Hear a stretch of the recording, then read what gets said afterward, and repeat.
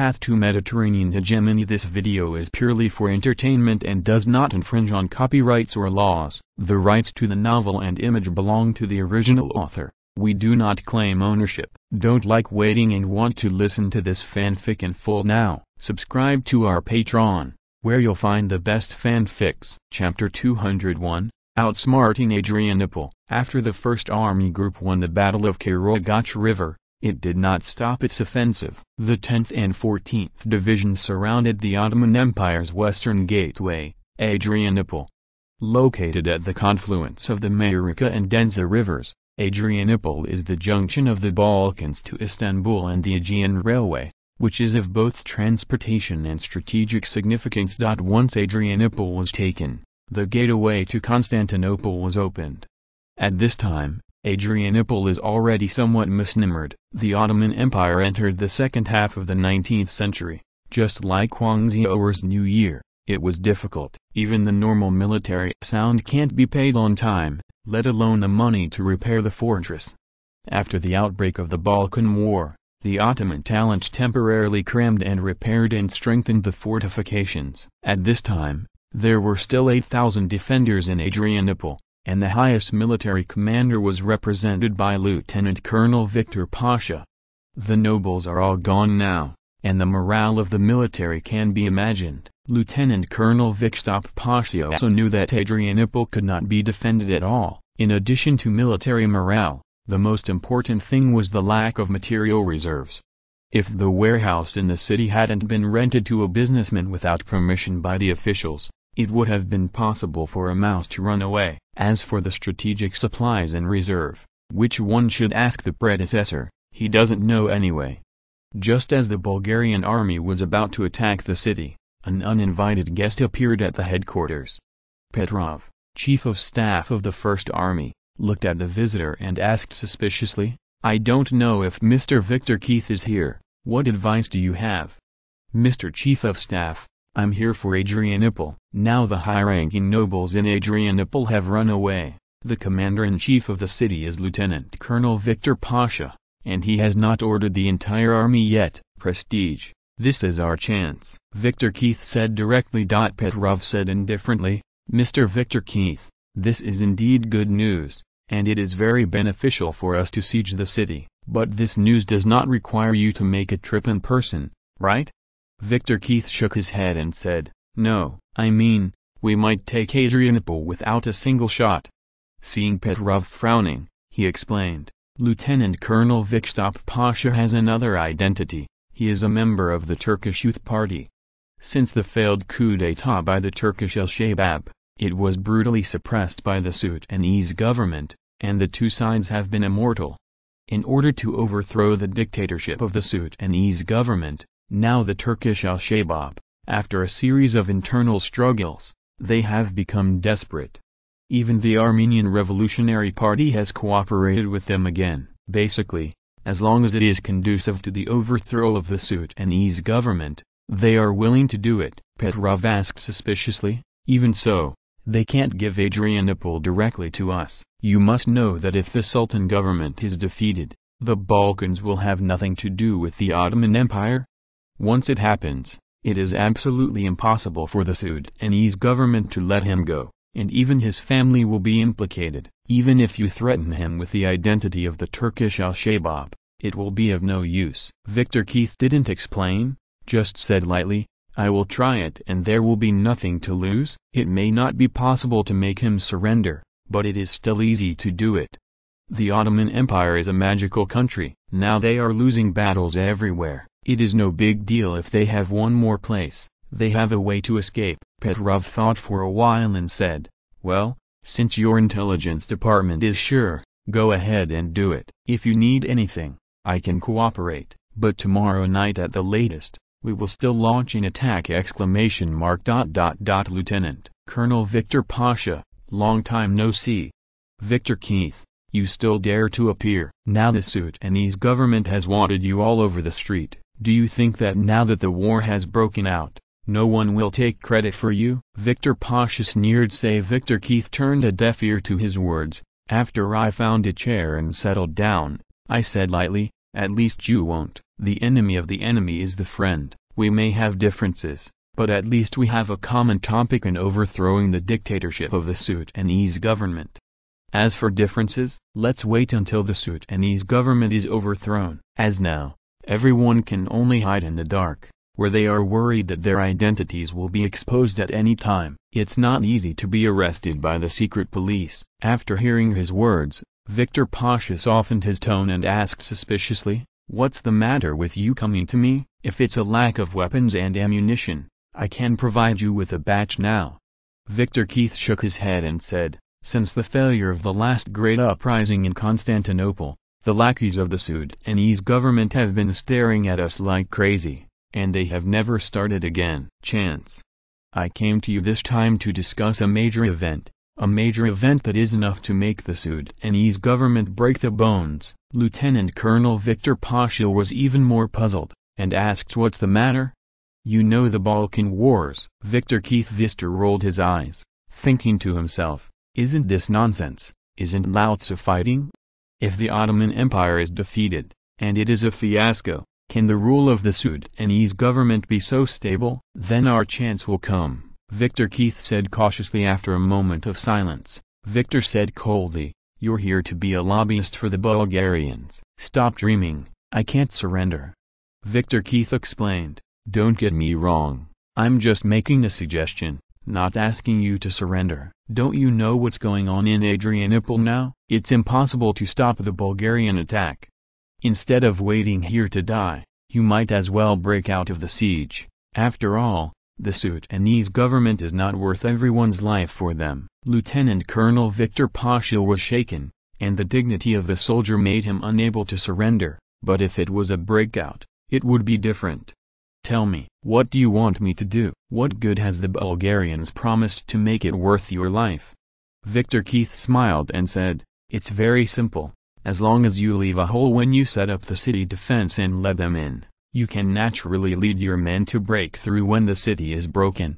This is good for everyone. You let the Bulgarians in, they let you out, everyone gets what they need. And after this is done, the Bulgarians are willing to donate 1 million levis to fund your activities. As for me, Bulgaria promises to support our independence movement and use their influence to keep the Russians on our side." "You still really know how to do business. Can I still refuse?" Lieutenant Colonel Viktor Pasha said with a wry smile. "Why refuse? This is a win-win situation. We are not afraid of death, but working for the Sudanese government, let's forget it. Time is running out. You better prepare early, and don't take the hard one. Al-Shabaab, the family's wealth is buried in vain," Viktor Keith said, half bait and half threat. In the early morning of the next day, as soon as it was bright, the Bulgarian army launched a full-scale attack on Adrianople, and within an hour of the battle, they broke the north gate. After more than 3 hours of tenacious resistance led by Lieutenant Colonel Viktor Pasha, the defender was finally defeated and forced to break out from the southern gate. So far, the western gateway of the Ottoman Empire, Adrianople, fell. Chapter 202, Like a God helping the Second Army. After the capture of Adrianople, Ferdinand had already set his sights on Constantinople. At this time, the First Army swept through the cities of Kirklareli and Ljuburgaz after the war like the autumn wind sweeping the fallen leaves, and the road to Constantinople was cleared. Had the artillery promised by the Russians been delivered? Ferdinand asked. The ship was shipped from the port of Odessa yesterday, and the navy transported it directly to the front line. If there is no accident, it will be handed over to General Husband tonight. Prime Minister Constantine replied seriously. Ferdinand hesitated for a moment, and said, "Constantinople is not so easy to break through. After all, it is the capital of the Ottoman Empire. Although the Armenians made a fuss a few years ago, the Sudanese government will not give up. Once we are unable to overcome it in the short term, the reinforcements from Ottoman Asia will continue to rush over, and we can't stand the exhaustion. The last heavy artillery regiment is also sent there. At this point, Romania will not participate in the war." Ferdinand decided to go all out. The life of the Ottoman Empire is not easy. The situation in the Balkans is becoming more and more unfavorable to the Ottoman Empire. At the same time, the internal struggle of the Ottoman government is becoming more and more intense. In the face of the crisis, the major factions not only did not unite with sincerity and overcome difficulties together, but instead blamed each other, shirked responsibility, and tried to use the Balkan War to knock down political opponents. Due to internal struggles, the strategy of the Ottoman Empire was greatly divided. The conservatives headed by the Prime Minister believed that the Ottoman Empire would not be able to win in the short term. Proposition 1. Give up the Bosnia and Herzegovina region in exchange for the Austro-Hungarian Empire giving up its support for the alliance. 2. Abandon the Egyptian region and gain the support of the British. 3. Strengthen the offensive against Greece, put pressure on the Greek government, and let Greece withdraw from the Balkan Union through political means. 4. Temporarily abandon the Kosovo region, abandon most of Macedonia, and focus on defense. Immediately reinforce Istanbul and fight a protracted war with Bulgaria. The radical faction headed by the Minister of the Interior believes that the nationalism of the Ottoman Empire is now on the rise. Once the government takes improper measures, it will cause further turbulence in the domestic situation, and they oppose the large concessions to the foreign powers. Proposition 1. Abandon the Greek battlefield and concentrate forces on a decisive battle with Bulgaria in the Macedonian region. 2. Increase troops to Istanbul and fight Bulgaria. 3. Immediately expand the army by 1 million to prevent the Russians from participating in the war. The pessimists, led by the Minister of Finance, believed that the Balkan War was a proxy war of the great powers, and they must be cautious. If it is not handled properly, it may trigger the frenzy of the great powers to carve up the Ottoman Empire again. Especially the Russians, they believe that this Balkan War was planned by the Russians with the purpose of seizing the Black Sea Strait, while other powers can compromise.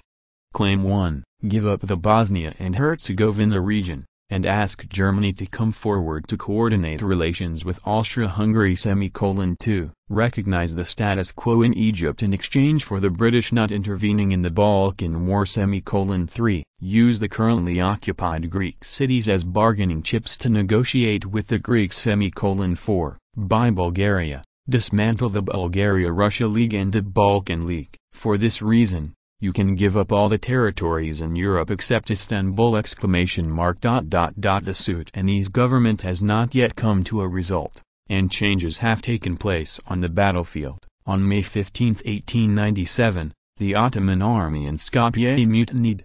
The mutiny of the Ottoman army is no longer a news every day or two. It always comes several times a year, but this time it happened at the wrong time and place. At this moment, the Bulgarian army is approaching the city.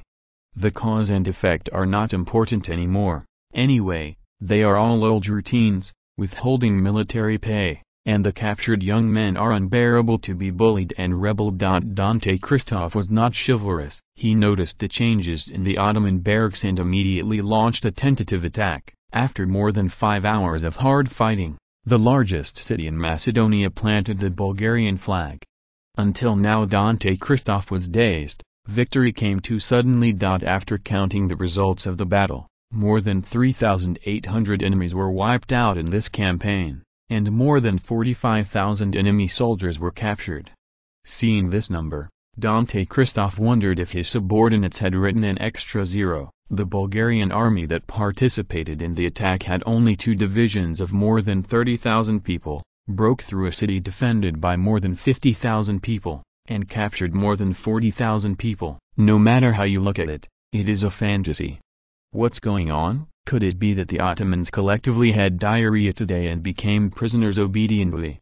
The chief of staff suppressed a smile and said, the Ottomans didn't have collective diarrhea, but they did become prisoners obediently. This is the detailed battle report. Take your time to read it. After a while, Dante Christoph browsed the battle report and sighed. It's really self-inflicted. The chief of staff smiled and said, isn't this right? The more the Ottomans fiddle around, the better for us. Since the start of the war, the Ottoman army defeated by our Second Army has already exceeded 100,000, and the enemy has captured 70,000 to 80,000 troops. You must know that there are only more than 80,000 defenders in the Macedonian region. Didn't you already know how these people came here? Dante Christoph still said in disbelief. Who knew the Ottomans could do such a thing? Are their commanders all idiots? There are only more than 10,000 regular troops, but they just arrested more than 40,000 civilians to make up the number. Do they think they can scare us with numbers? The chief of staff thought for a while and said cautiously, "You have to ask Haris Pasha about this. Maybe he thinks that these people are loyal supporters of the Ottoman Empire. If more than 40,000 people are united as one, even with a hoe, they can cause us a lot of harm in street fighting." Dante Christoph retorted, "Let's save it." It's as if Haris Pasha didn't lead troops to suppress the previous Macedonian uprising. The Macedonian region has been greatly harmed by them, and the local people hate them to the bone. How could he not know? Didn't you see that we called over? Are the local people eating pots of pulp to welcome the king's teacher? Without their help, we would not have been able to advance so fast. Whether Haris Pasha who is discussing is an idiot or not, and Haris Pasha who has escaped unharmed is also very wronged. He doesn't know the specific situation at all. The system of the Ottoman army has long been chaotic, and it has long been a practice for officers who have eaten nothing and lost battles to recruit strong men to make up for the number. Many troops in the Macedonian region have been defeated by the Second Army for several rounds. Some Ottoman armies were even eliminated regiment by regiment, but they still existed in the Ottoman army formation. As long as the senior generals are still there, the troops will be quickly replenished. Of course, no one knows whether they can fight or not. It's fine in other places. The revolution in Macedonia has just been extinguished, and there are quite a few fish that slipped through the net. Seeing the opportunity coming, of course we have to do something. The situation in Skopje is just a microcosm of the Ottoman army. In the successive battlefields, the strength of the Macedonian region is insufficient, and they are forced to recruit a large number of strong men to make up for it. The next battle of the Second Army is going smoothly. After the outbreak of the Greek-Turkish War, the Sudanese government not only mobilized a large number of troops from the Macedonian region, but also transported a large amount of strategic materials. At this moment, the Macedonian region is not only short of troops, but also lacks of supplies, especially in areas close to Greece, where weapons and ammunition have been depleted. In the next week, the Second Army swept across the Macedonian region. If it were not for logistical constraints, it would have conquered Thessaloniki now. If you're listening to this novel on a channel other than Fanfic World, it means they downloaded and uploaded it without effort. We cordially invite you to visit our channel, Mundo Fanfic Novelist. There you'll find the original version of this story and you can explore many other novels of various genres. We are waiting for you to immerse yourself in a world of incredible novels. Chapter 203. The Second Army advanced triumphantly in the Macedonian region, and the Third Army was not to be outdone. It successively conquered Pristina, Yaroslavl, Bex and other places, and its soldiers pointed directly at Albania. Nicholas I was in a hurry. The Bulgarians had already reached Albania. Montenegro was still in a stalemate with the Ottomans in Brodarivo, Novi Pazar, Prepolj and other places were still in the Ottomans in the hands of the empire. Albania in the southeast was blocked by Shkodër again. Well, this plain of Serbia is missing, and no one will compete with them for territory. Nicholas I naturally swelled up. Montenegro mobilized a total of more than 30,000 troops, and dared to launch an attack in the northeast and southeast at the same time. I have to admire their courage. But courage is not equal to strength, and although Montenegro's soldiers are heroic, it is a pity that the number is too small. Especially after the division of troops, each battlefield is somewhat powerless. The Prime Minister said anxiously, "Grand Duke, it's time to make a decision." The Bulgarians have already entered Albania. So far, we have not made a breakthrough in any direction. If this situation does not change, we will have to deal with the distribution of spoils in the future. Lost the right to speak. Nicholas I sighed, and then said, "I know, it's a pity that such a good opportunity to expand the territory was missed." After this battle, The Ottomans are destined to withdraw from the Balkans, and Bulgaria is about to rise. Where is the future of Montenegro? The Prime Minister didn't know how to answer Nicholas I's question, so he bowed his head in silence. The victory of the Balkan League was originally a good thing for Montenegro, but the future is not certain. Bulgaria was too strong this time, and almost used the power of one family to get rid of the Ottomans. Greece and Montenegro just came out to play soy sauce. The balance within the alliance has been broken. Nicholas I originally planned to move closer to the Greeks to check and balance Bulgaria, but now it is impossible. The performance of the Greeks is too bad. Even if the two countries join forces, it will have no effect. Well, Nicholas I sighed and made the final decision.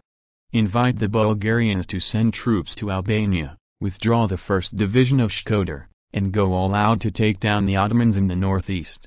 Yes, the Prime Minister replied unwillingly. After receiving the invitation from Montenegro, Ferdinand was still in a forced state, so Nicholas I gave up Albania? Foreign Minister Medvedev reminded that Grand Duke, Montenegro's territory will more than double after they take over the Samar area. In addition to the already occupied northern Albania, their territory has actually expanded. Double. Even if we give them Albania, Montenegro can't eat it now. Ferdinand laughed, hiding his embarrassment. In history, the Kingdom of Montenegro doubled its territory during the Balkan Wars, and they all suffered from indigestion. Now they have doubled in size. If Nicholas I jumped out to compete with Bulgaria for other parts of Albania, he would be out of his mind. Suddenly Ferdinand had a flash of inspiration. Montenegro now only has a population of more than 400,000. After the war, their territory will nearly triple, and their population will exceed 1 million. It is also a threat to Bulgaria's future strategy. He sneered and said, "Order Major General Ilya Dmitriev to attack Albania immediately. Tell him that the population of Montenegro is too small, and as an ally, we should give them a hand." Prime Minister Constantine very cooperatively said, "Your Majesty is right, we should help them. Montenegro has only about 400,000 people so far. How can this be done? It is too small. Why should we help them? 500,000 or 600,000 is in line with their status." Chekhov added, "Indeed, but we can't favor each other. Greece also lost a lot of people in this war and needs to be replenished urgently. We should also help them more, as if they were fighting for this war. Compensation for contribution!" Seeing what everyone said is reasonable, Ferdinand almost believed it, and had to sigh. Politicians are all masters of black science. Okay, let's do as everyone said. Tell the generals on the front line to give them all the extra parts we don't need. Come down and convey your thoughts to the soldiers. We must not be stingy with our allies. Ferdinand concluded that in a few words, everyone resolved the religious and ethnic conflicts that may occur in Bulgaria in the future. As for what will happen to Greece and Montenegro in the future, Ferdinand has already thought about it. Let's mourn for them first! Major General Ilya Dmitriev, who had just entered Albania, suddenly received a strange order from the country. That's right, it's weird order. Isn't it weird to help increase the population of Montenegro? The relationship between Montenegro and Bulgaria has not been very good. On the marching road with doubts, he saw countless buildings that were different from churches. Major General Ilya Dmitriev seemed to have thought of something, and said to himself, could it be for ... Major General Ilya Dmitriev, who had received a modern education, did not like these religious fanatics. When he was having a headache, the Bulgarian government also sent working groups to Macedonia and Albania respectively to preside over the immigration to Montenegro and Greece. If it's all done by the military, Ferdinand doubts what kind of tricks they will play. If it is not good, Albania will become a no-man's land. Ferdinand's purpose was to expel troubles, not to really increase the strength of the two allies. Bulgaria is still very short of population. As long as it can be assimilated, the more the better. There is no need to describe what will happen next. It is nothing more than coercion and temptation. Half a month later, Ferdinand received the report from the working group and said in disbelief, "What?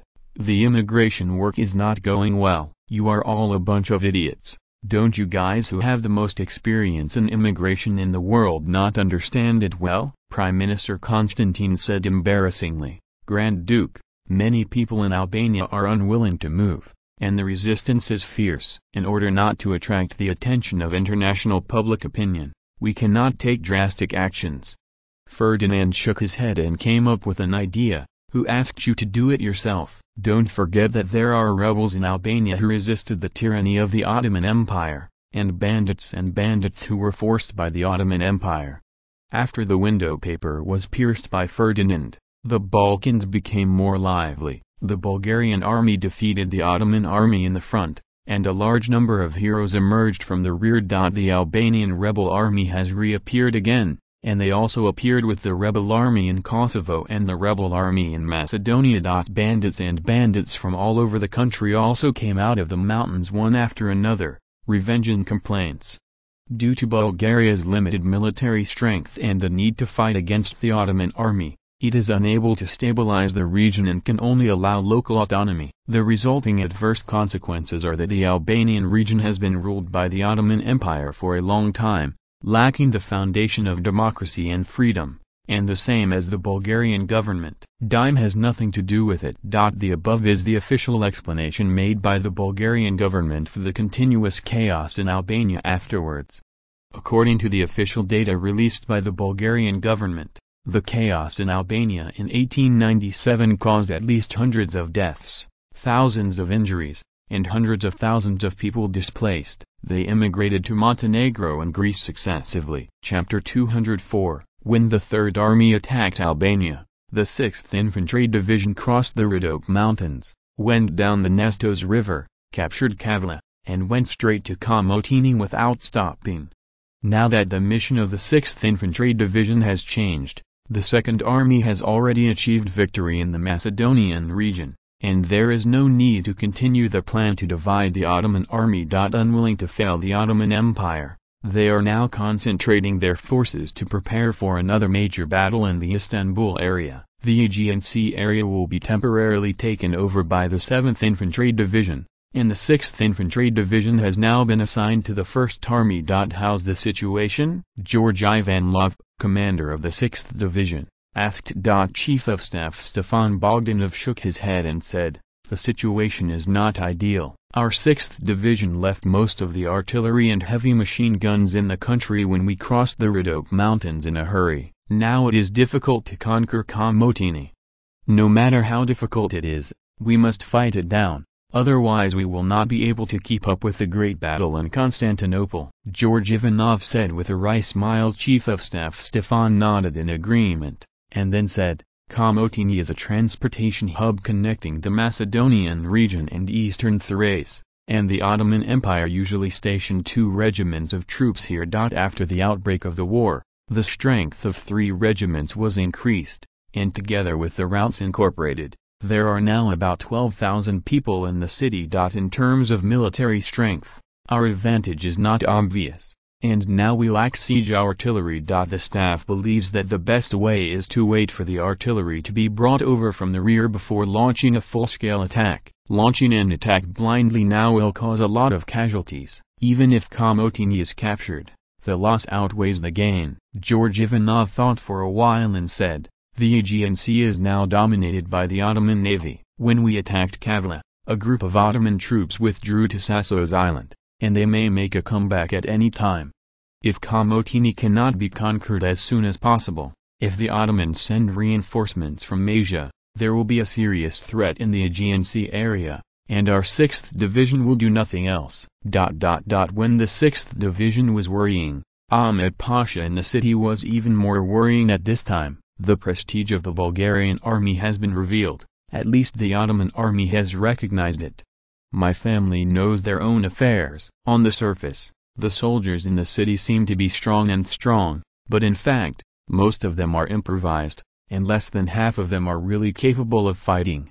"Someone is here. Pass my order. The whole city is on alert. If any abnormal movement is found, shoot and kill." Ahmed Pasha said murderously. Komotini's unique geographical location makes the city's commerce very prosperous, and it is a multi-ethnic city. At this time, An undercurrent was brewing in the city of Komotini. In a small grocery store in the north of the city, Sanwu was making plans, and a teenager asked worriedly, "Mr. Vichy, the Ottomans are very guarded. How can we get close to the granary?"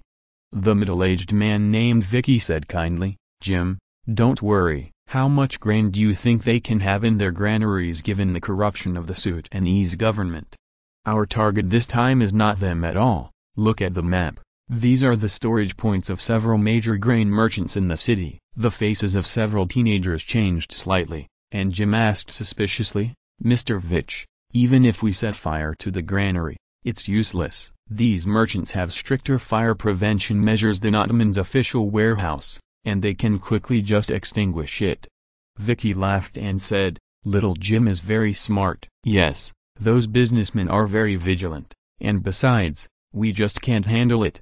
The middle-aged man of Vicky designated a few places with his hands and said, "You see, these are the places where firewood is stored in the city. Tomorrow night, you should find a way to sneak in and light them, and then find a place to hide immediately. Remember to evacuate immediately after completing the task. Now the Ottomans are crazy. Don't get caught. I will do it myself to burn down the granary." After finishing speaking, Vicky did not explain, walked out of the grocery store, turned left and right and disappeared into the alley. At this time, in a grain store in the south of the city, a man in gray asked, "How is it?" The middle-aged man said confidently, "Don't worry, these young men are still reliable. They are all carefully selected by me, and everyone has a blood feud with the Ottomans. It's a pity that the time is too short. They haven't finished the training yet, otherwise the success rate this time will be greatly increased." Looking closely, isn't the middle-aged man exactly Vicky who just left the grocery store? The man in gray said earnestly, "Don't be too confident. Accidents may happen anytime in our business." "Forget it. It doesn't matter if they fail, as long as they can create chaos. That's enough." Weichi asked suspiciously, "You should think about it first. Is there any way to destroy the granary in the city?" The man in gray smiled and said, "Don't forget what I do. It doesn't matter whether the food has been burned, as long as the people think that the food has been burned, that's enough. The capitalists in the city will cooperate with us. Since ancient times, hoarding is a good way to make a fortune." The sound of artillery fire sounded, and the siege battle began. Due to the lack of fire cover, the 6th Division's tentative attack was quickly repulsed by the Ottomans. George Ivanov glanced at the battlefield and said, "Stop the siege." Chief of Staffs frowned and said, "Forcing is not an option. The Ottomans in the city are already prepared. Unless we are willing to pay any price, it will be difficult to conquer Komotini. Let's wait now." George Ivanov nodded, giving up. As night fell, the city of Komotini was full of people. It's flooded. Put out the fire! The chaos in the city didn't last long. Ahmed Pasha sent troops to chop off hundreds of heads and restore order. However, the sequelae are not so easy to calm down. First of all, the price of food in the city has risen again, and it has risen crazily, and it is also sold in limited quantities. Before the war, 1 lira of the Ottoman Empire could buy 52 kilograms of flour. Yesterday 1 lira could buy 20 kilograms of flour, but now it can only buy 5 kilograms of flour, and the price of grain has increased tenfold. For a while, rumors spread in the city, and many people believed that the fire last night destroyed the food in the city. Snap up like crazy. The capitalists have made a lot of money, but ordinary people have suffered. After the price of food has skyrocketed tenfold, fortunately, I have to work hard all day, and I can't even afford a piece of black bread. Under the instigation of caring people, ordinary people took to the streets one after another, demanding that the government quell food prices. How many capitalists in the Ottoman Empire have no background these days, either dependent on domestic dignitaries, or international capitalists? None of them are easy to mess with.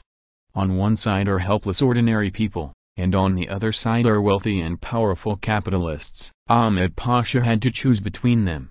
Of course, he still has a third choice, that is, the government opens warehouses to release grain. Theoretically, The official storehouses in Komotini could feed 20,000 people for 3 years. It is more than enough to deal with the food crisis. In fact, now Ahmed Pasha has to spend money to buy food from the capitalists for the Ottoman army.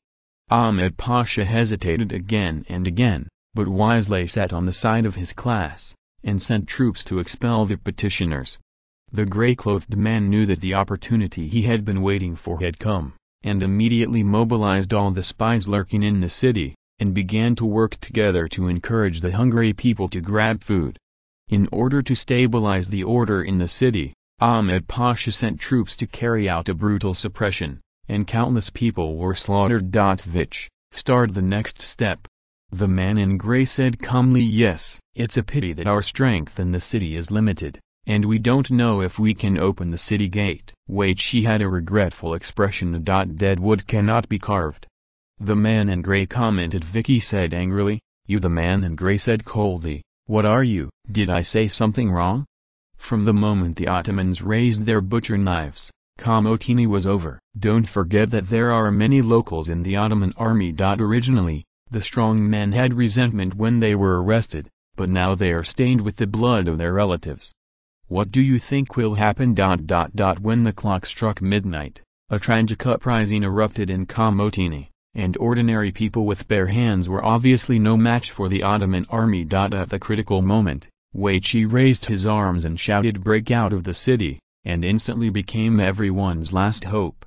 At this moment, the Ottoman army was not calm, and many soldiers who were forced to join the army turned a deaf ear to the orders from above. "There is no way. There may be relatives and friends in the rebel army, so I really can't do it." Some soldiers even defected when their relatives were killed.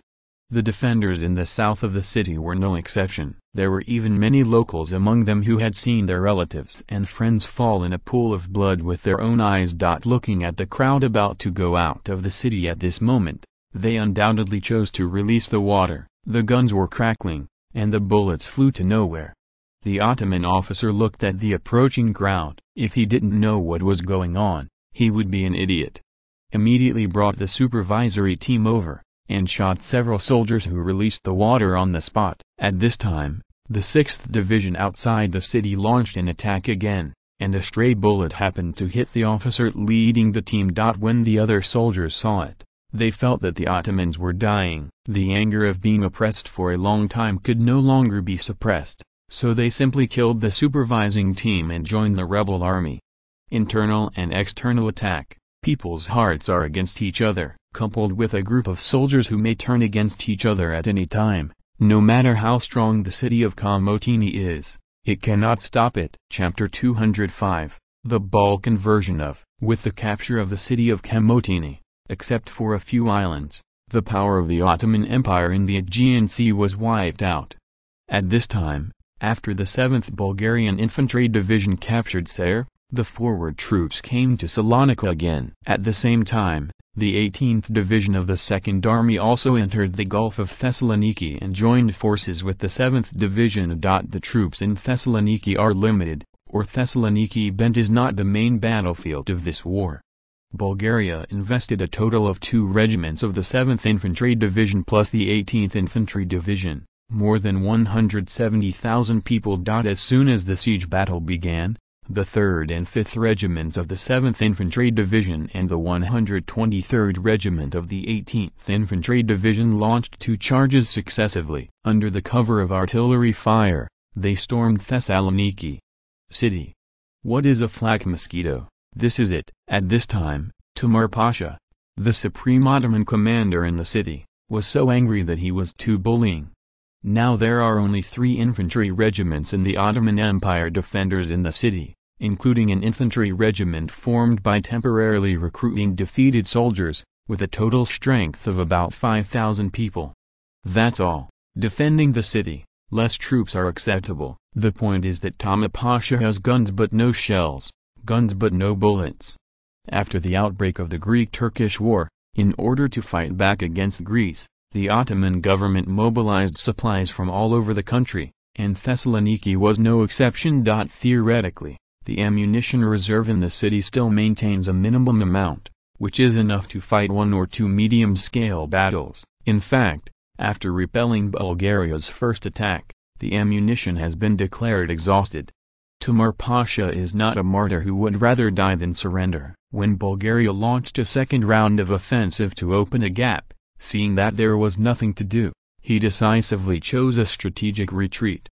But now the 456th Regiment of the 18th Division of the Bayojan Army has not yet participated in the siege. Seeing the Ottoman army fleeing, of course they rushed after it.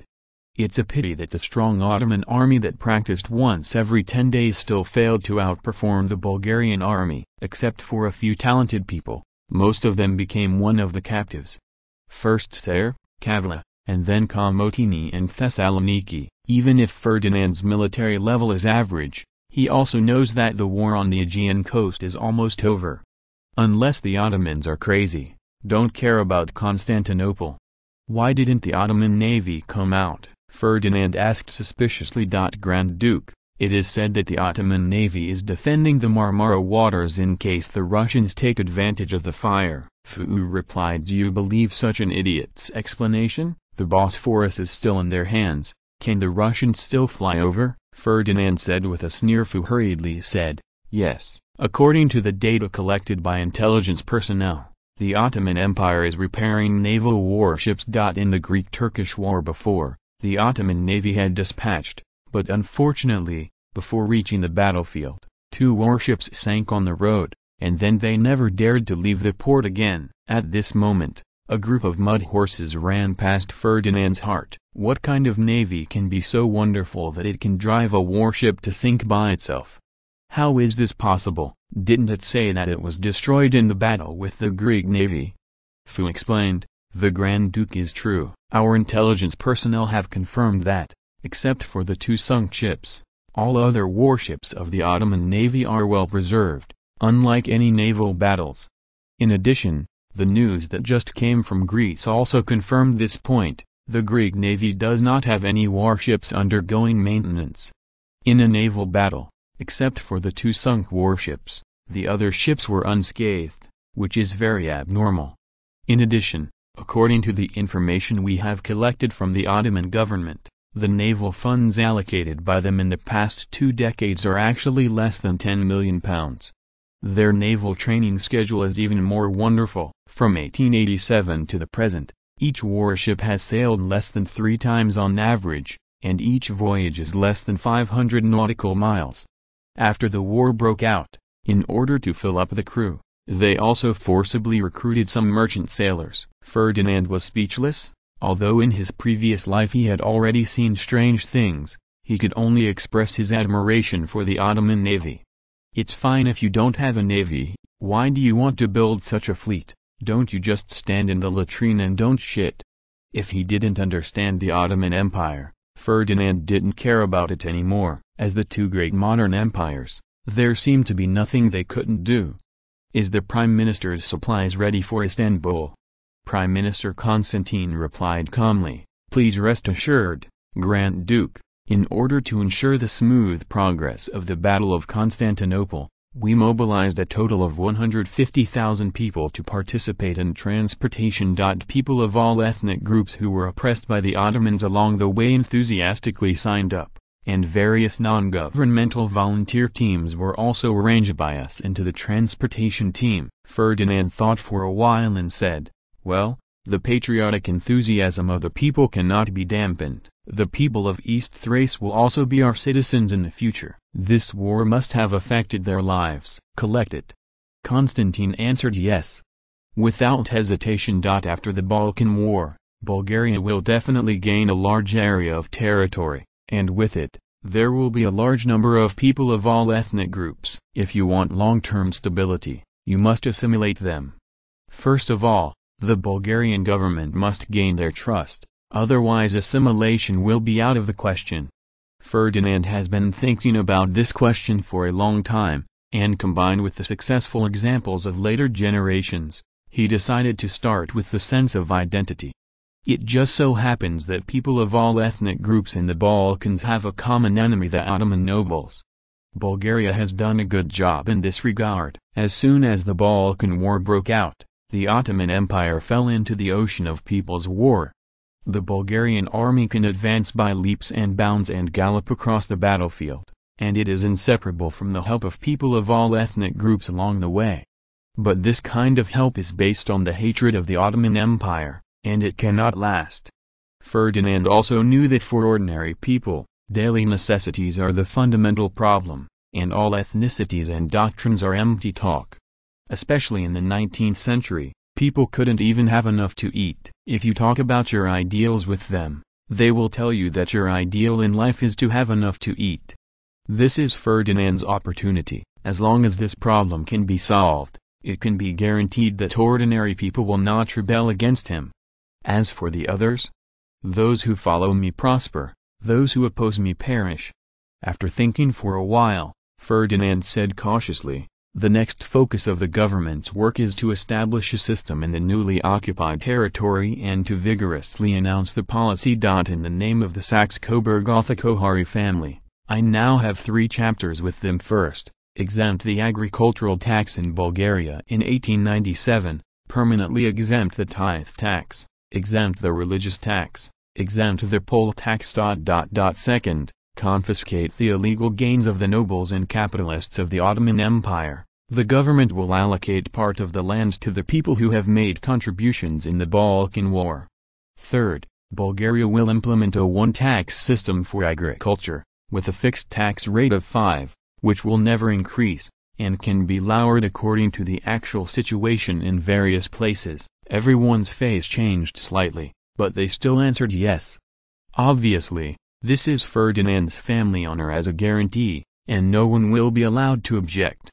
In fact, there is no need to discuss it. If Ferdinand hadn't insisted on going his own way, the government would definitely not pass the decision.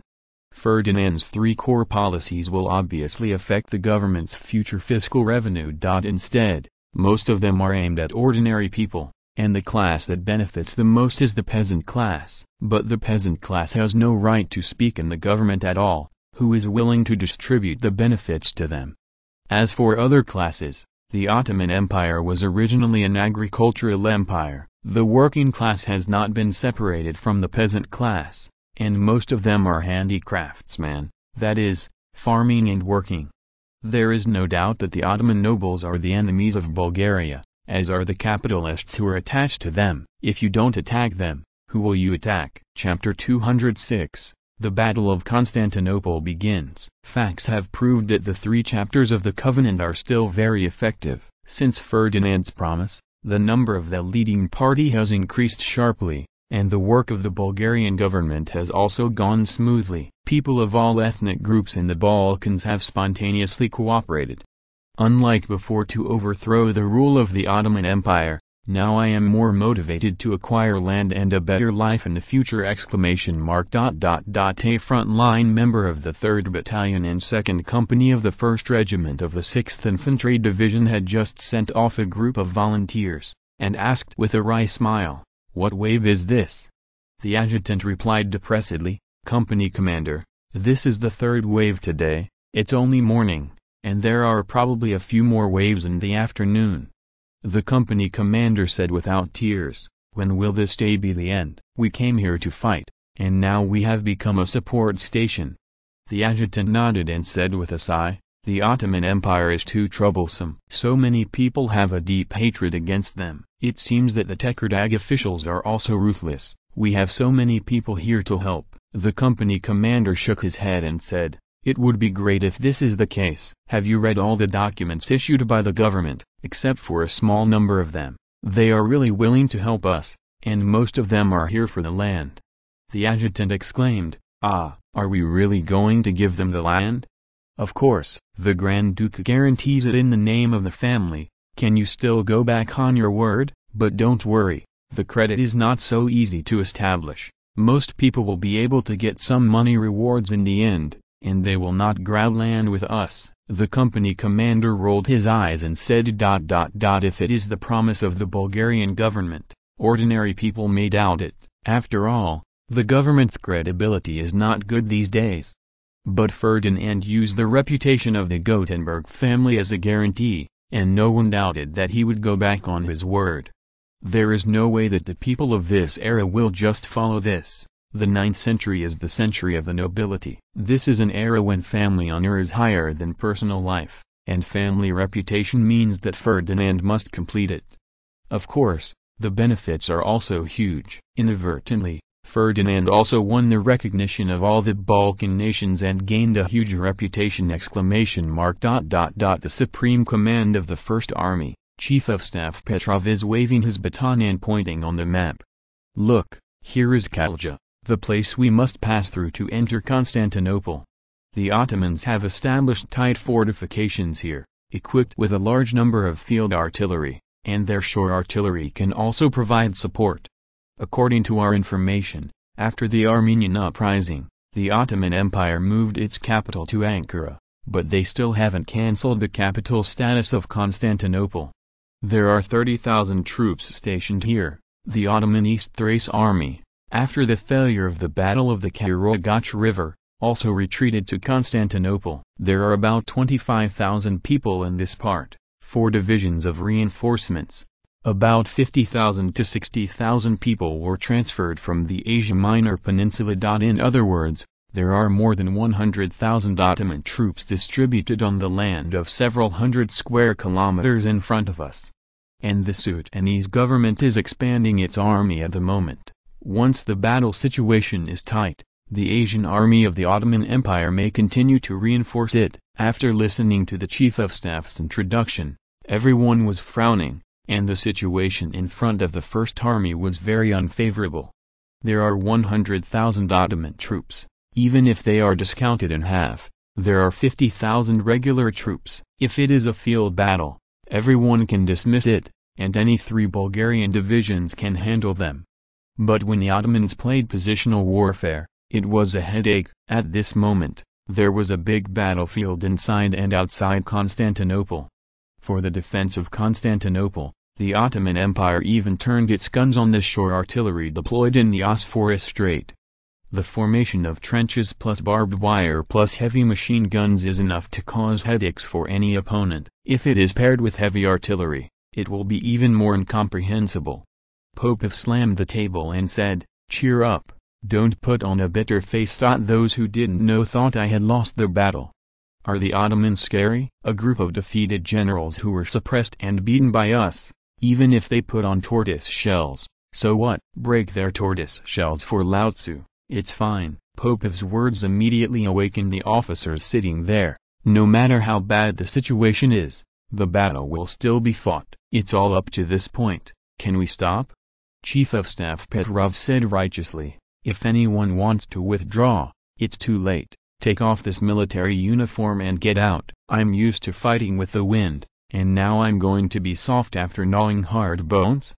Bulgaria lacks everything, but no shortage of generals who dare to fight tough battles. The current situation is not much better than when the war started. In order to successfully conquer Constantinople, another heavy artillery regiment fell from the country, and the 6th Infantry Division was temporarily assigned to our First Army. The artillery promised by the Russians is also in place, 300 heavy artillery with a caliber of more than 50. Don't tell me. We have an army of nearly 200,000 and more than 1,000 artillery pieces, and we still can't conquer a single Constantinople. After finishing the pre-war mobilization work, Lieutenant General Popov and Chief of Staff Petrov looked at each other and smiled wryly. This is a bitter battle. If you don't go to Constantinople, you don't know how perverted this fortress city is. There are many fortresses, large and small, and the densely packed positions are intertwined with each other. More than a dozen regular Ottoman troops had struggled for 4 or 5 months to wipe out the rebellion of a group of mobs, and suffered 40,000 to 50,000 casualties. You can see how perverted the fortress in the city is. Hard battles are hard battles. Battles still have to be fought. In the early morning of May 24, 1997, the First Army was fully prepared and officially launched the Battle of Constantinople. The first to play is the Heavy Artillery Regiment, especially the 300 heavy artillery borrowed from the Russians, which beat the Ottomans as soon as they showed their power. At this moment, the interior of Constantinople is not calm, and the firepower advantage that had been placed on high hopes no longer exists. Supreme Commander Eder Pasha said to himself, "Something is wrong. How could Bulgaria have so many large-caliber artillery? Is it Russian? But with so many heavy artillery pieces, the entire Ottoman Empire may not be able to make up enough. Are the Russians crazy? Is this sending all their domestic heavy artillery over? No, we must ask the country to send more reinforcements, otherwise Constantinople cannot be defended." It has to be said that Eder Pasha guessed very accurately. For the Bosporus Strait, the Russians really did their best. In order to collect these 300 artillery pieces, they even dismantled the shore artillery deployed in Odessa. A report came from outside the door, interrupting Eder Pasha's thoughts. Come in. An adjutant ran in and said very anxiously, "There is news from the artillery position that they have been locked by Bulgarian firepower and request to move their positions." Eder Pasha said annoyedly, "Understood, don't bother me with such trivial matters, let them decide for themselves." Well, Eder Pasha was not a military strongman, but he was an aristocrat of the Ottoman Empire and a confidant of the Sultan. He happened to have a little military knowledge on his head. Originally, Constantinople was very safe in the rear. It was also one of the capitals of the Ottoman Empire, and the surrounding area was heavily fortified. It's a pity that as soon as the Balkan War broke out, only 20 days later, the Ottoman army was defeated, and the capital Constantinople became the front line. As the city defense officer of the capital, it is logical to become the commander-in-chief of the front line. Oh, no one is arguing with him this time. As soon as the news of defeat came from the front, dozens of officers in Constantinople left for various reasons. As the commander-in-chief Eder Pasha, it is not so easy to leave. He also thought about pretending to be sick, or having an accidental fracture, but unfortunately, he was never given a chance in China. The city is alive and the people are alive, but the city is dead and the people are dead. This is the death order issued by the Sultan. Now any soldier or officer in the city enjoys the same treatment. It is too late to run away. Chapter 207, Catalog of Constantinople. The roar of the cannon was stirring, and a stream of light flickered, bursting out of the sky with dazzling light. After the artillery battle lasted for more than 2 hours, the firepower of the Turkish counterattack became weaker and weaker, and was gradually suppressed. The husband knew that the opportunity was coming, and ordered without hesitation, "Attack." It was the 1st Infantry Division who launched the attack in the first round. Under the cover of many artillery pieces, they began to storm the Turkish army's Kalja position. In this battle, the cannon once again displayed supreme power, clearly telling the world, what is the god of war. In particular, the more than 300 cannons provided by the Russians played an important role. In this kind of fortified battle, there is nothing more powerful than a powerful cannon that can destroy the enemy's fortifications, kill and injure the enemy in large numbers, and attack the enemy's weapons. Morale up. The casualties of the Turkish army were very large. Due to the wrong estimate of the number of artillery pieces of the Bulgarian army, there were serious problems in the deployment of the positions. It was suddenly attacked by Bulgarian artillery, and the time was chosen in the early morning, when the nobles were sleeping. They did not organize in time. When the Turkish artillery began to fight back, more than 10 minutes had passed. In just 10 minutes on the battlefield, the price paid is often painful. The Bulgarian artillery focused on taking care of the artillery positions of the Turkish army and the tents of the soldiers. In just 10 minutes, the Turkish army withdrew from the war with at least dozens of artillery pieces before they started. After various factors were superimposed together, the Turkish army suffered more than 4,000 casualties in just over 2 hours, which is considered rare in the history of war. The sudden shelling also disrupted the connection between the various units of the Turkish army, especially some recruits were running around like headless flies.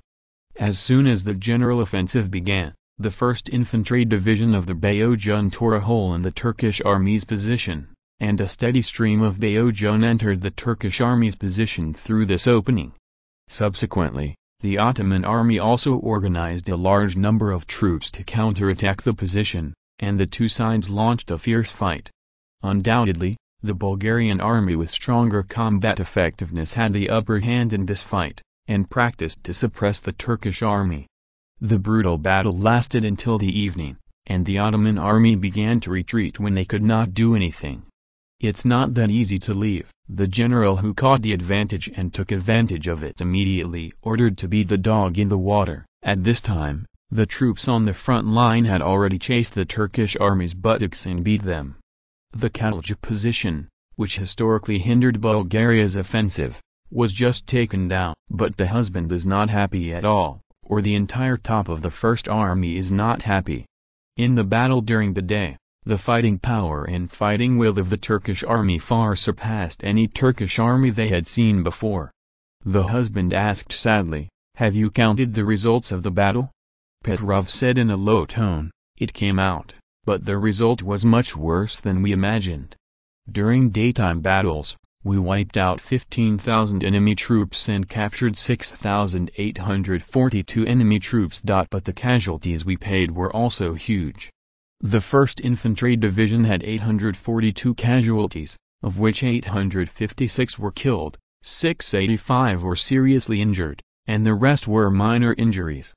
The 8th Infantry Division suffered 1,285 casualties, of which 586 were killed and 284 seriously injured. The total casualties of our army, about 7,800 people, more than 2,100 people died, and more than 1,000 people were seriously injured." The husband sighed, and said, "Yes, for one Katalja, we have lost half the strength of the main division. From the beginning of the war to the present, our First Army has defeated hundreds of thousands of Turkish troops and conquered dozens of fortresses, and the casualties are nothing more than that. It seems that the next battle is not easy to fight. The Sudanese government has issued a death order, where the city is and the people are. The city is dead and the people are dead, and now the Ottoman army is coming to fight desperately." Petrov sneered and said, "The Ottomans are only starting to work hard now. Don't you think it's too late? Even if they can keep Constantinople, so what? Almost all the Balkans were lost and went into our pockets. They still want to take it back but fail. What age is it, and the whole family is still being implicated? The Sudanese government is really cruel." The husband smiled wryly and said, "But it's very effective, isn't it? Those who dare to surrender to us now are basically from the Balkan region. I really didn't expect the group of nobles to fight hard enough. My Mr. Chief of Staff, how are we going to report back home now? With such a large number of casualties, I really don't know what kind of turmoil it will cause in the country." Petrov was so depressed that he wanted to vomit blood. No matter how he reported, the First Army would fail. Conquering a Katalja position, or taking advantage of it, and losing such a big loss, how can we explain the past? If it was Constantinople that was conquered, it would be almost the same. Report honestly, explain the situation to the country clearly. It is impossible to conquer Constantinople without paying 50,000 to 60,000 casualties. If the Ottoman Empire increases its troops again, the loss is estimated to increase. So let the country make mental preparations first. Compared with the distress of the First Army, Edir Pasha and a group of Ottoman officers in Constantinople are even more distressed at this moment. The artillery with high hopes has lost hundreds of artillery and thousands of artillery casualties in today's battle. Don't think about the advantage of firepower, just wait to be bombarded. Even worse, the heavily guarded Katalja position was lost in less than a day, and the defenders of 2 divisions were also buried by the way. This is undoubtedly worse. Edil Pasha said coldly, "Let's talk about it." Now everyone is a grasshopper on a skipping rope, and no one can escape. If you have any ideas, just speak up. General Edir Pasha, who was withdrawn from the front line, was the first to speak. The current situation is obvious. With the intervention of the Russians, we have lost our firepower advantage. Everyone here has seen the combat effectiveness of the Bulgarian army. To defend Constantinople, it is simply impossible to do it with the 80,000 troops in our hands now.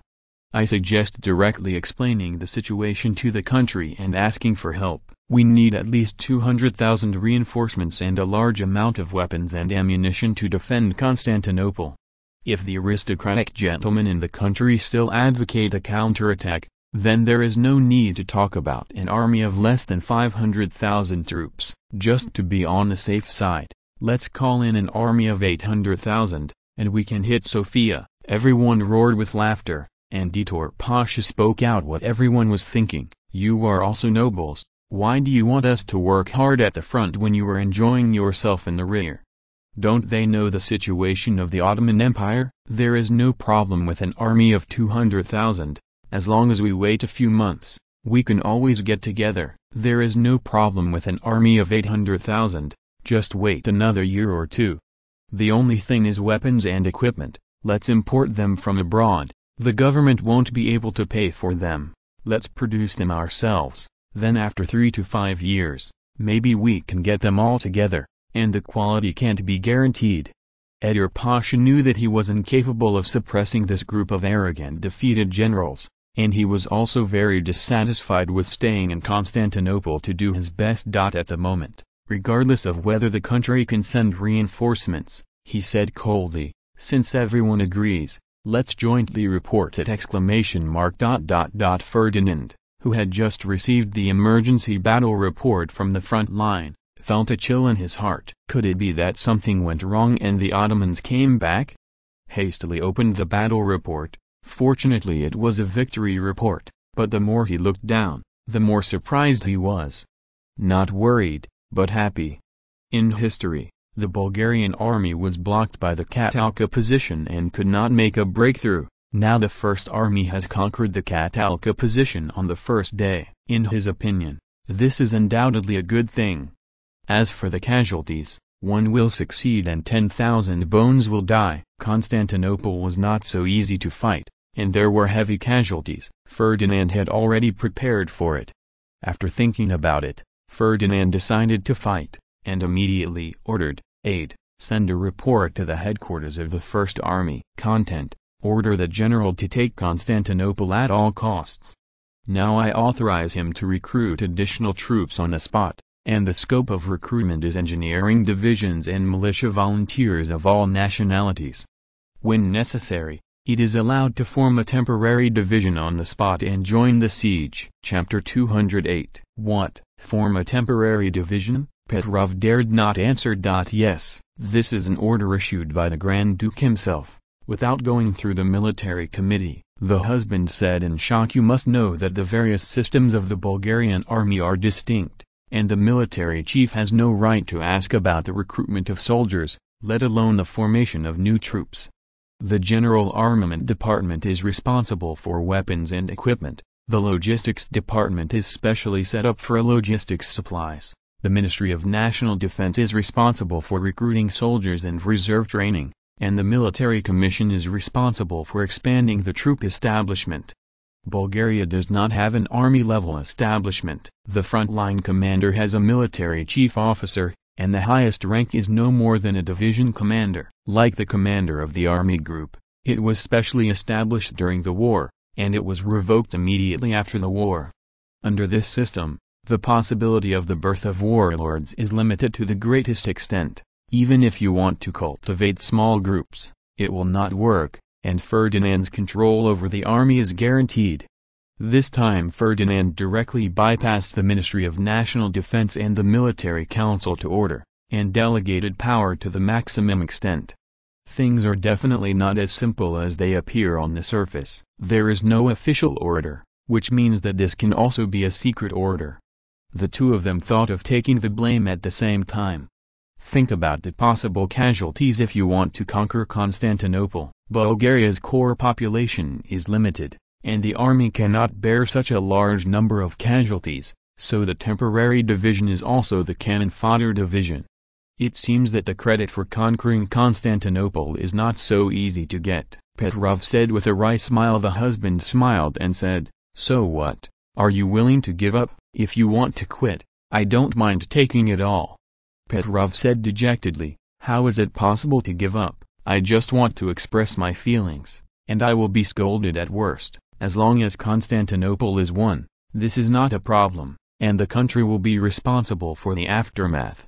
On the contrary, if they can't take down Constantinople, they will be miserable, and they will never have a good life for the rest of their lives." The husband said coldly, "Since we have to do it sooner or later, let's start now. Anyway, we will use human lives to pay for it." Now in the Istanbul area, volunteers, guerrillas, and insurgents, large and small, have gathered. There are hundreds of thousands of people. We are mobilizing some veterans to form 10 temporary divisions first. Let the logistics department equip the basic weapons earlier and make up for them.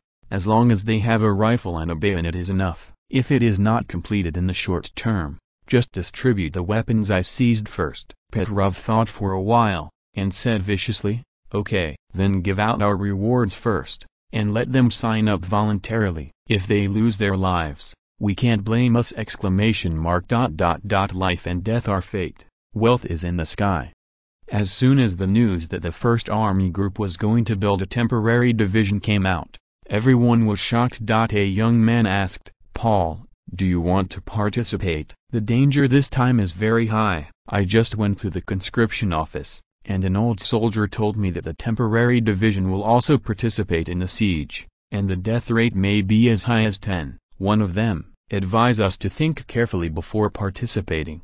Once you join, you can't quit." Paul smiled and said, "Kulam, do you need to think about it? With a death rate of 10%, I won't be so unlucky." This time, Bulgaria paid a big price. The disability and death benefits are not less than 2 hectares of land, or the equivalent in cash. Those who have made military exploits will be rewarded heavily, and the highest can be awarded a knighthood. Why not take a gamble? Anyway, I have nothing. As long as I kill 2 Ottomans, or get collective credit, I can harvest 1 hectare of land.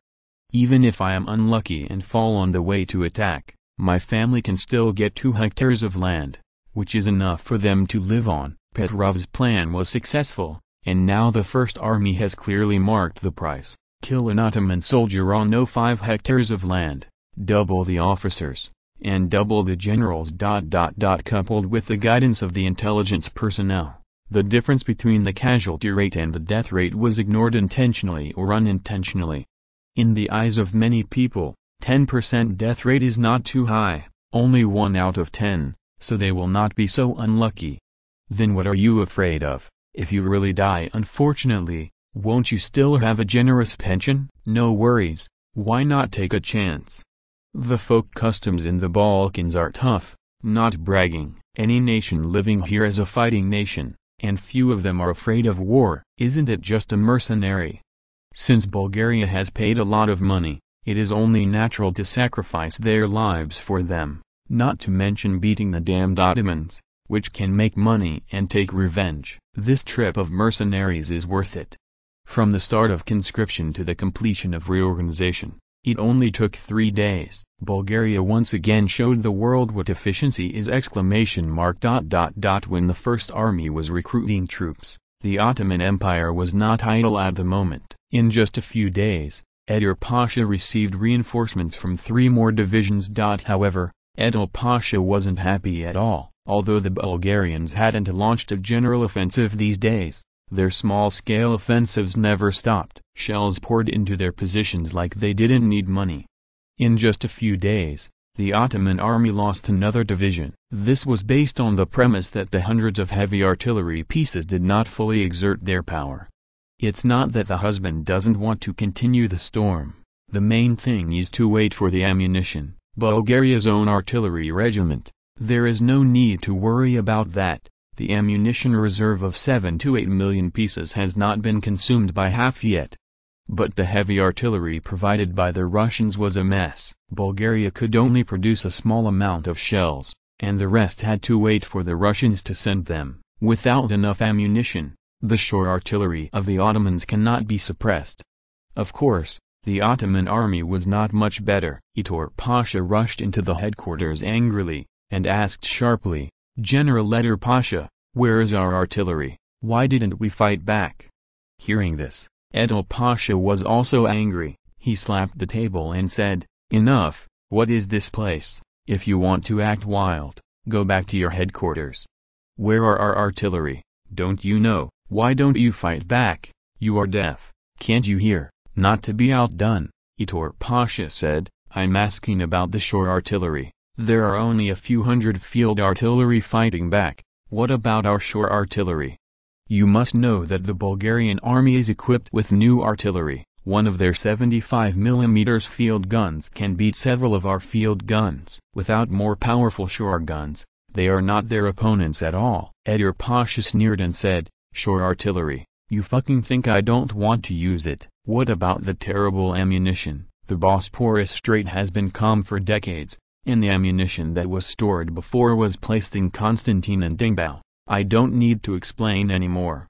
Enver Pasha sighed, and said, "In this case, then we should just release the abandoned positions outside the city and use the fortress in the city to defend. The casualties are too great now." Enver Pasha gave him a cold look and said, "Don't dream." Last year's Armenian riots, many fortifications in Constantinople were severely damaged and are being repaired. Your task now is to repair fortifications. Buy time. Enver Pasha asked angrily, "We have already been abandoned, right? Don't you forget that Catalca was conquered in a day. Once the Bulgarians launch a full-scale attack, our position will not be able to stop them. Is it worth paying tens of thousands of people just for 2 or 3 days?" Enver Pasha said coldly, "This is an order." Sending Enver Pasha away. At this moment Enver Pasha didn't know whether his decision was right or not, and said in a low tone, "The adjutant sent a report to the country. The Bulgarians have completed their military expansion, and the general offensive is about to start, requesting immediate reinforcements." A new round of general offensive started again. Under the baptism of artillery fire, the Ottoman army could only use the remaining fortifications and trenches to defend against the Bulgarian army's attack. The husband said calmly, "It's almost done. Let our newly formed temporary division come out and see the blood." Following the doctor's order, under the cover of artillery, the newly formed temporary 1st, 2nd, and 3rd divisions rushed up screaming. In the eyes of ordinary soldiers, the Ottoman army ahead is the land in front of them, waiting for them to harvest. On one side was the Bulgarian temporary division with high morale, and on the other side was the Ottoman army fighting for their lives. The two sides fought bloody together. As time passed, more and more Bulgarian soldiers rushed up, and the Turkish army gradually lost the wind. The battle continued until night fell, and the Ottoman army retreated under the cover of night. After counting the results of the battle, the husband shook his head and thought to himself, "A mob is a mob." If it were a regular army, the battle would have ended long ago, and the Turkish army would not be allowed to run away. However, he came forward in person to appease the soldiers. In fact, he just showed his face and ordered the officers to count the achievements of the soldiers during the day. The people who were still grieving for the sacrifice of their comrades were quickly washed away by the upcoming reward. Those who have gained something are gathering to discuss how much land they want to acquire. Those who have not gained something are secretly annoyed why they didn't rush faster, and made up their minds that they must be faster next time, so that no one can steal it on land. Chapter 209, Reappearance of the Spartan Warrior. Time passed by in a hurry, and another 3 days passed in a flash. The Second Army has swept across the Macedonian region. Except for a few fortresses where the Turkish army is resisting, the entire Macedonian region has been captured. Ferdinand, who received the battle report, was so happy that the Macedonian region in this era is much larger than the later Republic of Macedonia, 257.13 million square kilometers.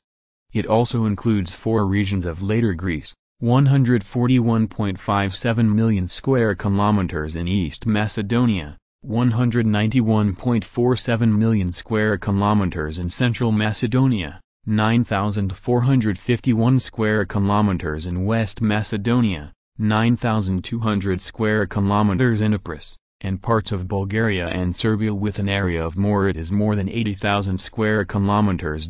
In addition, 10.98 million in Kosovo and 7.52 million in Thrace, including 244.76 million in Eastern Thrace, 085.78 million in Western Thrace, and 421.55 million in Northern Thrace. The upcoming Albania is 287.48 million, and the Istanbul area is 5,343 square kilometers.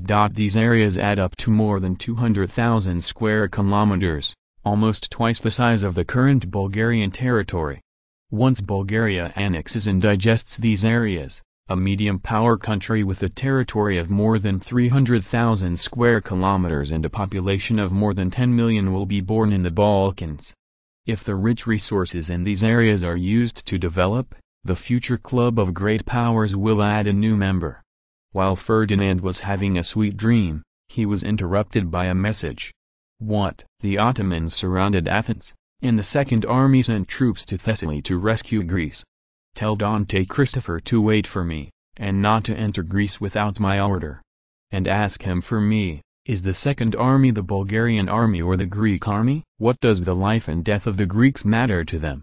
Is their Second Army in a hurry? If you have nothing to do, let's take down Albania with the Third Army first. Ferdinand's sudden anger startled everyone. The Second Army just made a suggestion, and didn't send troops first and then played it. But since the boss is angry, Dante Christopher and the others deserve it. Constantine said in embarrassment, Grand Duke, now that the Ottoman army has surrounded Athens, the Greeks may not be able to withstand it, so we really won't send troops to rescue? In terms of international public opinion, I'm afraid it will be very bad for us. And it is easy to cause our other allies to worry. Ferdinand thought for a while and said, well, the Greeks have repeatedly asked for help. If they really don't send troops, it won't make sense, but now we are also short of troops. Well, order Dante Christoph to reinforce Greece as soon as possible. Tell the Greeks that we have sent troops, let them hold on. In addition, considering the needs of the war, the 2nd Infantry Division, the 16th Infantry Division, and the 17th Infantry Division are now transferred from the Second Army to reinforce the front line of Constantinople. The 4th Division is then transferred to the Albanian theater. Obviously everyone was defeated by Ferdinand's shamelessness, and idiots will believe that this is to rescue Greece. The Second Army has been transferred by half of its troops, and it has to defend the Macedonian region of the Great North. The Second Army still has troops to rescue Greece. What? This is not to tell the Ottomans, don't worry about fighting, I'm here to fight soy sauce! After receiving 2 telegrams with very different contents, Dante Christoph immediately became depressed. He smiled wryly and said, you guessed it right, Chief of Staff. The country has no intention of rescuing Greece at all. It seems that these Ottomans escaped unharmed. The Chief of Staff smiled and said, isn't this obvious? If you couldn't stand the harassment of the Greeks and sent a telegram to ask, I guess the country will continue to pretend to be confused. Our war with the Ottoman Empire is almost over, and it is time to share the spoils. If you go to save the Greeks now, there will be another person fighting for the spoils. Dante Christoph said in disbelief, no way, these territories were all won by us. Why should the Greeks fight for them? The Chief of Staff sneered, why is there no reason? For example, the Greeks said that the Macedonian region is their homeland, so we can't grab the territory of our allies. In other words, they held back the main force of the Ottoman army, annihilated tens of thousands of Ottoman troops, contributed to the alliance, etc. There are many reasons. So even if we want to save them, we have to wait until we have eaten all these territories in our stomachs. Dante Christoph thought for a while and said, forget it, politics is not for me, I'd better fight honestly. Order the 15th Division to attack Lapusani and rescue our allies. After getting the news, in Athens, the capital of Greece, the Greek government is arguing over whether to move the capital or not. Of course, the abuse of Bulgaria was also indispensable. George I sat there with a livid face and said nothing. He knew he had been cheated miserably. Thinking of the bet he signed with Ferdinand, his face collapsed. The Greek army has occupied an island of Crete, and the Ottomans have already arrived in Athens. Thinking about the treaty of whoever occupies it first, George I wants to die, and it is full of fucking routines. There is no doubt that the Ottoman Empire is already the biggest loser in this war, and Greece is about to become the second biggest loser. With the combat power displayed by the Bulgarian army now, Georgi knew that it would be impossible for Bulgaria to spit out the meat that was eaten in its mouth. Anyway, in the 19th century, a big fist was justice.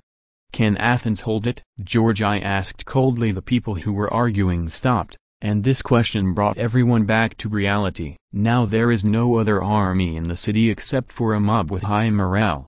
The Minister of War said with a livid face, "It's difficult. The army in the city is just recruited. There is no formal training, and they don't even have rifles.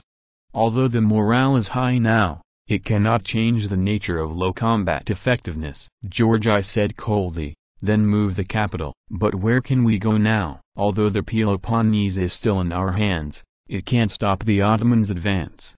Bulgaria has now made up its mind to watch from the sidelines, and it is hopeless. It is estimated that they will not think of us as an ally until they conquer Constantinople." The Minister of the Interior said with a wry smile, "I suggest moving the capital to Sparta." Under the current circumstances, the Ottoman Empire can't last long.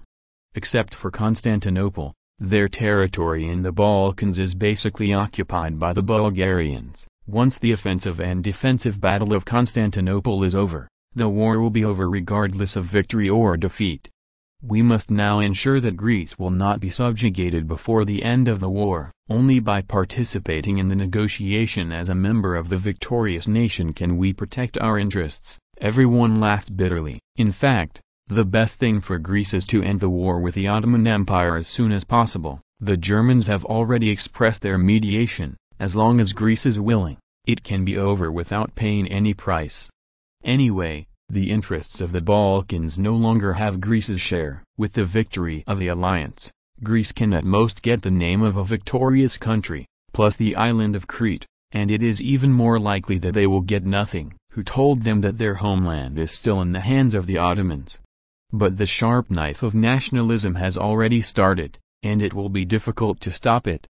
Georgi smiled bitterly and said, "Okay, let's move the capital to Sparta. Tell the Bulgarians that Greece will persist, but our interests must also be guaranteed." The Foreign Secretary said with a wry smile, "Yes." Guaranteed what? It's nothing more than guaranteeing the homeland, and counting on the Ottomans to cede land and pay compensation. Don't dream. Unless the alliance can hit the Asia Minor Peninsula, don't expect the Ottoman Empire to surrender! After receiving the news from Greece, Ferdinand was a little dumbfounded. On the one hand, he hopes that the Greeks will directly make peace with the Ottoman Empire and withdraw from the alliance, so that Bulgaria will have reason to seek the Greeks' misfortune when the future is appropriate. On the other hand, he hopes that the Greeks can fight the Ottoman Empire to death, consume each other's national power and weaken the two competitors. Ferdinand suddenly laughed, because he was too greedy. There is nothing perfect in this world. At this moment, King George I is summoning the legendary Spartan warriors in the Peloponnese Peninsula. Simply put, the Greeks have conscripted again.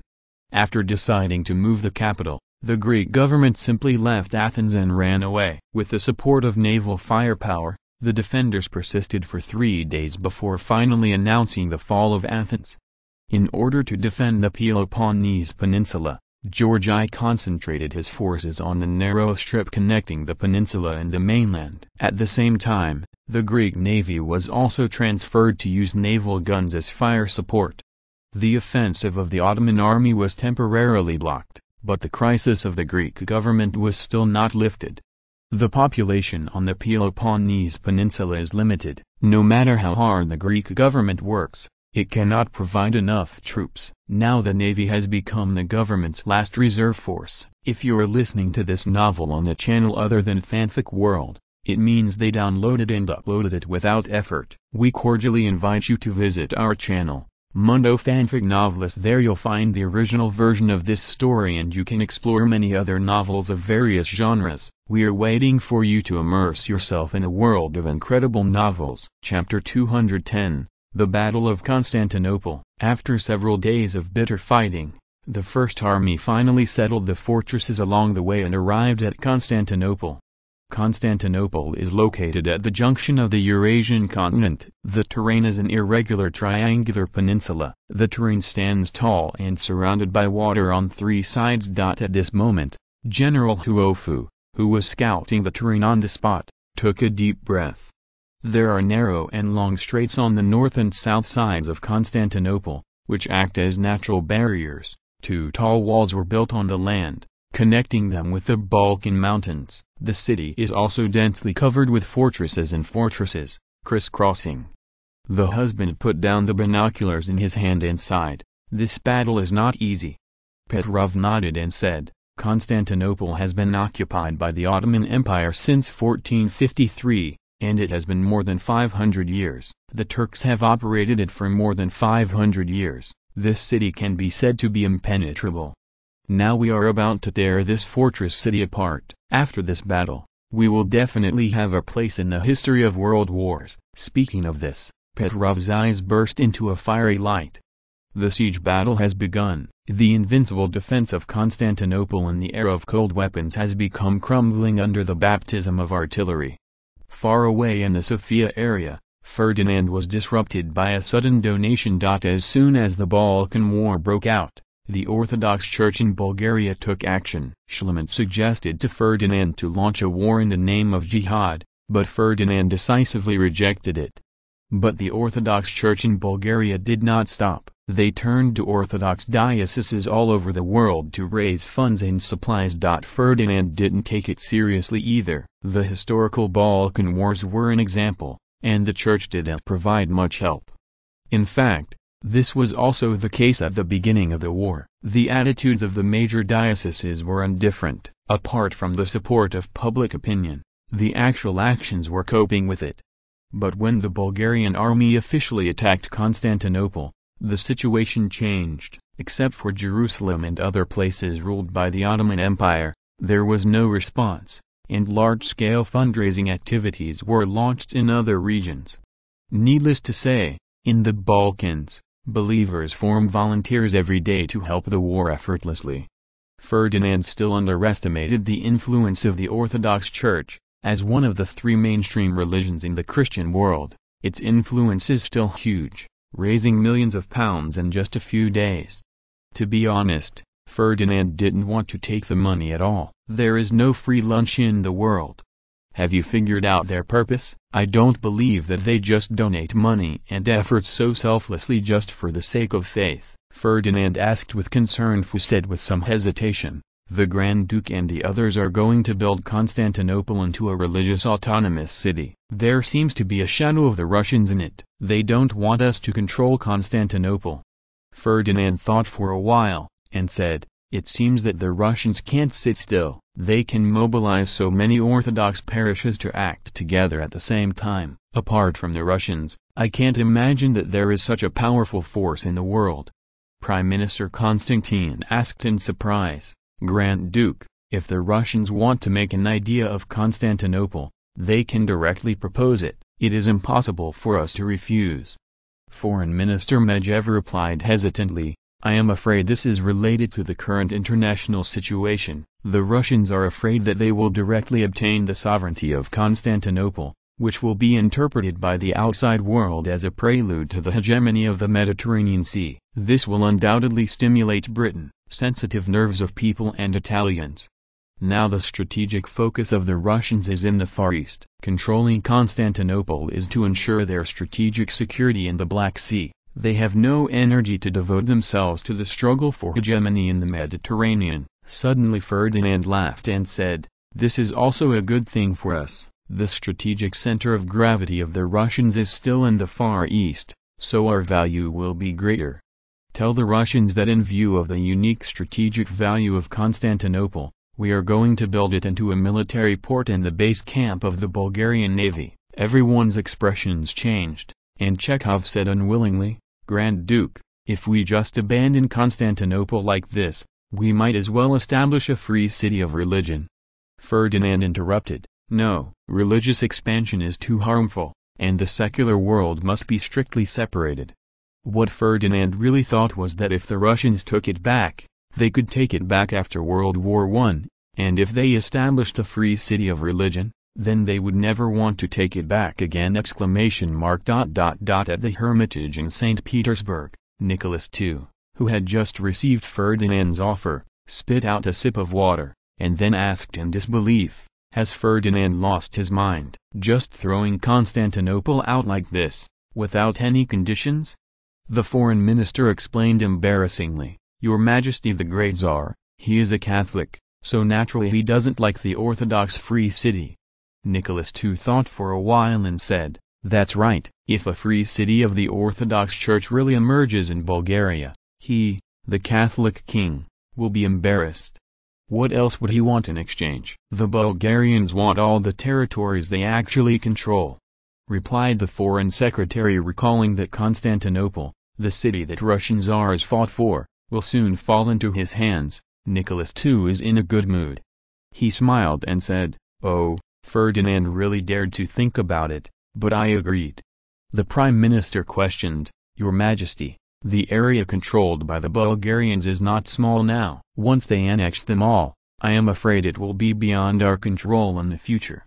The Secretary of the Navy asked back, "Prime Minister, if you don't agree to their request, what will happen to Constantinople? Shall we go get it ourselves?" As for whether Bulgaria will get rid of our control, no one can answer this question. Anyway, I know that as long as the Russian Empire continues to be strong, there will be no problems. The foreign minister thought for a while and said, "A powerful Bulgaria appears in the Balkans. The most worrying thing is the Austro-Hungarian Empire. After the Balkan War, they bordered Bulgaria, and they will be left to limit the growth of the Bulgarians. We still have to fully support our allies." After receiving accurate information from the Russians, Ferdinand breathed a sigh of relief. With the support of the Russians, Bulgaria was able to pocket the benefits it had obtained. At this time, the unresponsive Ottoman Empire also took action, lobbying the big powers everywhere in an attempt to gain support. In the palace of Ankara, the Sultan asked expectantly, "How is the situation?" The foreign minister said in embarrassment, "There are some achievements, but they have not met our expectations. After my concession on Egypt, the British promised to stop providing support to the Balkan League, but they rejected our offer to jointly restrain the Russians. The Germans are willing to stand on our side, but unfortunately they are now competing with the British for colonies in South Africa, and their influence in the Balkans is too weak. After we agreed to abandon Bosnia and Herzegovina, the Austro-Hungarian Empire expressed its willingness to mediate, but they were unwilling to have a violent conflict with the Russians." The Sultan asked dissatisfiedly, "What about the French and Italians? What about their attitude?" After he finished speaking, he also realized that he had asked for nothing. Just by looking at the Franco-Russian alliance, one can know the position of the French. The British have no energy to intervene in the Balkans, and the French have also made great efforts. Let the Italians ignore them. The Russians don't take them seriously, and just now they are in trouble in Ethiopia. It is estimated that even a few small countries in the Balkans don't take them seriously. The foreign minister added, "The Romanians were ready to stand on our side, but after the Russians clearly expressed their attitude, they shrank back." The Sudan said fiercely, "In this case, the great powers can't be counted on, so let's fight." "I don't believe that all the newly formed troops in the country will be transferred to Constantinople. We can't beat a mere Bulgaria!" With the failure of the diplomatic efforts of the Ottoman Empire, the Battle of Constantinople became more intense. With the arrival of a large number of reinforcements from the Ottoman Empire, the two sides began a brutal war of attrition. In just a few days, the First Army lost 2 divisions. Of course, it was not easy for the Ottomans, and they lost even more troops. Even the 2 walls of Constantinople were breached, and the war has entered a fierce stage. Chapter 211, The Battle of Constantinople. After crossing the city wall, what greeted the First Army was not victory, but densely packed fortresses and bunkers.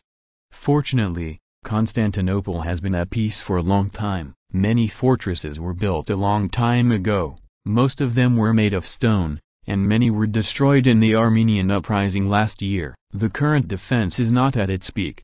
In addition to fortresses with strong defenses, there are more machine gun bunkers built on the basis of terrain, but most of these bunkers were temporarily built after the outbreak of the Balkan War. The machine gun only shined during the Bosai War, and it has only been more than 2 years since now. With the efficiency of the Ottoman Empire, don't expect it to be fully popularized. In the offensive and defensive Battle of Constantinople, an extremely embarrassing scene appeared. The Turkish army had enough fortresses and bunkers, but they didn't have enough machine guns.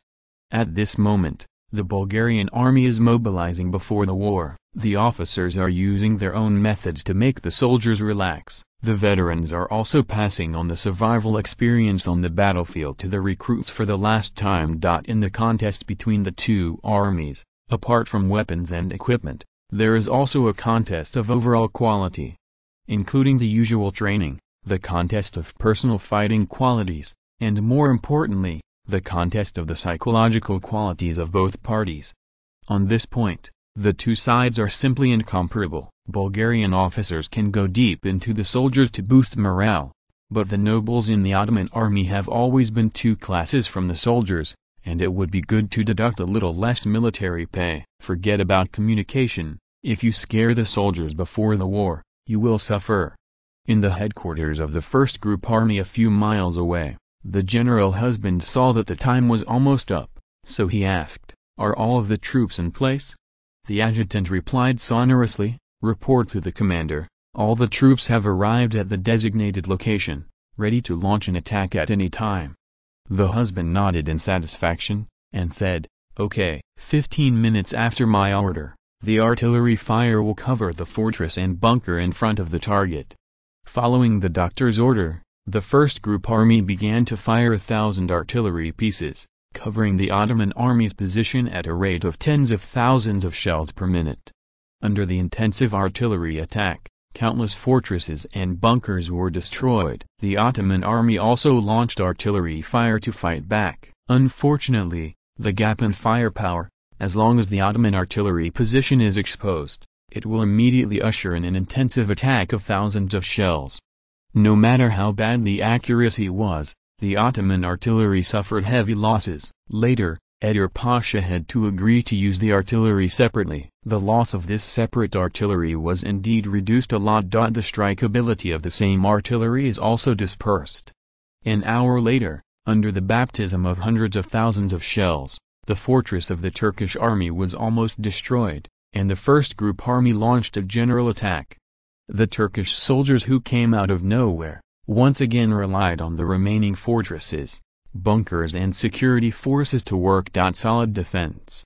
"You go over there, idiot, I mean over there," running around to give the Bayojun the head. "Hurry up, the Bulgarians are coming soon." The Ottoman officers were still screaming loudly. Under the command of the officers, the Ottoman soldiers who ran out of the anti-gun holes were led to the position like puppets, took up their weapons and prepared to fight. At this moment, the disadvantages of the Ottoman army were fully exposed. The noble officers who were high above them could not integrate with the soldiers. Fighting to the present, if not for the cruel military law, these Ottoman soldiers would have run away long ago.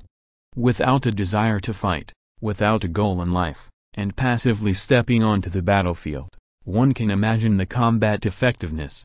Often in a round of battle between the two sides, ordinary Ottoman soldiers will choose to surrender after they are at a disadvantage. Anyway, there was chaos on the battlefield, and the Ottoman government had no way to determine the life and death of ordinary soldiers, let alone liquidate them. As night fell, the battle continued. Searchlight. Open it quickly, I won't be able to see it. The searchlight is broken. Where's the mechanic, you idiot? Rush to fix it. Don't mention that unlucky guy. He was paralyzed by falling rocks from the fortress just now, and he was sent to the rear, and he probably has almost seen by now.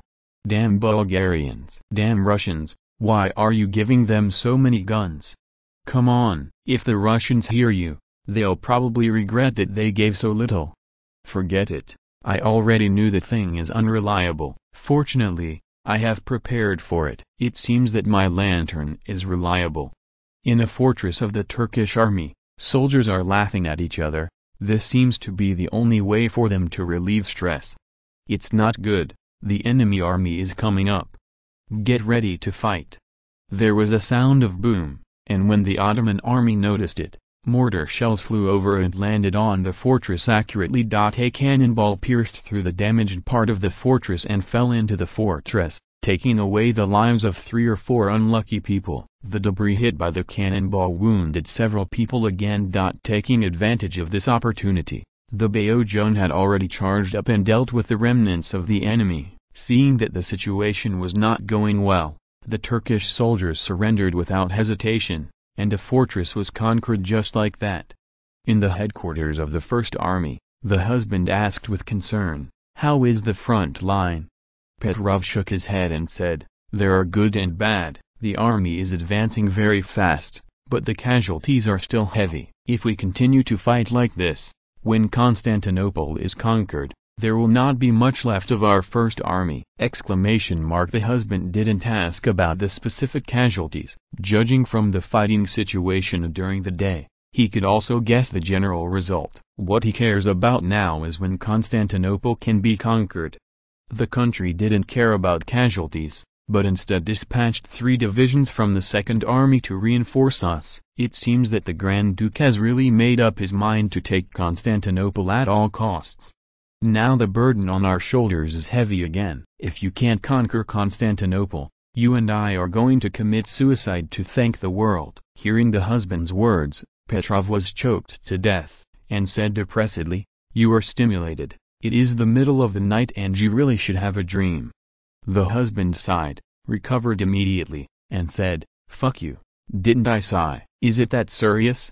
Okay, let's stop talking nonsense. Tell me. You found out that there is no perfect army in this world, and I don't believe that the Ottoman army has no weaknesses." Petrov gave him a blank look, and said, "The Ottoman army is really in decline, and it's really easy to find the weakness of their army. In addition to the lack of training of the soldiers and the low quality of the officers, during the siege battles in the past few days, I also found that their officers are very timid. Everyone hides far away. In many front-line fortresses and bunkers, there are no decent officers to command at all. Basically, some newly promoted veterans act as company and platoon-level officers." The husband asked back, "This is not a weakness, it should be considered an advantage, which shows that they have self-knowledge. The military quality of Ottoman officers is not as good as these veterans. If they personally command, our attack will be smoother. Hey, no. They are all basic officers, so their cooperation with each other is very problematic. Under the coverage of our artillery fire, their communication system probably collapsed long ago, so our chance has come." Chapter 212. While the Battle of Constantinople was in full swing, Bulgarian Foreign Minister Medvedev was secretly leaving Sofia, accompanied by Chekhov, the cabinet minister and minister of education. It is definitely a big event for Bulgaria to be able to secretly dispatch the 2 giants of Bulgarian politics at the same time. On the train, Medvedev said worriedly, "Mr. Chekhov, this trip to Vienna may not be smooth sailing."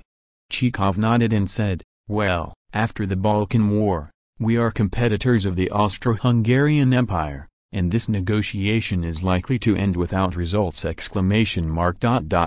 Schönbrunn Palace in Vienna, Franz Joseph I said plainly, "Has the Bulgarian secret mission reached it?" The attendant replied respectfully, "Your Majesty, they are still in Hungary and will arrive in Vienna tomorrow night under normal circumstances. Call the cabinet members to discuss." Franz Joseph I said lightly. At this time, Foreign Minister Medvedev and Cabinet Minister Chekhov were in Hungary, visiting dignitaries and seeking support.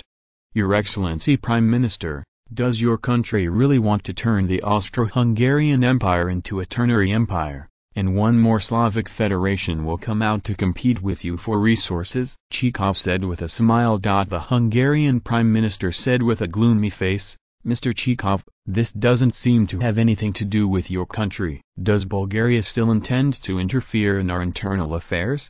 Chekhov smiled and said, "How is that possible? Only the British and Germans who have the ability to interfere in your internal affairs, not Bulgaria. I came to visit your Excellency, of course, for our common interests. As long as the interests are the same in this world, many issues can be cooperated." The Prime Minister asked suspiciously, "Oh, Mr. Chekhov speaks directly. Where are our common interests?" Chekhov explained, After the Balkan War, Bosnia and Herzegovina will soon join the big family of the Austro-Hungarian Empire, and Serbia is also in your pocket.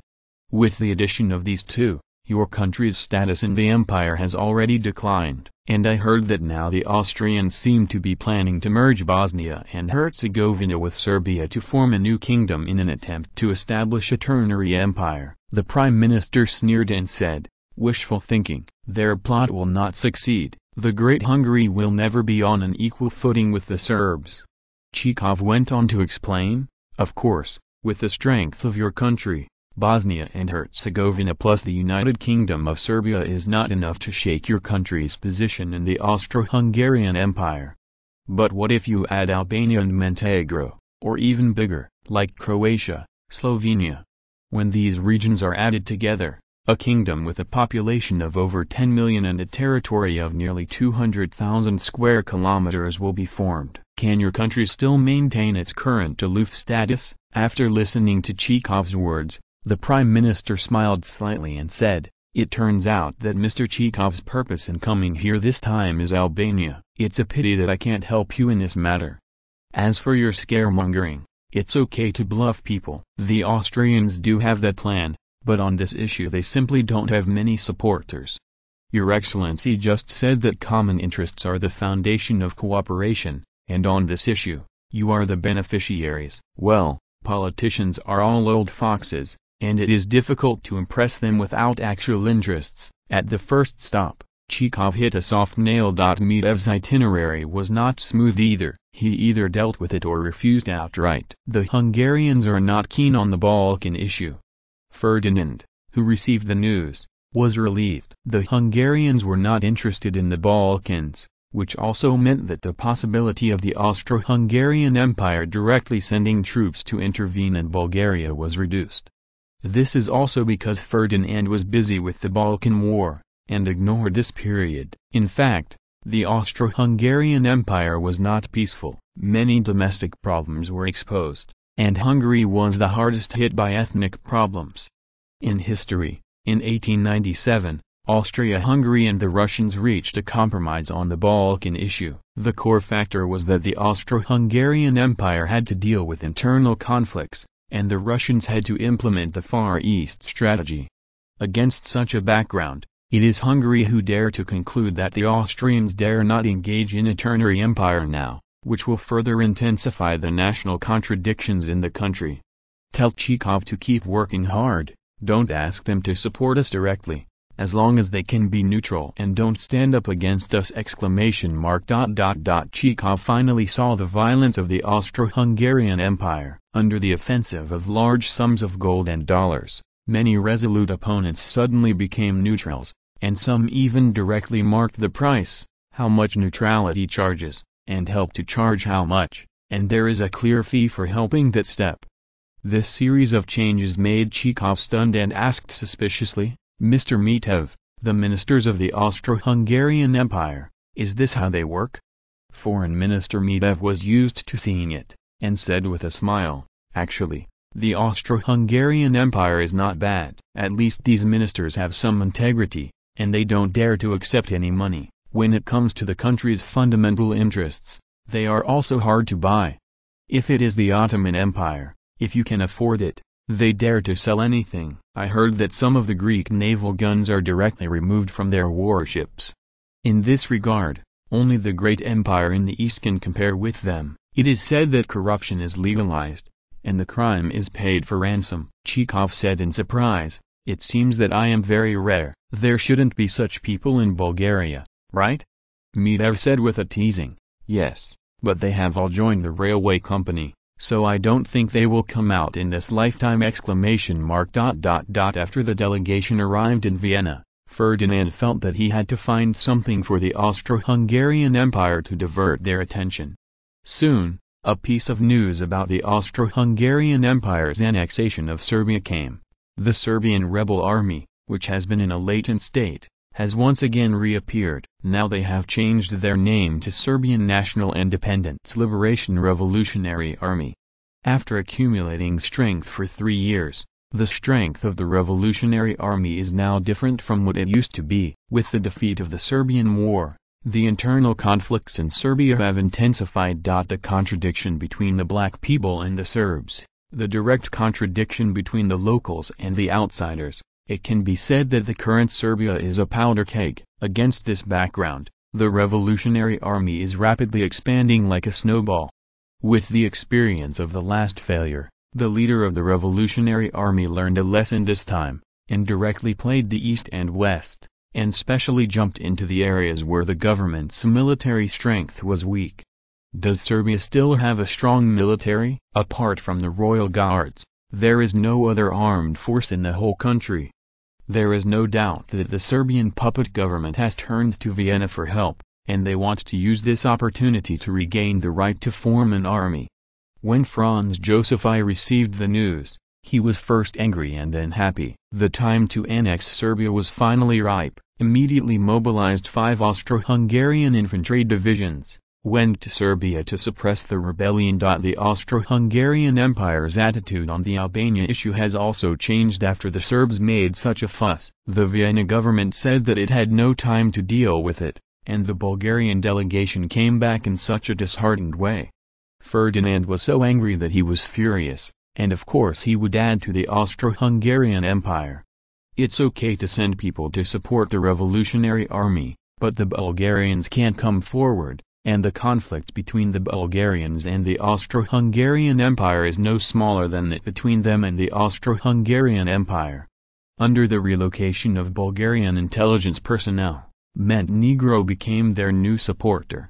Coincidentally, Nicholas I was also suffering from being surrounded by Bulgaria and Austria-Hungary, and could not break through strategically. The Serbs suddenly came to his door, which aroused his ambition, the establishment of the Kingdom of Montenegro. At this moment, Montenegro has bordered with Serbia, and the weak Montenegro can no longer meet the ambitions of Nicholas I. The annexation of Serbia has become the only option at the moment. There are always some similarities in history.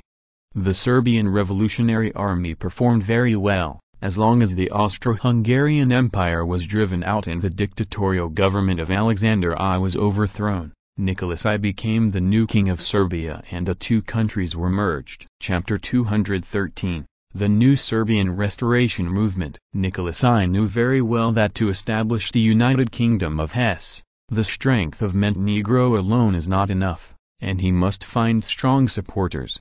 After Bulgaria fell to Russia in 1891, the Austro-Hungarian dominance in the Balkans ceased to exist. Especially after the outbreak of the Balkan War, the Ottoman Empire was expelled from the Balkans, the pro-Russian Bulgaria and Montenegro were strengthened, and the pro-German Greeks were weakened.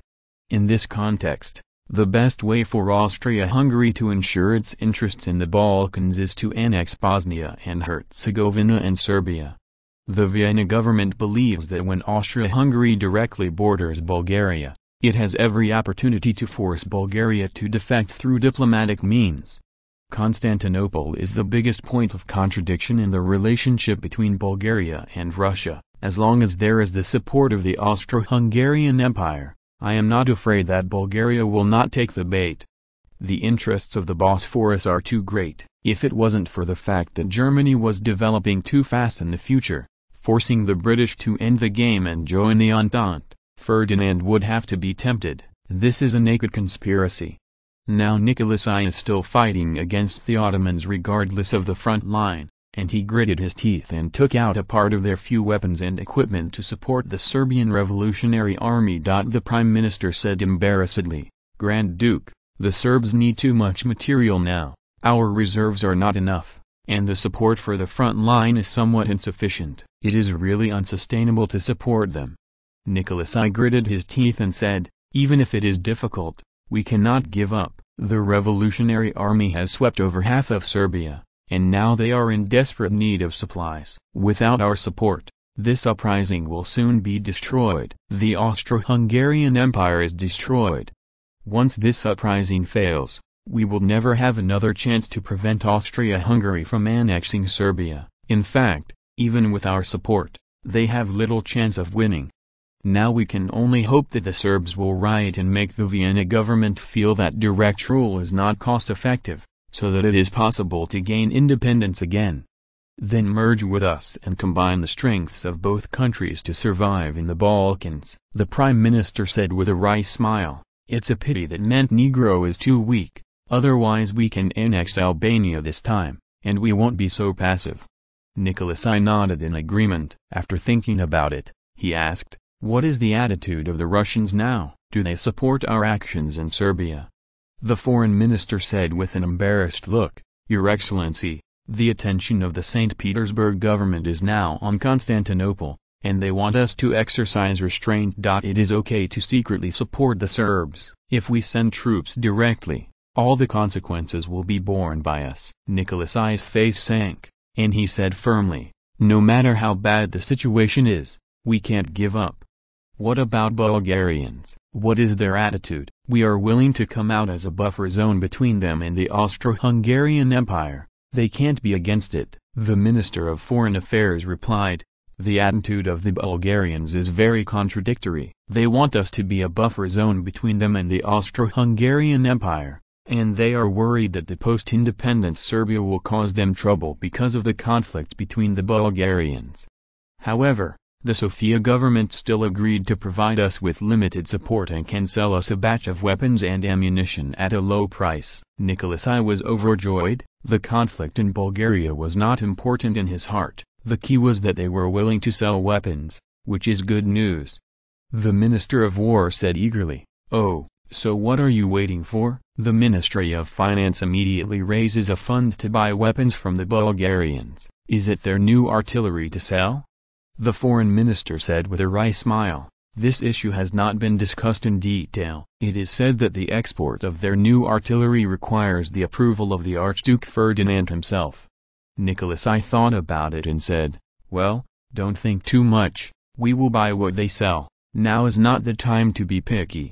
Our top priority is to first provide support to the Serbian Revolutionary Army to help them stabilize the situation, and also to eliminate the remnants of the Ottomans as soon as possible." In the Sofia Palace, Prime Minister Constantine said in embarrassment, "Grand Duke, if we sell weapons to Montenegro, will it cause a backlash from the Austro-Hungarian Empire?" Ferdinand nodded and said calmly, "Of course, these weapons will eventually flow into the hands of the Serbian Revolutionary Army. If the Austro-Hungarian Empire does not respond, they will not be able to be regarded as great powers.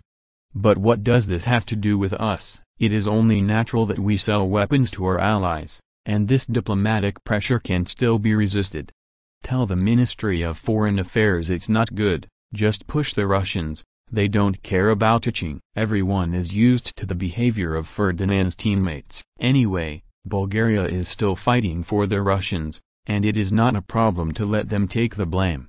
The Chancellor of the Exchequer Kennedy suddenly said, "Grand Duke, the ongoing war has seriously affected the Bulgarian economy. Our maritime import and export trade has now dropped sharply to less than one-third of the same period of the previous year. This year's fiscal revenue will be greatly affected.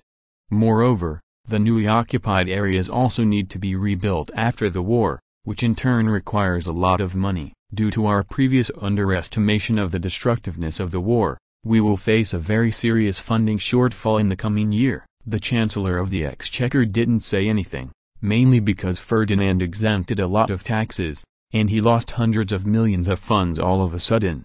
In the coming year, the newly occupied areas will basically only have expenditures and no income. This is equivalent to twice the amount of land in Bulgaria, and the administrative expenditure required alone is an astronomical sum. The 3 billion levs of the War Reserve Fund has been spent a lot now, and it will not be enough in the later period. Ferdinand's good mood suddenly disappeared again. It seems that as long as the money is raised, it is the Achilles heel of the Bulgarian government. He furrowed his brows, then gritted his teeth and said, "Go and borrow. Borrow from the French, borrow from the British, borrow from Belgium, or borrow from any consortium in Europe. Now that our plate is so much bigger, there should be a lot to pledge. By the way, mineral resources cannot be mortgaged. It involves the core interests of our subsequent economic development, and we cannot make concessions." Ferdinand added that he was not at ease. If he didn't make it clear, The bureaucrats under the hood became hot and signed a betrayal treaty to let in all the industrial and commercial products of Western European countries, and the national bourgeoisie in Bulgaria would really be finished! Now the Bulgarian bourgeoisie has a good life, but it has not grown. In addition to the lack of a sufficient local market, they also face the dual oppression of state-owned assets and the royal family's industry. They are almost invisible in important areas related to the national economy and people's livelihood. If international capital is introduced again, it is estimated that they will really be completely cool. Hearing the loan, Foreign Minister Medvedev's face turned pale. If there is no way to get a loan in this era, it must be a bad thing. The Ministry of Foreign Affairs often acts as a scapegoat. I saw him ask with a wry smile, "Mr. Kennedy, how big is our funding gap?" The Chancellor of the Exchequer Kennedy thought for a while and said, "The exact number is still difficult to determine, mainly depends on the cost of the Battle of Constantinople. But from the current situation, our future funding gap will not be less than 500 million leva, 1 lev 0.29 grams of gold. About £20 million." Ferdinand's expression changed. £20 million is not a small amount. The amount of money that UNDT can actually get from the Decaying government's large loan for the aftermath is almost only so much. Ferdinand now only feels the pain in the baby's heart. After crossing the road, "I worked hard in Bulgaria for 10 years, and the financial income has only tripled compared to the same period in history, and the debt has increased by 4 or 5 times. And now it will continue to increase." It can be imagined that for a long time in the future, he will have to live a hard debt repayment career. Chapter 214, Currency Issues. As soon as the meeting was over, Ferdinand summoned the big management and asked, "Karl, how much money does the Royal Bank still have?" Karl Pallas thought for a while and said, "Without affecting the normal operation of the bank, we can raise up to 38 million levs." Hearing this number, Ferdinand's face sank, and he continued to ask without giving up, "Where's Union Bank?" Minister Karl made some calculations and said, "The situation over there is a little better. Their business is mainly for domestic capitalists. Usually, it is a bill of exchange transaction. The funds that can be used are about 50 million levs." Ferdinand nodded. "This number is not bad. Bulgaria's economy is so big. It is already very good to have this number." Ferdinand now misses the era of the credit standard very much. The government has no money to print bills to solve the problem. The big deal is inflation, as long as the amount is controlled. In terms of the current economic size of Bulgaria, it is a lack of currency, and it is really not a problem to print another 100 to 200 million, but it is a pity that Bulgaria lacks gold reserves. In the future, the Bulgarian government may face a funding gap of more than 500 million levs. The Royal Bank and Union Bank can form a consortium to provide them with loans. If possible, the National Bank of Bulgaria will be involved.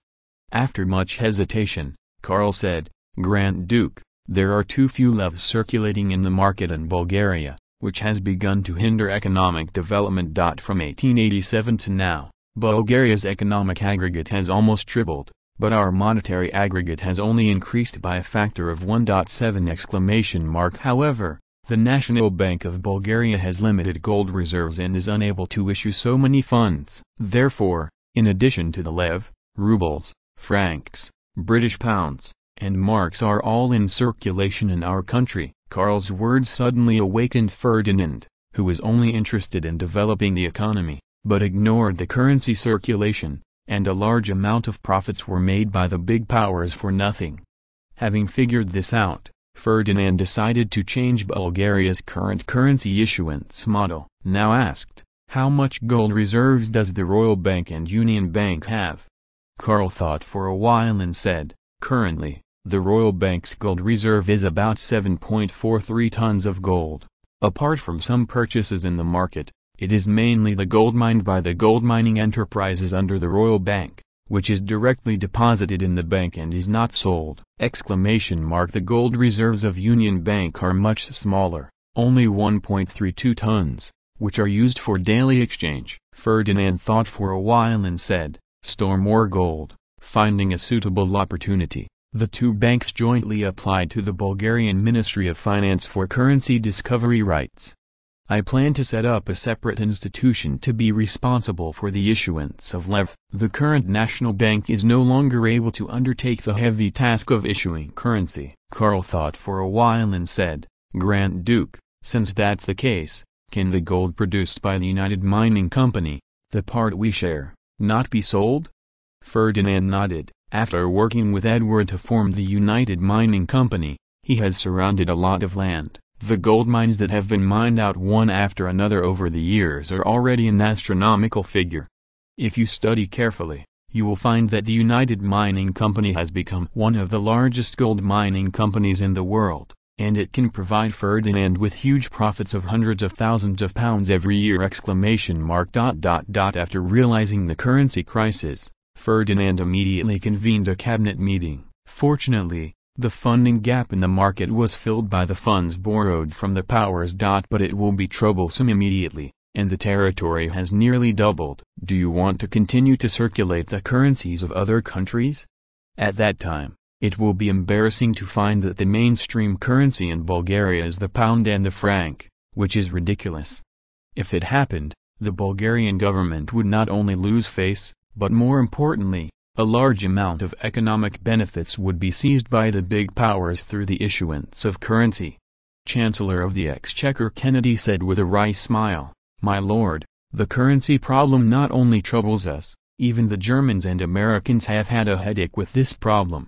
During the Civil War decades ago, the U.S. government owed a large amount of loans to Britain and France, and the country lacked sufficient gold reserves and was unable to issue enough currency. So it had to rely on the British, who once controlled the U.S. economy through loans. Later, the Americans discovered a large number of gold mines in the country, and only then did they obtain enough gold to issue currency. Especially after Riscos gold was discovered, with enough gold to issue currency, the American economy achieved rapid development. Now their economic aggregate has surpassed that of the British mainland. Of course, this data is still false, but with the speed of economic development in the United States, it is doomed to surpass the United Kingdom in the not-too-distant future. Ferdinand was stunned, and there was such an operation. Americans have actually once troubled economic development because of the lack of gold. Not to mention Germany, which is also short of gold reserves now. It is no wonder that William II will confront the British over the issue of the Boers. In recent years, Germany's industrial and commercial products have flooded the two Boer republics, and tens of tons of gold flow into Germany from South Africa every year. At this moment, the British are beating the Boers. Aren't they moving William II's cheese? Ferdinand remembered that the British seemed to spend a lot of money to buy off the Germans in history, but then they defaulted. This is equivalent to only paying a deposit and taking away the product, and the latter part directly announces that it has reneged on the debt. Of course, the owner of the product does not agree. It's no wonder that Wilhelm II wants to build a large navy. Ordinary people can't bear it when someone reneges on their debts, let alone Germany. As soon as the large navy plan came out, the conflict between Britain and Germany could no longer be resolved. So the Ministry of Finance, what is the solution? Ferdinand asked. Kennedy said with some embarrassment. The problem of lack of gold reserves cannot be solved in a short while. We can buy some from the market, but it is still difficult to solve the problem with this. However, the Balkan region has always been one of the important gold-producing areas in the world. The history of gold mining has been going on for thousands of years. With the addition of gold mine production in the newly added territory, it should be able to gradually meet our needs. Ferdinand shook his head and said, It's not that simple. Except for the gold mines that were hidden and mined by the nobles, most of the other Sudanese governments were mortgaged to the big powers. At that time, we will only have a gold mining tax at most. If you want to get it back directly, don't dream. And in terms of time, it was too late. By the way, how did your Ministry of Finance solve the problem of gold that has been issued as currency in recent years? The Chancellor of the Exchequer, Kennedy, said bitterly, There's really nothing we can do about it. Most of the gold that was used to issue additional currency was gold products stolen from homes. We smelted it directly and used it as a reserve to issue currency. In the current situation, we can only rely on the great powers to issue currency by linking it to the pound or the franc. Ferdinand thought for a while and said, "Your Ministry of Finance will continue to think of a solution to this problem. Once the lev is really pegged to the pound or the franc, our economy will have to be controlled by others." After hesitating again and again, Ferdinand still did not propose the joint issuance of currency by the three major domestic banks, which would easily arouse criticism from later generations. Chapter 215, The Blame Man, Russian. To solve the currency problem, it cannot be solved in a day or two. The top priority for Bulgaria is to conquer Constantinople as soon as possible, completely eliminating the thoughts of the Sudanese government. Ferdinand raised this issue now, mainly to allow the government to prepare in advance, but also to put pressure on the bureaucrats, forcing them to come up with a solution as soon as possible. If there is no better way, then allowing the Royal Bank and Union Bank to obtain the right to issue banknotes is their only choice. At this moment, the Battle of Constantinople has entered a critical moment. After half a month of storming, the First Army has occupied half of the area of Constantinople. The First Army Command has advanced several times. The doctor looked at the map with a happy smile. Obviously, the speed of the troops' advancement in recent days satisfied him. Judging from the advance speed of the troops in the past few days, he came to a conclusion: the Ottoman Empire is about to fail. The husband smiled and said, "It's time for the Chief of Staff to send a report to the country, and now it's time for the Navy to play." Petrov nodded and said, "Yes, judging from the amount of artillery fire by the Ottoman army, their ammunition reserves have almost been exhausted, and now the time for the Navy to pass through the Bosphorus has come." Under the dark sky, the Ottoman fortress was bombarded like lightning and thunder, and there were few sparks to counterattack. The continuous war of attrition has made the Ottoman Empire unable to support it anymore, especially the weapons and equipment made by all nations, and the chaotic ammunition caliber, which seriously dragged down the fragile logistics supply system of the Ottoman army. During the half-month siege, the First Army consumed more than 3 million rounds of various shells and hundreds of millions of bullets, but the price paid is worth it, and the results achieved are equally brilliant. Captured half of Constantinople, wiped out more than 30,000 Ottoman troops, and captured more than 50,000 enemy troops. If the casualties in the previous battles for positions are added, this number can be doubled. Of course, the First Army did not pay a small price. Counting the casualties of the newly formed cannon fodder, more than 30,000 casualties have been paid in the siege battle. If the previous part is added, the First Army has already suffered nearly 50,000 casualties in the entire Battle of Constantinople. Of course, not so many died directly, otherwise the husband would have fainted in the toilet by now. Thanks to Bulgaria's establishment of a comprehensive battlefield emergency medical team, most of the casualties still saved their lives, and the death toll was successfully controlled within 5 figures. At this point in the war, the defenders of Constantinople in the Ottoman Empire, the veterans have almost lost, and now most of the replenishment is newly recruited recruits. After all, their Asian region is not peaceful, and the local army can't be mobilized casually. Now the insurgents who can be named in the Ottoman Empire have exceeded double digits. And there are countless unknown bandits and bandits left. Of course, they are distributed on their millions of square kilometers of land. No punches. And their ammunition reserves in Europe have long been exhausted. Let alone weapons and ammunition, even food and firewood must be mobilized from Asia. The material consumption of more than 100,000 people is definitely an astonishing figure, and it is undoubtedly a huge challenge to the poor logistics system of the Ottoman Empire. At this moment, Edir Pasha was furious at the headquarters. Bastard, those bastards in China, have they forgotten what time it is? Luckily, I worked hard on the front line, so it's okay for you to deduct military pay, but now even weapons and ammunition have to be played for fun? Do you think that Constantinople is really forged? And the Bulgarians are really invincible? After venting for a while, Edil Pasha yelled loudly, "Adjutant, send me a report to the country, telling them that the weapons and ammunition on the front line are insufficient now, and ask them to replenish immediately, otherwise I will collect my body." Edil Pasha, who was about to go mad with anger, no longer cared about his aristocratic demeanor. As the Bulgarian army gradually advanced, his pressure was increasing. The supplies that just arrived from China were reduced by half again. No matter how good the cultivation was, he couldn't take it anymore. Of course, he wronged the person in charge of the logistics department this time. Corruption in the Ottoman Empire was rampant. When were the official warehouses in various places full? Weapons and ammunition are no exception. Taking rebates is not my King dynasty's patent. Naturally, the amount of deductions will not be enough.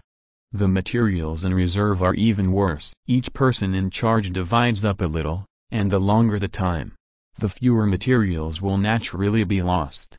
The fact that the previous batches of materials can be gathered is enough to show that the bureaucrats in the logistics department have performed very well. At this time, the palace in Ankara was not peaceful. After so long, the continuous failure of the Ottoman Empire in the Balkans has spread throughout the country.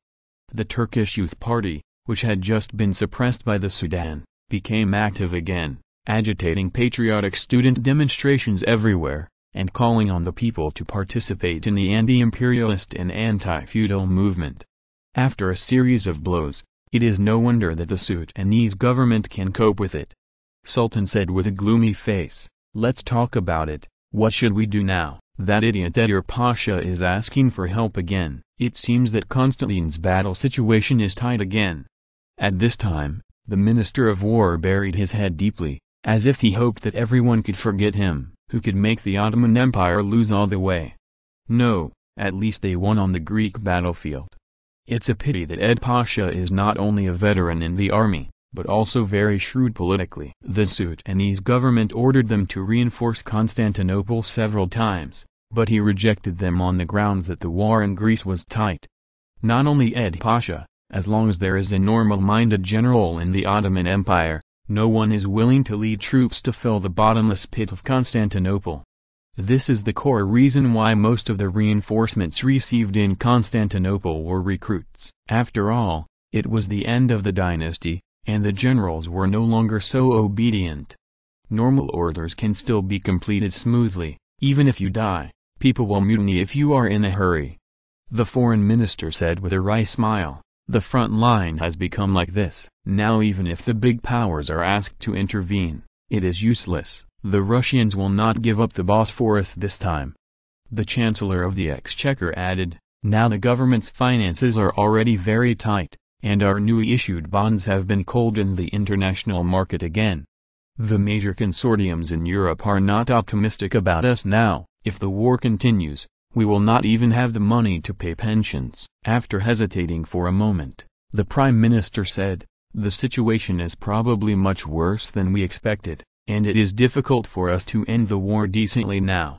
We have already contacted Bulgaria through the Germans, and now as long as the Russians don't let go, they will not give up Constantinople." Sultan said angrily, "Damn Russians, they are always so greedy." Minister of War, tell me the next war, how are you going to fight?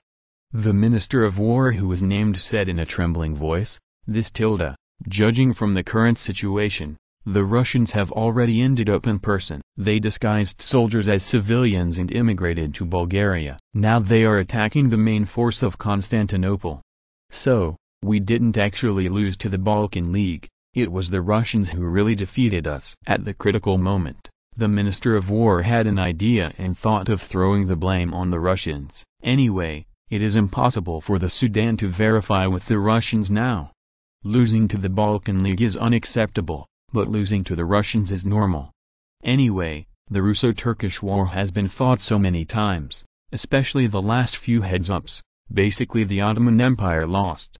After listening to the words of the Minister of War, the old and cunning Prime Minister discovered the problem immediately, but he did not expose it. Now that the Balkan War has obviously failed, an acceptable reason is needed. It's just right to let the Russians take the blame. Anyway, the relationship between Russia and Turkey is not easy, and I don't care about the extra money.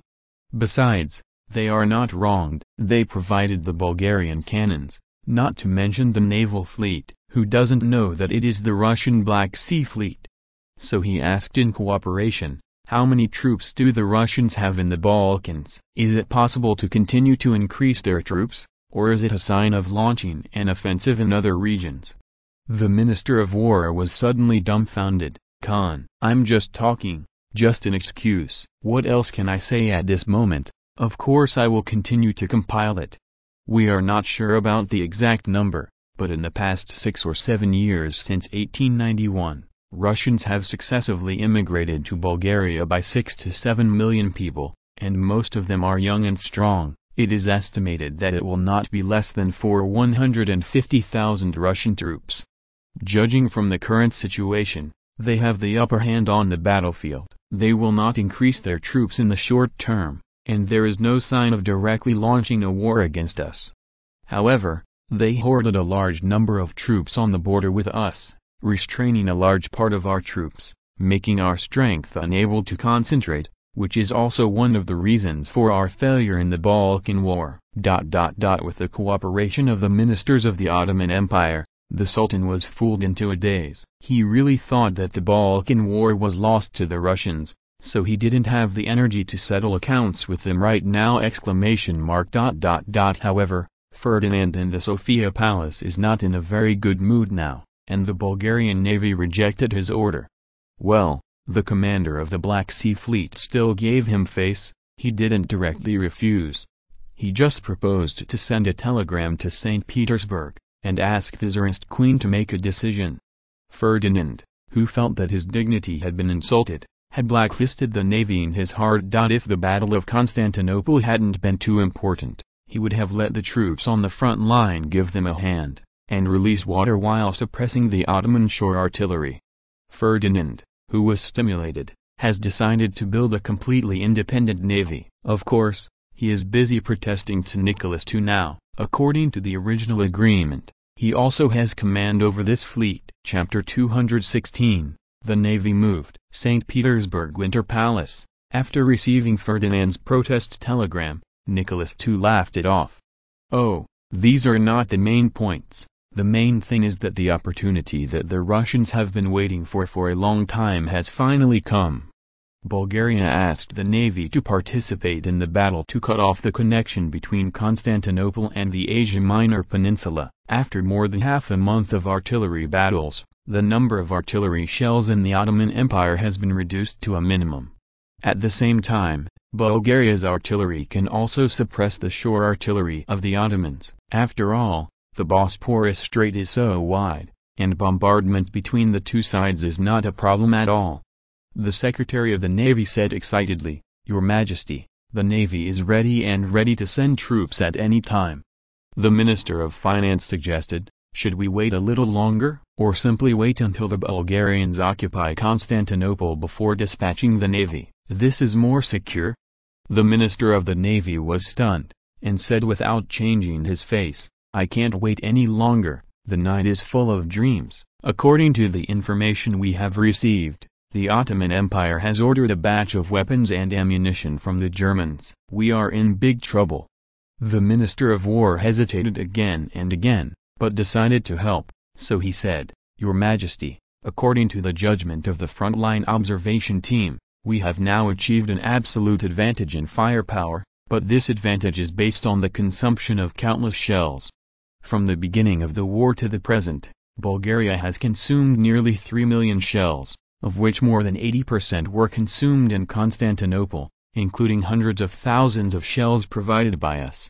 Now every day it lasts, more than 100,000 shells have to be paid. We can hardly hold on if this continues, let alone Bulgaria."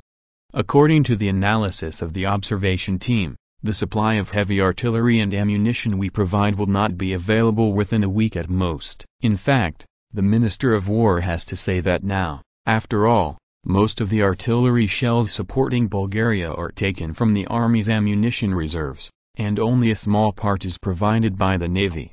But the shell reserves of heavy artillery are limited. If it continues, problems are prone to occur.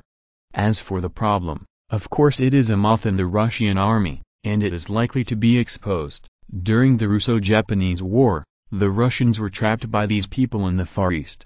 Now the Minister of War does not want to lift the cover, otherwise he will offend many people. Anyway, after the Balkan War, they had a lot of ways to balance their accounts, and they could add a zero after the ammunition to support Bulgaria. The words of the Secretary of War immediately shocked everyone. The consumption of this war has greatly exceeded everyone's expectations. In less than 2 months, the amount of ammunition fired by the Bulgarians has almost surpassed that of the Crimean War. Of course, due to the different times, the two sides are not comparable. Nicholas II asked suspiciously, "Why do the Bulgarians have so much ammunition? I remember that they had a battle with the Serbs a few years ago, and their artillery is not very good." The Minister of War began to fool around. The main reason is that the Serbs are too weak. After the First Bosai War more than 10 years ago, they have not recovered. In the Second Boer War, Serbia also used a large number of weapons left over from the previous war. Bulgaria has just completed the refitting. Their Bulgarian 1891 rifles are as good as our Mogan rifles. There is a big gap between the weapons and equipment of the two sides, and the morale of the troops is not at the same level. The Bulgarian artillery does not have much chance to play. Moreover, the 75mm field gun they are currently in active service is a new type of rapid-fire gun that crosses the era, and it was installed after the Second Bosai War. This rapid-fire gun is also independently developed by the Bulgarians. Judging from this aspect, the Bulgarians have reached the world's advanced level in some military industries. In recent years, the Bulgarians have expanded their arsenal many times, and now their army military production capacity has surpassed that of the Italians, ranking very high in Europe. Nicholas II nodded, "This situation is not uncommon in Europe. Bulgaria is not the first case of a small European country with a strong military industry. The military industry in Sweden and Belgium is also developing well. Since this is the case, then the Navy should act immediately. The Ministry of Foreign Affairs must pay attention to coordinating the relationship with the Bulgarians, so as not to cause trouble at critical moments. Kill the Sea of Marmara as soon as possible, kill the Ottoman Navy, take the fruits of victory, and don't give the British a chance to intervene." Obviously, Nicholas II was more worried that the British would make trouble for him. This is the core reason for advocating immediate action. In essence, the London government is also suffering now. The Boers are really not that easy to deal with, especially in Europe. There are still a group of people who are serving as nurses for them. The British Empire dispatched 5 infantry divisions, and the performance of these lobster soldiers was really not good. Not only did they fail to settle the Boer Republic, but they were suppressed and beaten by the Boer Defense Forces. Of course, the British would not admit this. Volunteers from all over the world also gathered in the Boer army. It would be more accurate to describe it as a mercenary. Anyway, rich in gold and diamonds, the Boer Republic lacks everything except money. In the face of interests, even the brand of the British Empire is not easy to use. As long as the profit is high enough, there is nothing capitalists dare not do. This world lacks everything, but there is no shortage of desperados. At this moment, the British are busy using diplomatic means to deal with the Germans and French. They have no energy to deal with the Russians for the time being. They can no longer care about the Near East. Well, the Russians have never been fuel-efficient lamps. In Central Asia and Afghanistan, there have been conflicts between Britain and Russia, but they are temporarily restrained for the Bosporus Strait. The London government does not want to open a new front with the Russians in Afghanistan in the case of a park between South Africa and Germany, and a park between North Africa and France! With the participation of the Navy, this war has entered a new stage. Ferdinand's protest was somewhat fruitful. He still got part of the command of the Navy, and the specific situation will be understood in detail. On June 8, 1897, the main force of the Black Sea Fleet set sail from the port of Sevastopol on the Crimean Peninsula, headed to Burgas to join the Bulgarian Navy, and then marched towards the Bosphorus in a mighty manner. The integrity of the Russians was really not that good. To be on the safe side, they didn't care about whether they would be criticized, and they used the main force of the Black Sea Fleet to directly attack the Ottoman Empire. Of course, they did not forget to change the national flag to cover it up, saying that the Russian Empire has not participated in the war yet, and that these navies belong to Bulgaria and have nothing to do with us. As for whether anyone believes it, it doesn't matter. Anyway, mercenaries have always been popular in Europe, although being a mercenary in the navy is a bit different, but that's all side issues. After the Russian navy approached the Bosporus Strait, it was quickly discovered by the Ottoman Empire. Such a huge fleet cannot be kept secret at all. But the Ottoman navy seems to have made up their minds, and they want the turtle to the end. Ignored the Russian navy at all, trying to rely on the strait for defense! At this time, Ahmed Pasha, the commander of the Ottoman navy, was not in a good mood. His family knew about his own affairs, and now the Ottoman navy really couldn't fight. Without a few months of maintenance, the weapons and equipment on the fleet have not yet been fully equipped. Most of the naval officers are named, and now that they are on the ship, many people are still crying. Needless to say, the number of people is not enough. These questions have nothing to do with him at all. There has been no adequate funding for more than 10 consecutive years, and the warships have become old antiques. Combat power? If it was really capable of combat, the Greek navy would have been killed long ago. With several times the tonnage advantage, they couldn't handle the Greeks, let alone the Russians. Send a report to the Admiralty and tell them to replenish our supplies as soon as possible. We will rely on the Bosporus Strait to fight the Russians.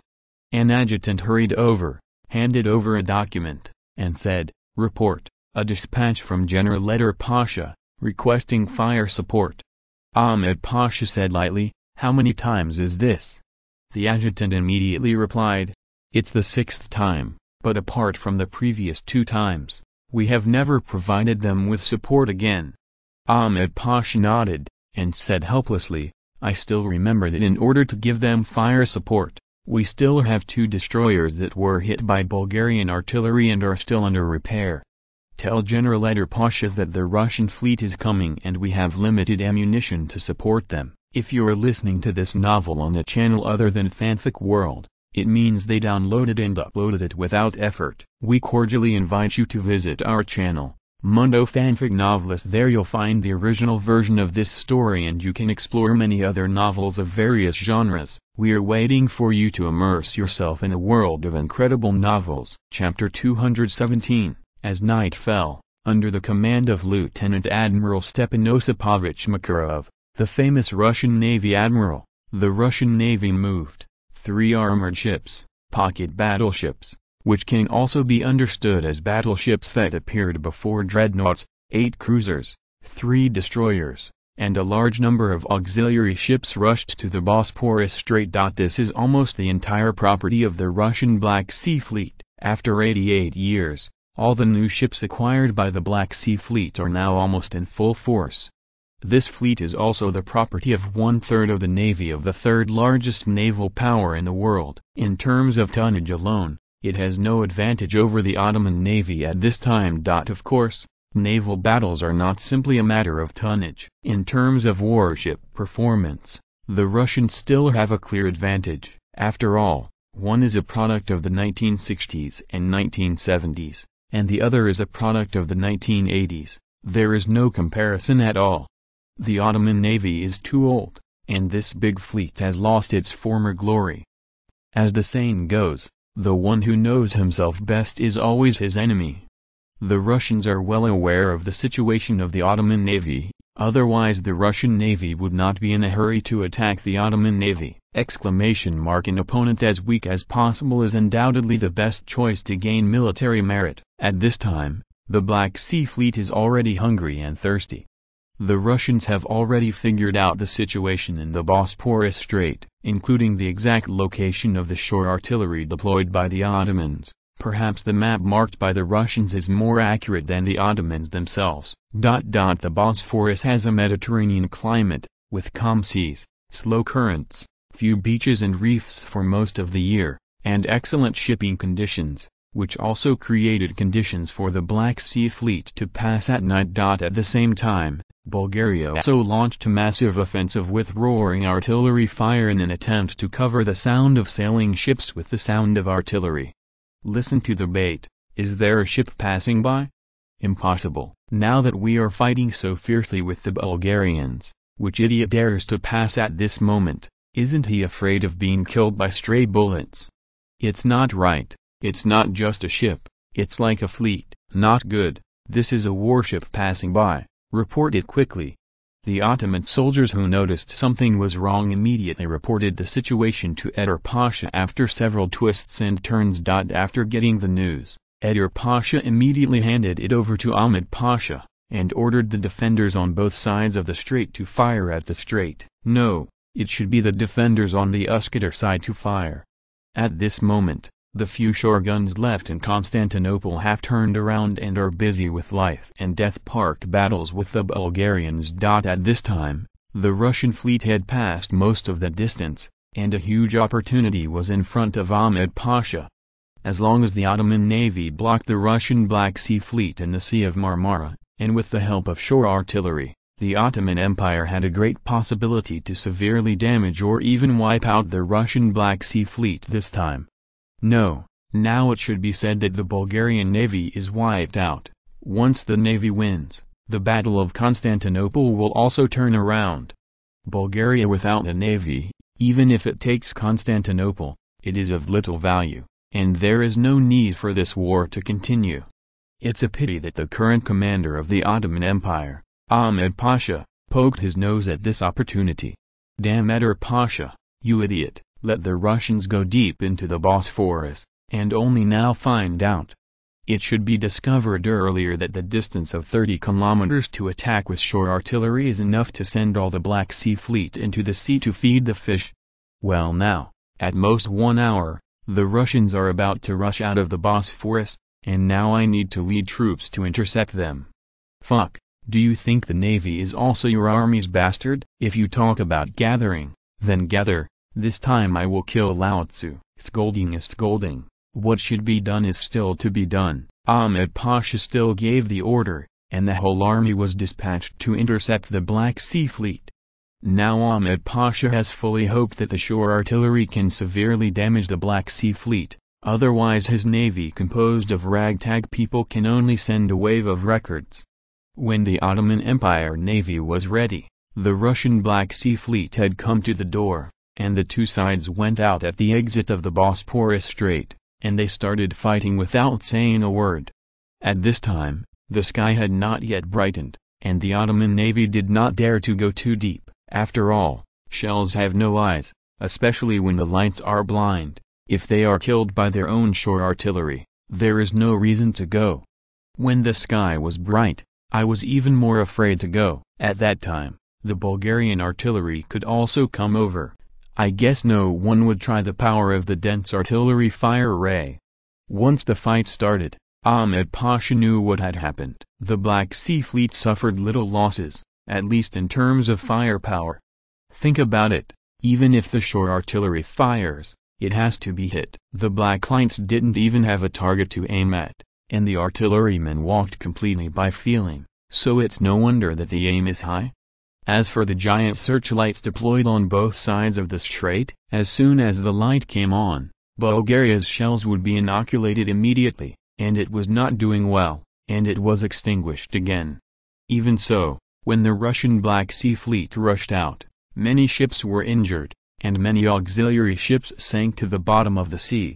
At this moment, the Ottoman navy has an advantage in the number of fleets, but the Russians have an advantage in tonnage, and the firepower of both sides is not on the same level. But now, the Black Sea Fleet does not plan to engage in artillery battles with Ahmed Pasha here. For Lieutenant General Stepan Osipovich Makarov, commander of the Black Sea Fleet, nothing is more important than entering the Sea of Marmara. Rush up and fight the Ottomans in close quarters.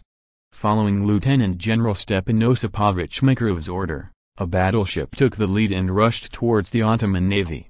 Soon the two fleets fought together, Since neither side had experienced night battles, the scene was so chaotic. The Black Sea Fleet is better, they are all regular troops after all, they have enough psychological advantage to fight the Ottomans. At this point in the battle, the advantage of the Ottoman Empire's shore artillery no longer exists. The two sides are fighting together, and they can't tell the difference at all, and they can't continue to fight. Ahmed Pasha decisively stopped the fire support of the shore artillery, because in their previous support, a shell landed accurately next to his flagship, causing a few waves and frightened into a cold sweat straight up. It's fine if you die in the hands of the enemy, on the battlefield.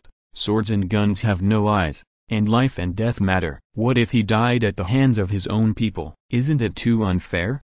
Little did he know that it was his decision that saved the rest of the Russian auxiliary fleet. These small boats are no thicker than warships. If they are hit by shells, they will be injured at least, or die at worst. The battle lasted for more than 3 hours, and the Ottoman Navy fleet was still defeated. The gap in strength cannot be made up by numbers alone, especially when the number is not enough.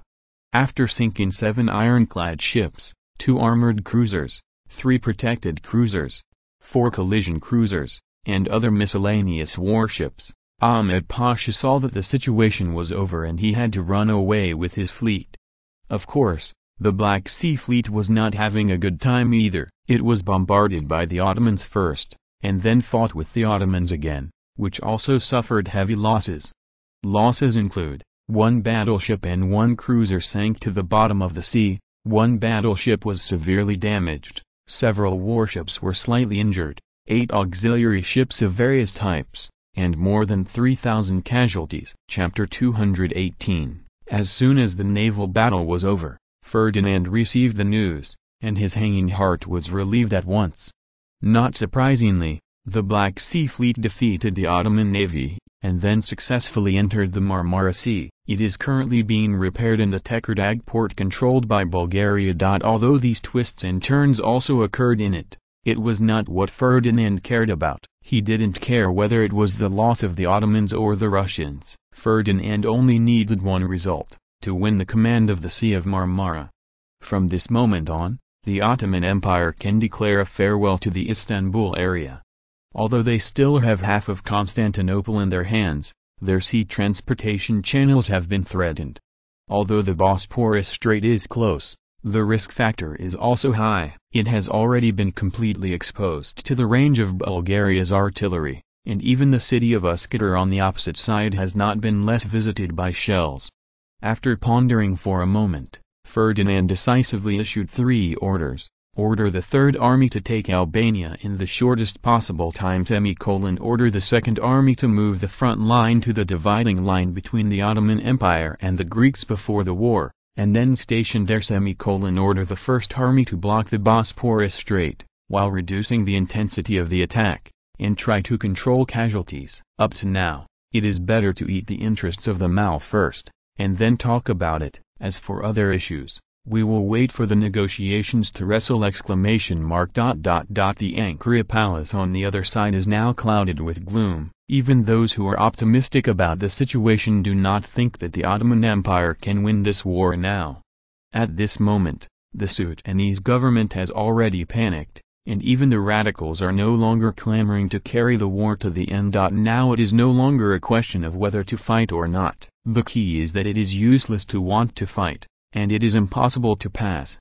Before transporting supplies to Constantinople, they had to go through the Sea of Marmara, and they had to dock at night, and the ships had to be docked in hidden areas. This made the transportation even more difficult, and the logistics department had long been tormented. Unbelievable.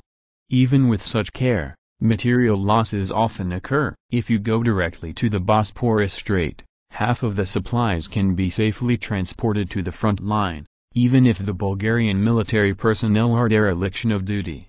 Can't get too close, you can see the other side with the naked eye. When you see a ship, you greet it with artillery, and from time to time, you even come to the port. Who will suffer under such conditions?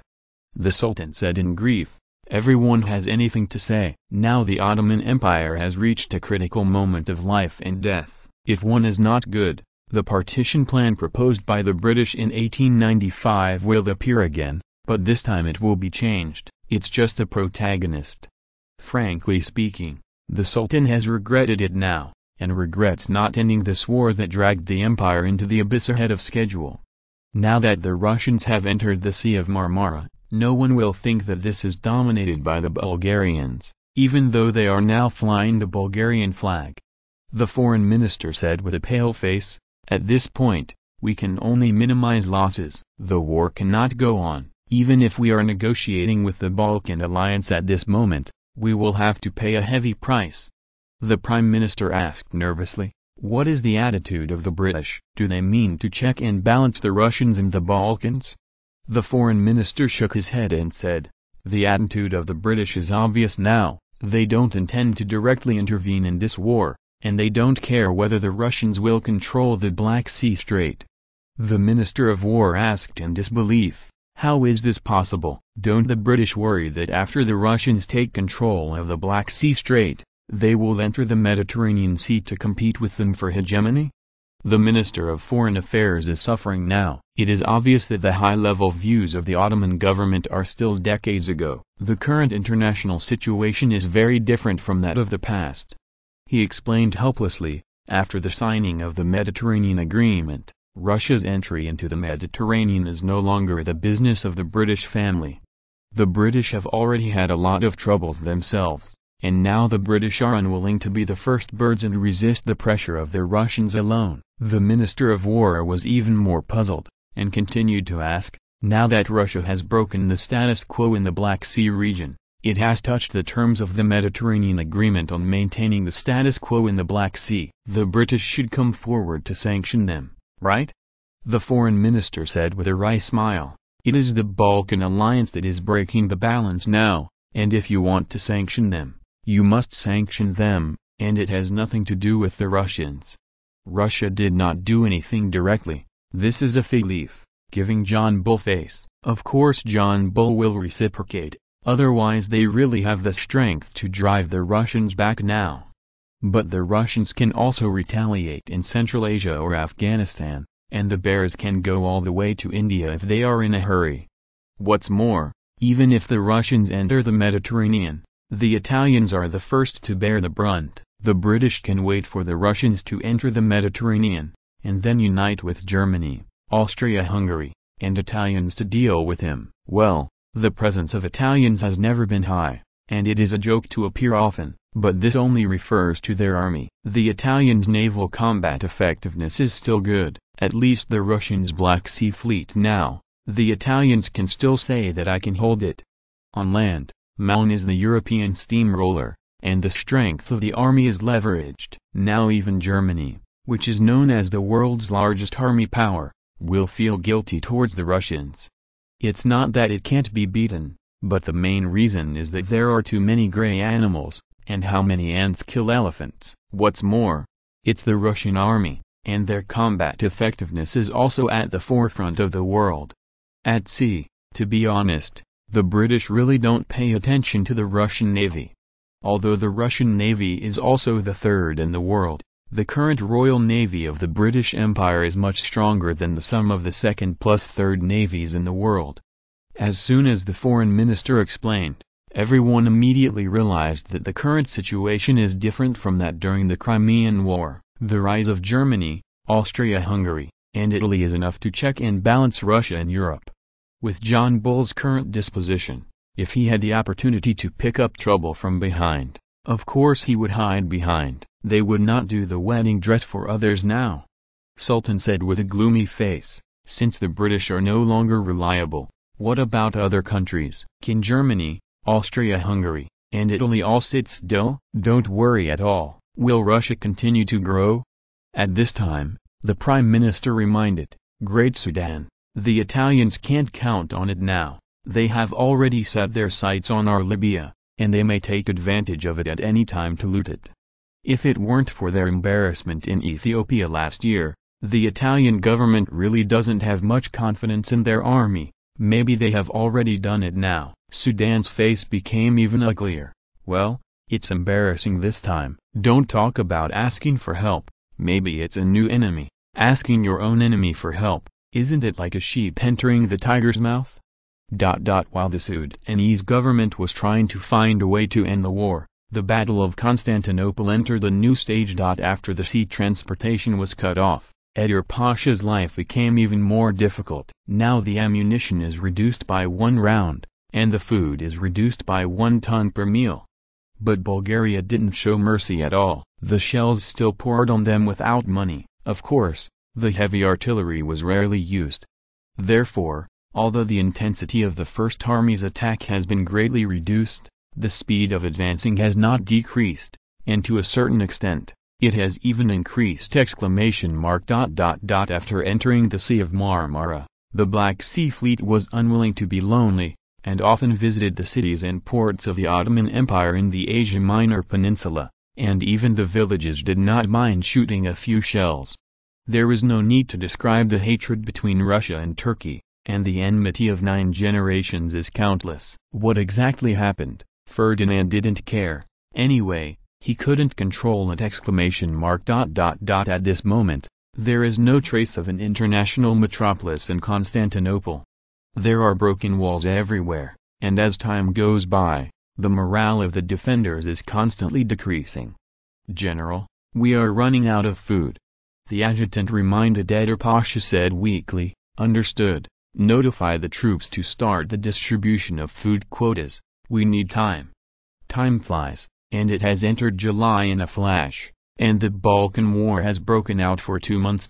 Constantinople is still standing strong, but the Ottoman defenders have been compressed to a small area, occupying less than 10% of the entire city.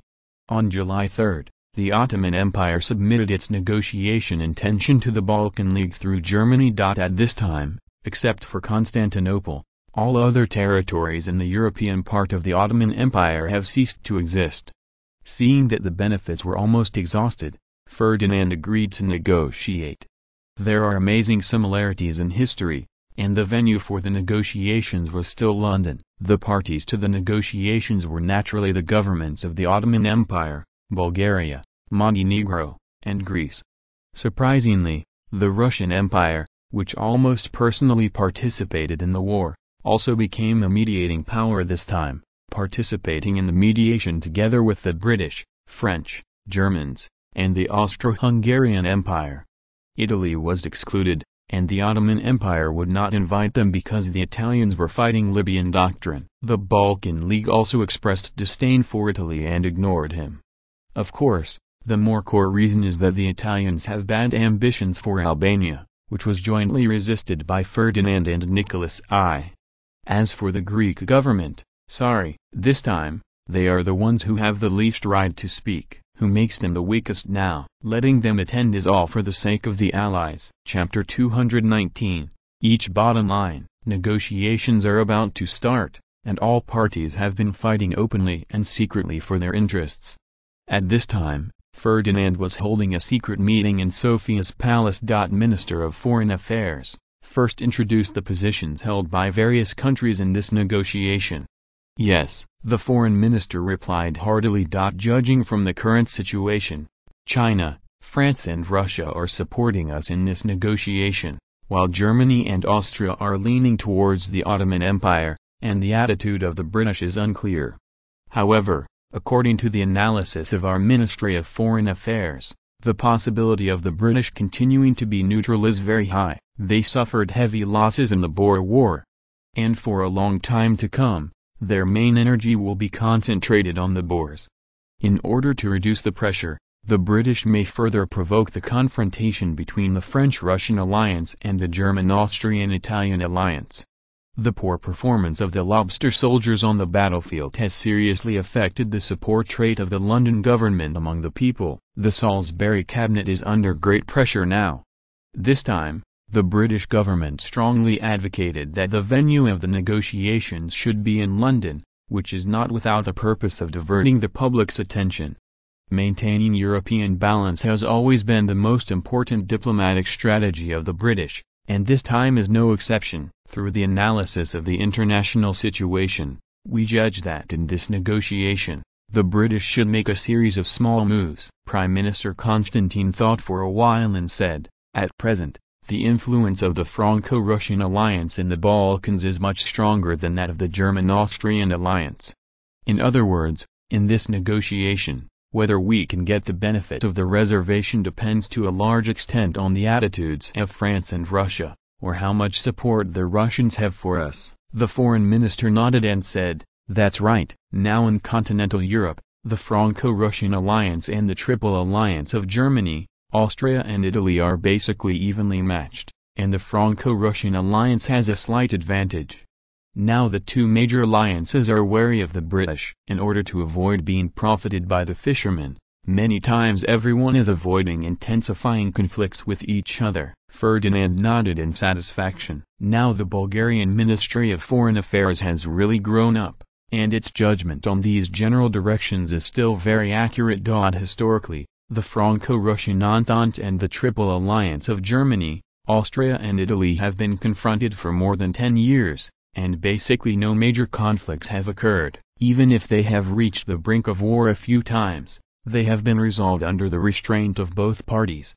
Until the British joined the Allied powers, the contradictions between the two alliances began to intensify rapidly, and finally went to war. It would be strange if there was no English handwriting in it.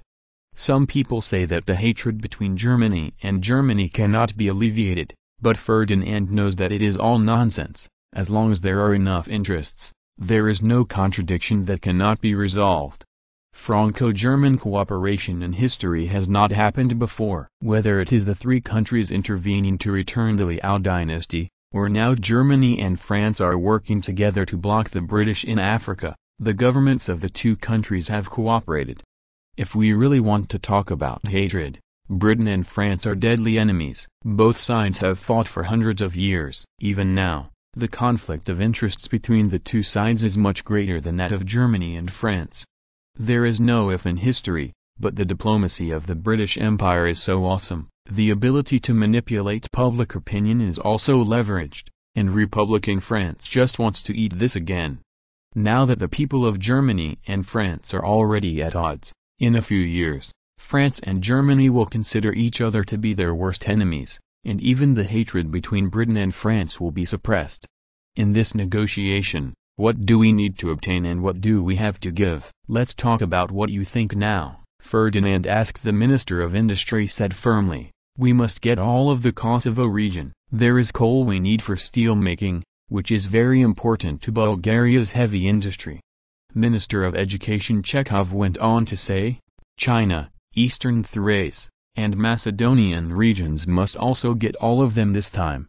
Since 20 years ago, Bulgaria has invested heavily in operations here, and now we occupy a dominant position in this region, with a solid popular base, and it is easy to integrate." The Minister of Finance added, "The Istanbul region is the most elite region in the Balkans. If we win this region, our fiscal revenue will increase substantially, which will help alleviate the financial crisis. For the sake of long-term development, we must have an outlet in the Mediterranean Sea. It is best to annex Cyprus and Albania." The Minister of Trade said excitedly. Ferdinand thought about it, and it was almost the same. According to everyone, basically the area actually controlled by Bulgaria is now in his pocket. It's similar to Ferdinand's idea. Bulgaria is too small, and the land in the Balkans is very important to Bulgaria. Besides, the meat that has already been eaten in the mouth, why should I spit it out? Even if Germany and Austria support the Ottoman Empire, so what? Could they still send troops directly to help the Ottomans regain their lost ground? If you can't send troops directly, what are you afraid of them doing? The Germans today are not as proud as Germany during World War I. They donated money and supplies to make the Ottomans fight. They still don't have that family background. Ferdinand finally decided, in this case, let's negotiate with the Ottoman Empire based on our actual dividing line. What the Ottomans couldn't get on the battlefield, they couldn't even get it on the negotiating table. In addition to the territory, other war reparations and captive ransom issues can be handled by the Ministry of Foreign Affairs at its discretion. Well, it's all up to this point, and neither side has any bargaining chips to let the other party continue to bleed. The territory of the Ottoman Empire in Europe is almost lost, and now it is broken. If it weren't for the Bulgarian navy still patronizing the Ottoman coastline, it is estimated that they would not even bother to negotiate. Similarly, now Bulgaria has nothing to do with the Ottoman Empire. Apart from Constantinople, it will be Asia Minor. As for the issue of captives, it is estimated that it will have some effect on other European countries, but the Ottomans said that they don't care about it, and if they want to kill them, they will do as they please. Like Ferdinand, Nicholas I is also preparing to establish the Kingdom of Montenegro. Of course, they are farther away, and now they can't reach the Ottoman Empire.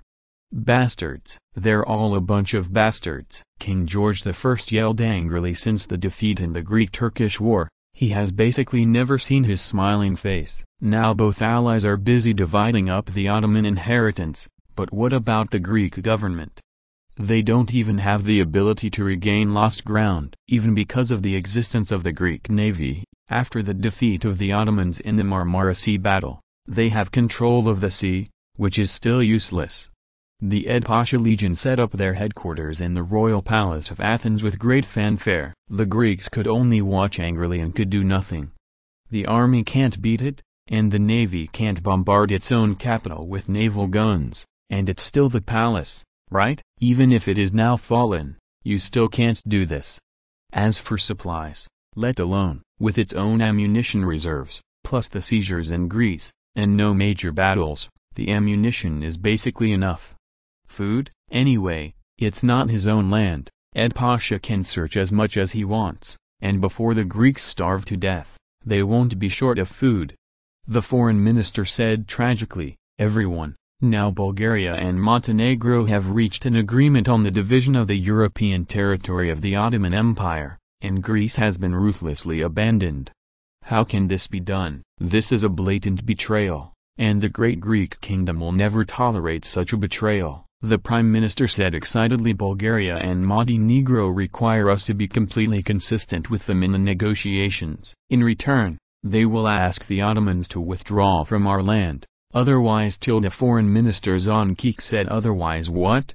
Demanded the Home Secretary. Otherwise, in this negotiation, they will not support any terms that are beneficial to Greece, even if they only require the Ottoman army to withdraw from the Greek territory. They will not support it. George I said coldly. Are they using the interests of Greece to make a deal with the Ottomans? Aren't the Bulgarians afraid of future revenge from the Ottoman Empire? The Prime Minister said in disbelief. But as soon as he finished speaking, he regretted it. With the status quo of the Ottoman Empire, it might collapse one day. Just think about revenge. Now the Sudanese government can solve internal problems. At this time, George I was distraught, and the victory he had been waiting for came, but he had no share in the fruits of victory. Bottom line, does this have anything to do with the Greek government now? Being able to keep the mainland is the only bottom line for the Greek government now. In fact, Greece is not the most tragic situation now. Although it has suffered heavy losses, it has also gained the title of a victorious country. The strategically important island of Crete has also been included in the bag, which is better than nothing.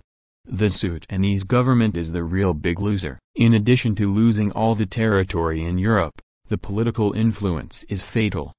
The weak nature of the Ottoman Empire has been exposed. It is conceivable that a carve-up frenzy against the Ottoman Empire is coming soon.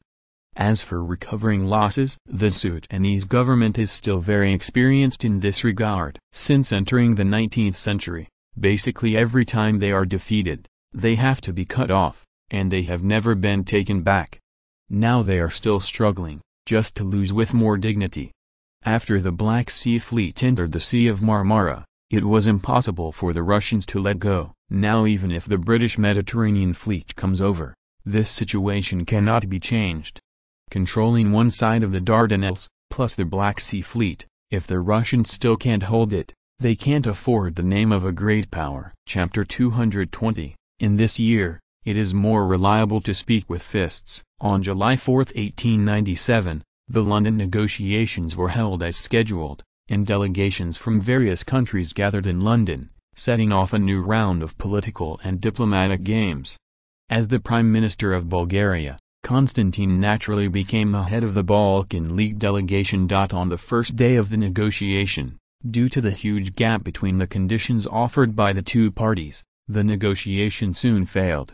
Constantine made the following demands to the Ottoman Empire on behalf of the Balkan League. 1. The Ottoman Empire gave up all the territory in Europe including Constantinople. 2. Immediate withdrawal of troops from Greece. 3. To be responsible for the Ottoman Empire's enslavement of various ethnic groups in the Balkans for hundreds of years. The specific requirement is to make a public apology and compensate the economic losses of each ethnic group totaling £200 million.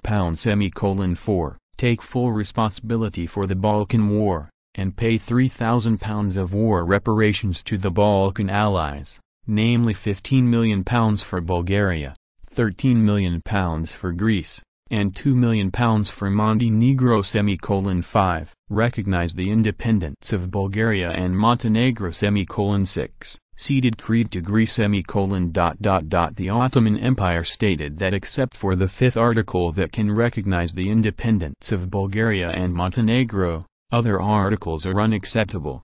The foreign minister of the Ottoman Empire, Harun Pasha, also clearly rejected the claims for compensation and concession in Articles 1, 3, and 4, but he agreed to withdraw troops from Greece conditionally.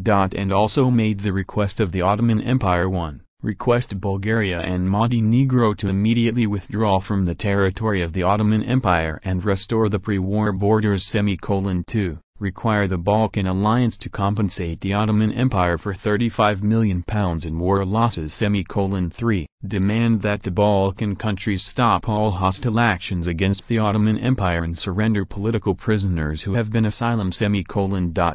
Well, both sides have opened their mouths to the lion, which can be regarded as testing each other. If it is said that the Balkan Alliance made these demands based on the fact that it already has a dominant position in the military, and on the premise that they have already eaten the territory of the European region of the Ottoman Empire, then the Ottoman Empire made these demands in accordance with the provisions of the Mediterranean Agreement.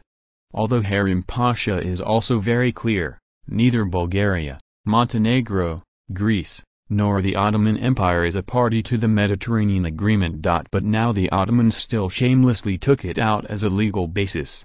Just because in the Second Mediterranean Agreement, Britain, Austria, and Italy jointly agreed to maintain the status quo in the Near East, protect the Black Sea Strait, confirm Turkey's suzerainty over Bulgaria and Asia Minor, and jointly resist the growth of Russia's influence in Turkey.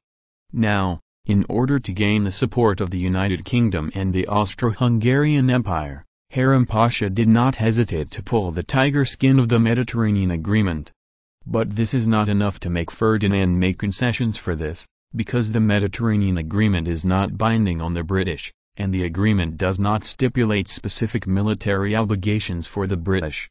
And now it is impossible for the British to take millet from the fire for the Ottoman Empire. South Africa is an indispensable member of the British Empire's world hegemony, especially financial hegemony. If there is not enough gold in the gold standard era, the currency status of the pound will not be guaranteed. In contrast, the interests of the British in the Balkans are much smaller.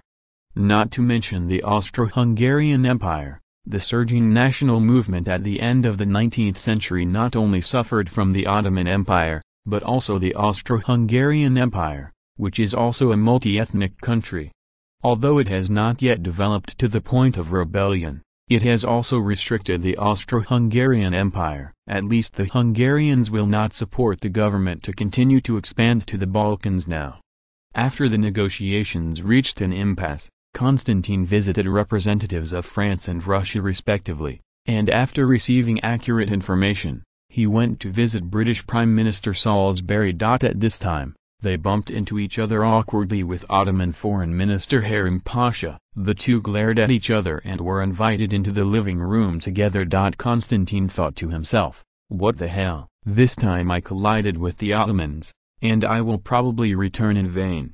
The British Prime Minister laughed when he received the news. He was still thinking about what the British Empire could gain from this negotiation. Now that the Bulgarians and the Ottomans have come to the door together, what could be more beneficial than letting the two bid for each other? So big? The result is self-evident. In the face of the British looting, both the Balkan Alliance and the Ottoman Empire have shed a layer of skin. As for the harvest, then I can only Anyway, it is very in line with the habits of John Bull! Negotiations belong to negotiations, and the Battle of Constantinople will continue. Originally, Ferdinand thought that the two sides would have a truce during the negotiations, and ordered the First Army to suspend the attack. In fact, it proved that he was thinking too much. The Russians made it clear that it's okay to continue fighting. When Constantinople is captured, this negotiation will almost come to an end. Well, now Ferdinand understands that in this day and age, it is undoubtedly a dream to expect the great powers to be virtuous, especially the big rogue among the great powers, let alone it. That being the case, let's fight. Having received the order, the First Army once again launched a strong attack on Constantinople. Sure enough, after Harem Pasha got the news, he immediately protested to Bulgaria, accusing Bulgaria of violating the cessation agreement and launching an attack during the peace conference. Prime Minister Constantine immediately said that this was just a small conflict. The soldiers on both sides have been fighting for so long, and the brains of the people are like pigs. Just a little spark. Both sides can fight, not because the Bulgarian army is better at fighting, we should be responsible for it. To solve this problem, the best way is to complete the negotiation as soon as possible and sign a peace treaty as soon as possible to avoid this situation from happening again. Regarding this point, both the Russians and the French have the right to speak. The military observers they sent took photos as evidence, showing that this was just a misunderstanding. Well, the Ottomans can also produce evidence, but this issue is not important, and no one can rely on bullshit to do anything. Whispering is all about wrangling. The battle still has to be fought, and now Enver Pasha's life is beyond his control. An adjutant hurried over and said nervously, "General, Bulgaria has started to attack again, and our defense line is about to fail." Enver Pasha said lightly, "Understood. Order the front-line troops to continue to defend, and at night, use the cover of night to retreat to the next line of defense alternately." Everything is so understatement. After a series of defeats, now Enver Pasha is used to defeat, and now it seems that no matter what happens, he can no longer move him.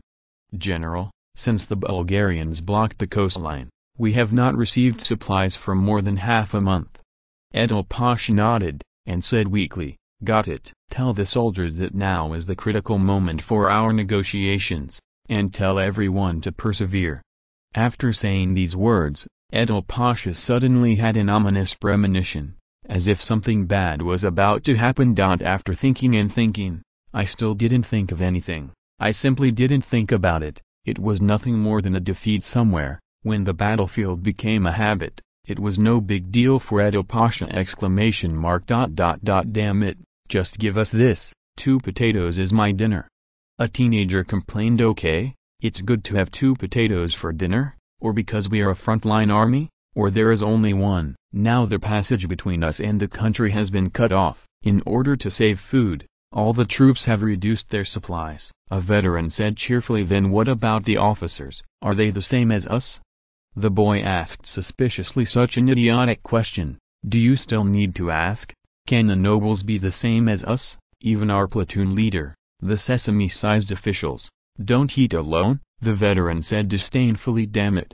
The boy said harshly. Be careful, the Bulgarians are about to attack again. The veteran said nervously. After a long period of fighting, both the morale and combat effectiveness of the Ottoman army have dropped very badly.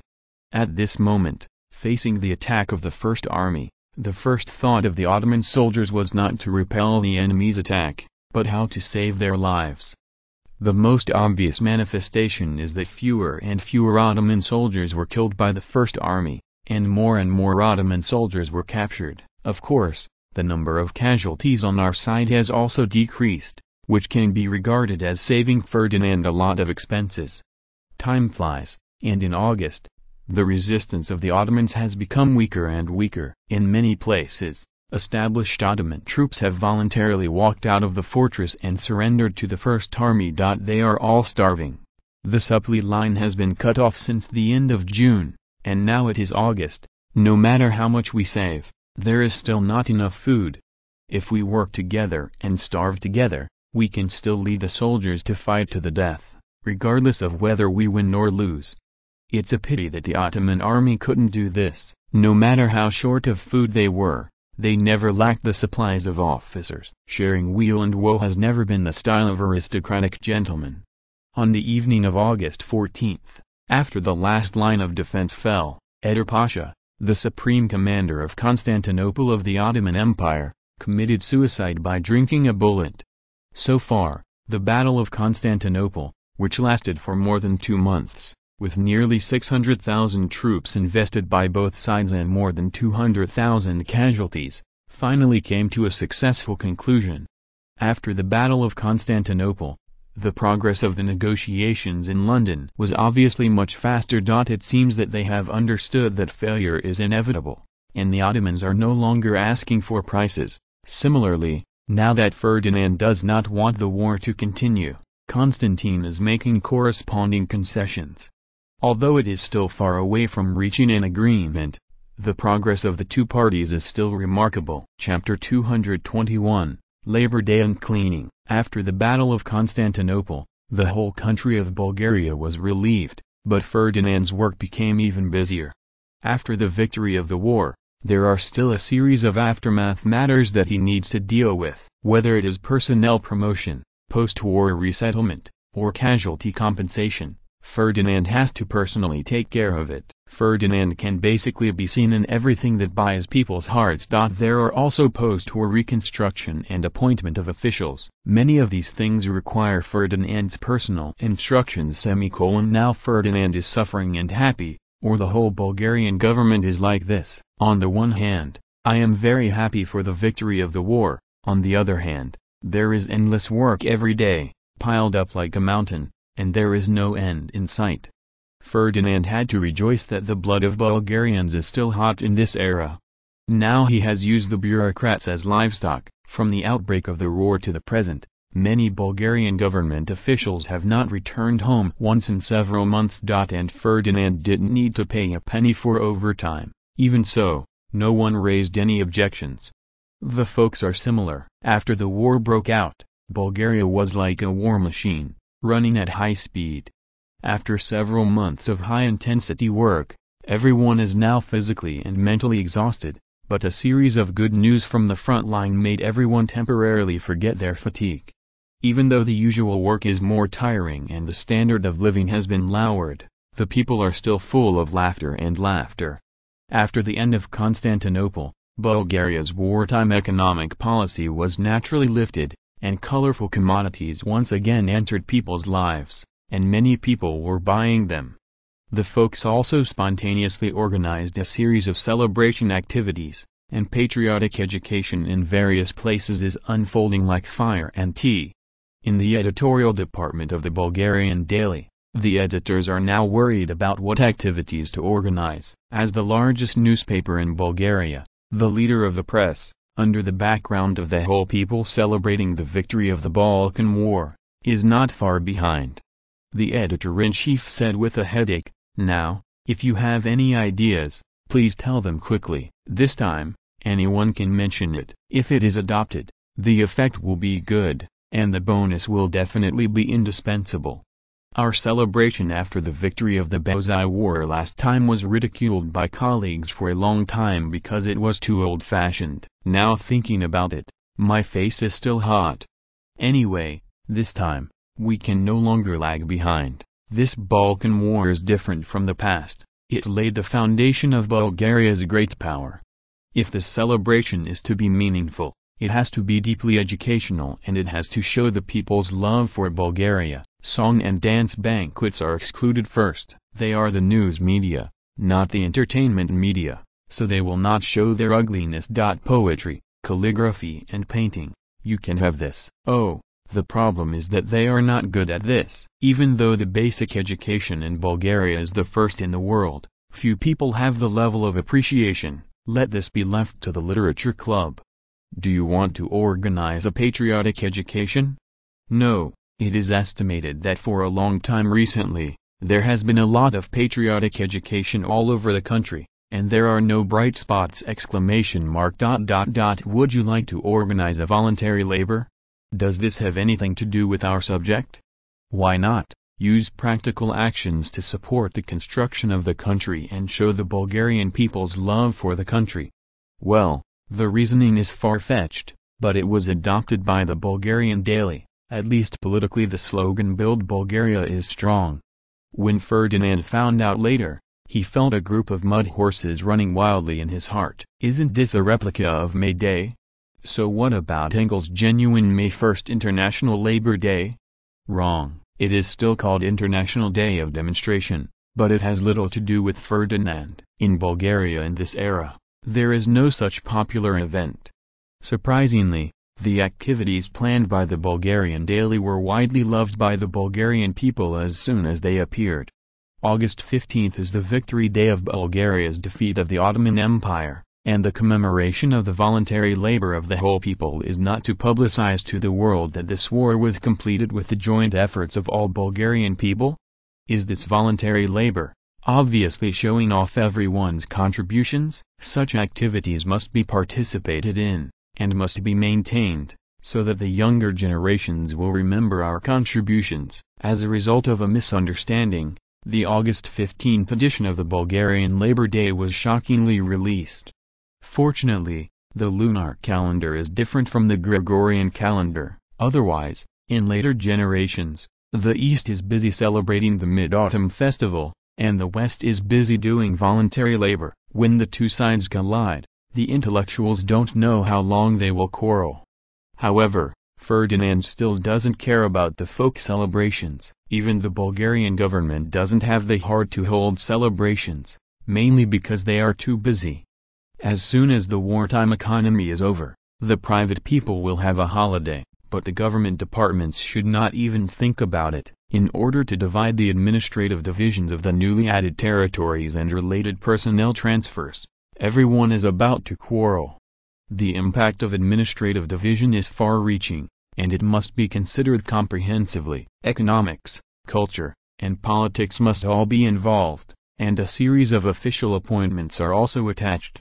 Now basically all officials in Bulgaria, as long as they pass the performance, they will be promoted to rule new territories. Bulgaria's bureaucratic system has doubled in size. There are endless disputes among various government departments, and Ferdinand is also helpless. The times are different and the social background is different. If you copy the administrative divisions of later generations mechanically, you will definitely die miserably. For the division of administrative districts, Ferdinand only put forward two requirements. First, regions such as Macedonia, Thrace, Albania, and Kosovo must be split up and reorganized with other regions to gradually dilute these large regional terms. Second, follow the principle of ethnic mixing, and try not to have a single ethnic group independently become a large region, with the exception of the Bulgarians. At the same time as the division of administrative divisions, Ferdinand was still planning a secret operation, codenamed Operation Cleanup. Has the list been finalized? Yes, Your Excellency. The more than 5,000 people on the list are all people who have expressed opposition to Bulgaria's rule, and some are anarchists, nationalists, Republicans, and extreme religionists. Replied. Ferdinand nodded. He is not lacking in decisiveness at critical moments. For the sake of long-term peace and stability, Ferdinand adhered to the principle that he would rather kill the wrong than let it go. Anyone on the list is the target of this cleansing. Maybe there are still many people who are wronged, but who told you that you are cheap, and you just happened to be targeted by the intelligence department. Ferdinand doesn't have so much energy to verify it now. Once the military control is over, it will be difficult to eliminate these hidden dangers. In fact, this batch of lists is already the third time. During the war, Ferdinand had ordered the army to carry out two larger-scale sweeps. Basically, the more active anti-security elements have already received their lunch boxes! In fact, Ferdinand also knew that the current big cleaning is a bit too much, and the judging criteria are even more child's play. For example, needless to say, The henchmen of the Ottoman Empire were the first to be eliminated. Those with random thoughts such as nationalism, extreme religiousism, republicanism, and anarchism are the focus of the second batch of elimination. Those who have obvious political inclinations, are not from Bulgaria, hope for autonomy, and have expressed dissatisfaction with Bulgaria are the focus of the third batch of purges. There are also large-scale landlords, big capitalists, and compradors from various countries. Unfortunately, they are also on the list, who told the Bulgarian government to be poor. Of course, the big capitalists, big landlords, and compradors of the big powers in this era all have blood in their hands. If you check a lot of black history, Ferdinand is not afraid of wronging anyone. Now that the war is over, you should be more careful in your actions, and the garrisons in various places will cooperate with you. If you can use yang, try to use yang to find criminal evidence and deal with them openly, which will have a much greater impact than dealing with other methods. If not, you can create evidence, or borrow a bandit's knife. In short, you can't do it in the name of the intelligence department, otherwise it will easily cause trouble. Yes, except for the second batch, who were issued a death order. The other people were expelled from Bulgaria, which is the most important way to deal with them. Not so many people were actually executed, otherwise it would have caused a sensation. With an order, Ferdinand stopped paying attention. Anyway, this is the 19th century. Before the division of administrative districts was completed, all of them were under military control. It was difficult to send a message out. Compared with other areas, the First Army is struggling. It has just captured Constantinople, and there are still a large number of wounded in its hands. Now it is necessary to check the deserters of the Ottoman army. Yes, deserters. The Istanbul area is densely populated and economically prosperous. Although it has just been devastated by the war, the foundation is still there. If you don't find a reasonable reason, it will easily cause adverse effects and hinder economic recovery. Petrov said depressedly. Why are there so many chaotic parties on our side? This time there are more than 3,000 people. When will it be the top? Sometimes I really want to kill them directly. The husband smiled and said, "Come on, this is probably the last batch. If you are not afraid of being called a butchered general, go for it. Don't worry, their lives are worthless, and they won't go to court-martial!" Petrov laughed and said, "Forget it. Now our reputation is not very good. I don't know how many soldiers secretly call us two cold-blooded generals. I guess it won't work." The husband smiled and said, "Okay, no kidding. These are trivial matters, not worthy of your chief of staff's attention. Have our casualties been counted?" It has been urged several times in China. The soldiers below are all waiting to get promoted and get rich. I just left the army, and a lot of people asked me, when will their rewards be issued? Petrov also restrained his smile, and said with a heavy heart, "It has been calculated. Our loss this time is very heavy. This is probably the biggest loss since the founding of Bulgaria. If Constantinople hadn't been conquered successfully, we would have no face to go back to meet the elders in our hometown." The husband nodded and said, "Stop expressing emotion. Report to the country quickly. All we can do now is to fight for a generous pension for them." Chapter 222. On the fifth day after the Battle of Constantinople, on August 20, 897, Ferdinand finally received the final casualty count report.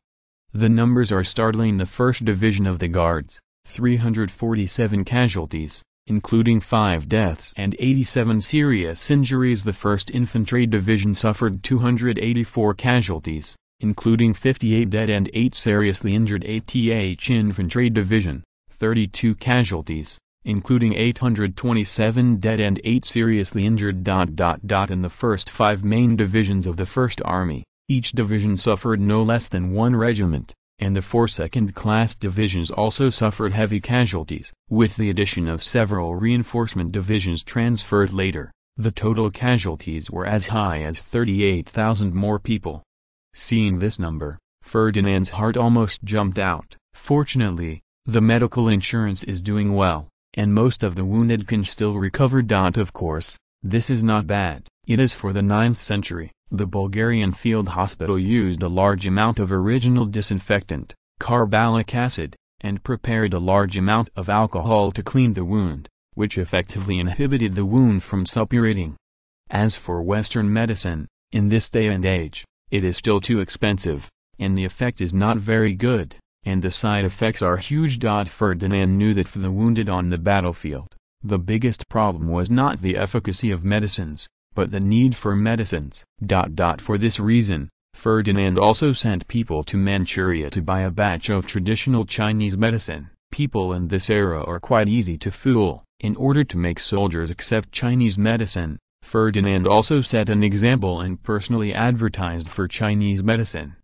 In fact, when I was on fire, I drank a bowl of boiled huanglian. The main reason is that he is familiar with this model and knows that it is safe and has no future troubles. But that's enough. In the eyes of ordinary people, the king can drink it, so what are we afraid of? The purchased medicinal materials include philodendron cortex, Scutellaria bicalensis, huanglian, honeysuckle, Houtonia cordata, forsythia, radix, bupleurum, etc., and by the way, a few street doctors came to dispense the medicine. Of course, Ferdinand also knew that for the damage caused by bullets and shells on the battlefield, these things are really not very effective, but there is no way but to make do with them. At least they can appease the morale of the army. Don't you see that during the Boer War, the British couldn't provide enough medicine for the soldiers, let alone Bulgaria? Now it seems, with this series of efforts, the effect is not bad. Most of the wounded soldiers still saved their lives. Compared with the Bosai War, the survival rate has been greatly improved. Among the total casualties of more than 38,000 people in the First Group Army, the number of deaths was only 484, and 24 were seriously injured and disabled. The ratio was successfully controlled within 1/6. The newly formed 10 temporary divisions were miserable. Due to lack of sufficient training, they were sent to the battlefield in a hurry and assumed the same combat intensity as the main divisions. Risk. Temporary Division 1, 588 casualties, including 074 deaths and 28 serious injuries. Temporary 2nd Division, 487 casualties, including 99 deaths and 39 serious injuries. The total number of 10 temporary divisions was as high as 58,000, and the number of casualties reached an astonishing 53,700, of which the number of deaths was as high as 3,400. And the number of seriously injured and disabled was as high as 8,000! The number of casualties has exceeded 1/3, and the temporary division has not collapsed. It has to be said that the benefits are touching. The death toll did not exceed 1/10 of what was said in advance, but if the number of seriously injured is added, this ratio has reached an astonishing 1/5. The main reason for this phenomenon is the ambulance work on the battlefield. Due to the untimely rescue, many seriously wounded died directly, and many lightly wounded turned into seriously wounded. After all, in the 9th century, once a large area of wounds thickened, people would die, and those with injured limbs would be forced to amputate. The 10 temporarily reorganized divisions, field hospitals and other supporting facilities are not complete. Most of them are barefoot doctors recruited from the Istanbul area, and their medical capabilities are not at the same level. In any case, in the Battle of Constantinople, the number of casualties on the Bulgarian side reached 97,000, of which more than 8,200 were killed, and more than 8,000 were seriously injured and disabled. Now Ferdinand had no choice but to thank himself for his wit and created the cannon fodder army, otherwise the number of casualties of the First Army would have doubled, and Bulgaria really couldn't afford to die. As for the casualties of the Ottomans, it is difficult to count them. According to the General Staff of the First Army, based on the battle situation, the casualties of the Ottoman army are at least twice as many as those of the Bulgarian side. Ferdinand didn't care about any of this. Now he is worrying about the issue of post-war resettlement. Ordinary soldiers can receive rewards and retire after fighting the war. What to do? But officers must be properly resettled. It is absolutely impossible to stay in the army. Even if the standing army of Bulgaria is to increase, there will not be many people left. You can't be demoted, can you? Now that everyone has basically made military achievements, it would be too much not to be promoted, and they want to be demoted. Do you really think this group of arrogant soldiers are soft persimmons? Chekhov, what plan does your government department have to accommodate retired officers and soldiers? Now that Prime Minister Konstantin is also presiding over negotiations in London, Ferdinand appointed Chekhov to act as Prime Minister. Chekhov said anxiously, Grand Duke, after this war, the territory has nearly tripled in size. In order to stabilize the region, our cabinet thinks it is necessary to entrust some officers and soldiers to go there. Moreover, the government is in urgent need of officials, so it can also consider selecting some of the retired military officers to serve as local officials. Ferdinand nodded. He knew that Bulgaria has experienced a large-scale shortage of officials. It's not that no one will be an official, the main thing is to be able to stabilize the situation of the newly added territory, and it won't work without a certain ability. It is normal for the government to target retired military officers. Now both Macedonia and Thrace are full of bandits, which are left over from the Ottoman Empire. All these need to be resolved by the government later. Bandits and the military will be responsible for the encirclement and suppression, but the fish that may slip through the net in the future can only be handled by the government itself. Who else is more suitable for this job than these retired officers and soldiers? Okay, then select a group of retired officers and directly become local cadres. The situation in Macedonia and Albania is still very complicated. The police stations and armed forces in various places should simply let retired officers and soldiers serve as local cadres. Already, Ferdinand said this is also something that can't be helped. No matter how you clean it up, the remnants of the Ottomans still exist. If you want to suppress them, you must use tough methods. How about the political quality of retired officers and soldiers remains to be verified, but there is one advantage that other people do not have: they dare to fight and kill. It is perfect for eliminating hidden dangers. Otherwise, if it was proposed by a different civil servant, and use soft tactics against a group of enemies, wouldn't it be a problem for tigers?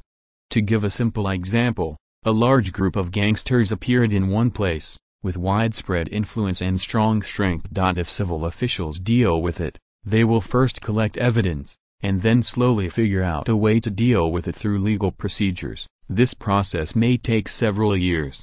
If it was handed over to these newly retired military officers, they probably wouldn't care so much because they are full of blood. First, they would hand over the gangsters first, and then consider the issue of evidence. If it was in a peaceful age, of course legal means would be better, but now, Bulgaria obviously needs iron and blood more. What Ferdinand wants now is to stabilize the place as soon as possible, resume production, and develop the economy. Ferdinand thought for a while and said, by the way, during the Battle of Constantinople, we created 10 new temporary divisions, and now they have become our loyal supporters. Most of them are people from Istanbul and Thrace. The government can choose some of them to add to the local police force. I will directly order their current military officers to retire and serve as chiefs of police stations in various places. I am not afraid of pressure. Leave them. If it wasn't for the news from the King newspaper department, he would have almost forgotten that after the Battle of Constantinople, the newly formed army of more than 100,000 troops had already been tied to Bulgarian chariots. Even for the land they are about to acquire, they must support the rule of Bulgaria.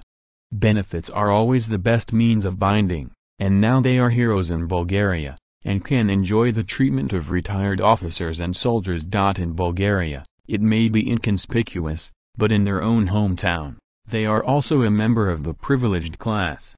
Although the privilege is small, does it not exist? Moreover, many of them hated the Ottoman Empire. Now it would be better to absorb them into the police force and use them to fight against the remnants of the Ottoman Empire. For the unity and stability of Bulgaria, Ferdinand decided to create an enemy for Bulgaria, an enemy that can unite the Balkan nations. In the spirit of persimmons, Ferdinand chose the Ottoman Empire without hesitation. First of all, All ethnic groups in the Balkans have hatred against the Ottoman Empire. In order to prevent the Sudanese government from making a comeback, they have to support the Bulgarian government. As for whether the Sudanese government has the ability to make a comeback, this is not the point. Ferdinand can completely promote it. The size of the Ottoman Empire is so big. After the failure of the Balkan War, they will definitely carry out internal reforms to save the nation.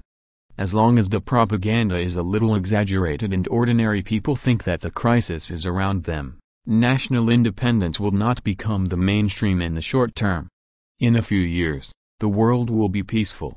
The living standards of the people will improve, and with the integration of culture, when everyone gets used to calling themselves Bulgarians, even if some people want to go out independently, they will not get the support of the people. During this period, it is estimated that Ferdinand has changed the history of the various ethnic groups beyond recognition. Anyway, the Bulgarians are all mixed race, and the ethnic groups in the Balkans are similar. It is too easy to find evidence that everyone is one family. Chapter 223. The idea is beautiful, the reality is cruel. Now the top priority of the Bulgarian government is to calculate the military exploits as soon as possible, and then entrust a group of military meritorious classes to the new occupied area to strengthen local control. Originally, Ferdinand planned to start an agrarian revolution, but after thinking about it, he found it was not worthwhile, and finally gave up. Half a step ahead is an advanced, one step ahead is a martyr. Ferdinand would never do something that would kill him. Besides, if all the land is divided, what will he use to buy the morale of the army? If everyone is treated the same, it will definitely be unfair to those who support Bulgaria. What do people think when they put their heads on their waistbands and go through life and death for you, but in the end they get the same treatment as those who have done nothing?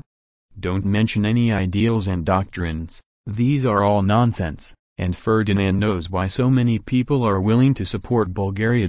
In addition to the hatred of the Ottoman Empire, the bigger reason is for profit.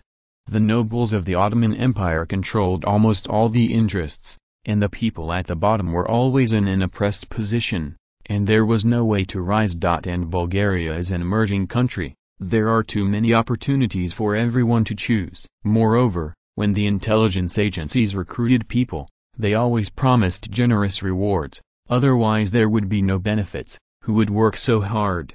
Ferdinand knew that the core of the driving force supporting Bulgaria's sustainable development is fairness. Rights and obligations are equal, leaving the channel for ordinary people to rise.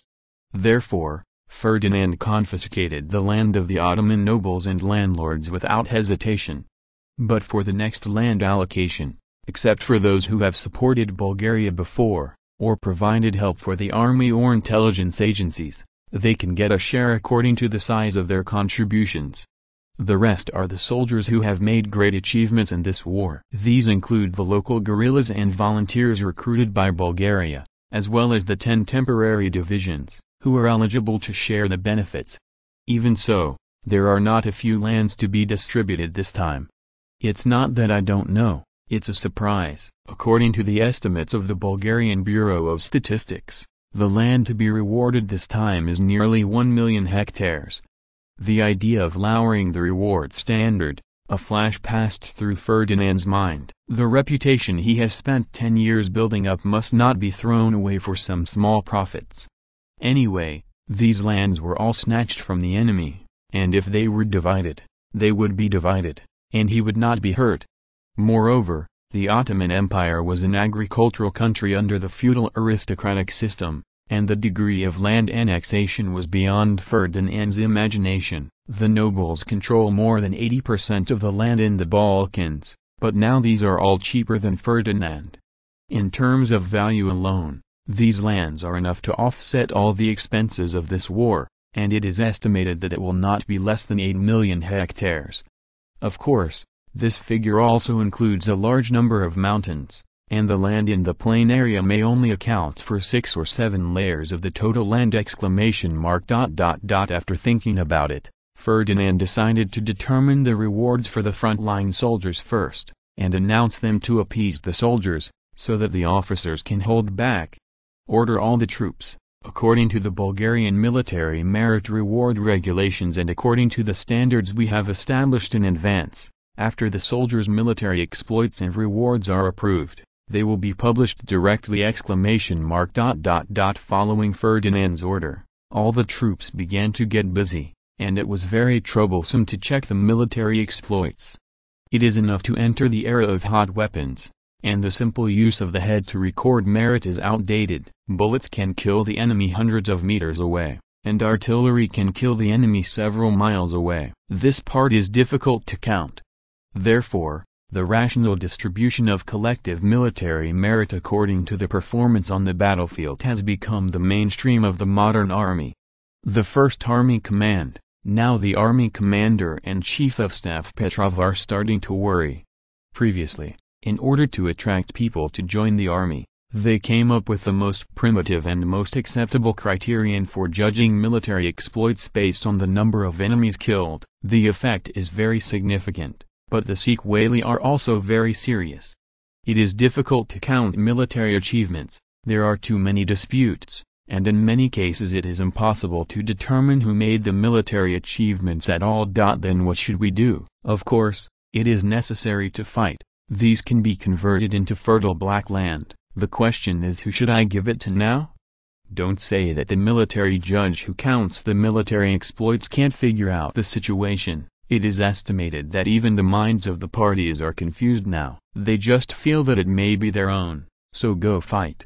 Anyway, the public says that the public is right, and the mother-in-law says that the mother-in-law is right. The military judge who counts military exploits is not Sherlock Holmes, so he doesn't have such strong detective skills! How's the combat achievement statistics done? Asked the husband. Petrov sighed and said, except for the temporary division, all other units have been counted. The husband asked suspiciously, what kind of moth has appeared in the temporary teacher again? Petrov looked at the husband resentfully, and said, you are a military officer, you don't need to participate in these troublesome matters, and no one dares to bother you. I will be miserable, and I will be harassed by them every day. Up to now, less than half of the temporary division's military merit statistics work has been carried out, and now the subordinates are about to fight for combat merit. The most important thing is that in many cases, many bullets hit the enemy at the same time. Now we can't be sure who killed the enemy at all. At this moment, the soldiers are not giving in to each other for rewards. The husband thought for a while and said, it seems that this primitive method of counting military exploits is completely behind the times now. Or why don't you just count the battle achievements that have been confirmed first, and put aside all the controversial ones? Let's talk about it later. Petrov nodded and said, this is the only way to do it now, otherwise there will be no results after a few more months. Sure enough, when the results came out, some families were happy and some were sad. Of course, there is no need to think about the controversial military merits. The army is a serious place, and it is absolutely not allowed to pretend to be a military leader. If you don't know it, everyone don't want it. These can't affect everyone's mood now. This kind of fair and open approach, on the contrary, is more convincing to ordinary soldiers. People with good luck may get more than 10 hectares of land, and they are celebrating now. People with bad luck, oh, they don't have to worry, they have already gone to see God now. Of course, these lands are all nominal. To obtain the land, you must go back to the local area and find the government department to divide it on the ground before you can count. It may still be months away, but that doesn't stop them from being excited. Even the one with the least harvest will at least have a share in the consolation prize. Basically, the collective credit is shared by everyone. If you don't get the land, you can get a bonus. Facts have proved that Ferdinand's measures are effective. Once the military rewards were announced, he gained another wave of fans. All the rewards were issued in the name of the king. Anyone who got the land has become a die-hard supporter of Ferdinand at this moment. Ferdinand had to rejoice, but fortunately, most of the Balkans had a backward agricultural economic system, otherwise this military meritorious service would be abolished. In order to be able to further control the newly added territory, especially the Albanian region with the least influence in Bulgaria, Ferdinand decided to launch the military merit difference compensation method. Simply put, if the Bulgarian soldiers who have obtained military merit are willing to go to Albania to obtain land, then they can get an extra piece of land. Since the military merit is not enough, they are allowed to pay for the difference by themselves. Of course, this price is much lower than the market price, and in principle, the increased territory should not exceed twice the military merit field, otherwise the excess part will not enjoy the half-tax treatment of the military merit field. This can be regarded as a change of direction to encourage immigration. No way. Who said that there are few people in Albania now? Most of the people have been deported, so the land can't be left unused right now. Now the land in Bulgaria is not cheap, because the government holds a large amount of land and has not put it into circulation in the market. In addition, Bulgaria's folk customs are conservative. Many families regard land as their lifeblood. Before the critical moment, they will not choose to sell land. This has resulted in the scarcity of land circulating in the market in Bulgaria. In addition, in order to curb land mergers, the government set a high land transaction tax, which invisibly raised the land price.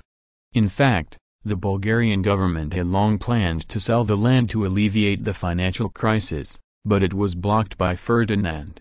He knows that once the government sells a large amount of land, it will inevitably cause major changes in the Bulgarian economic system.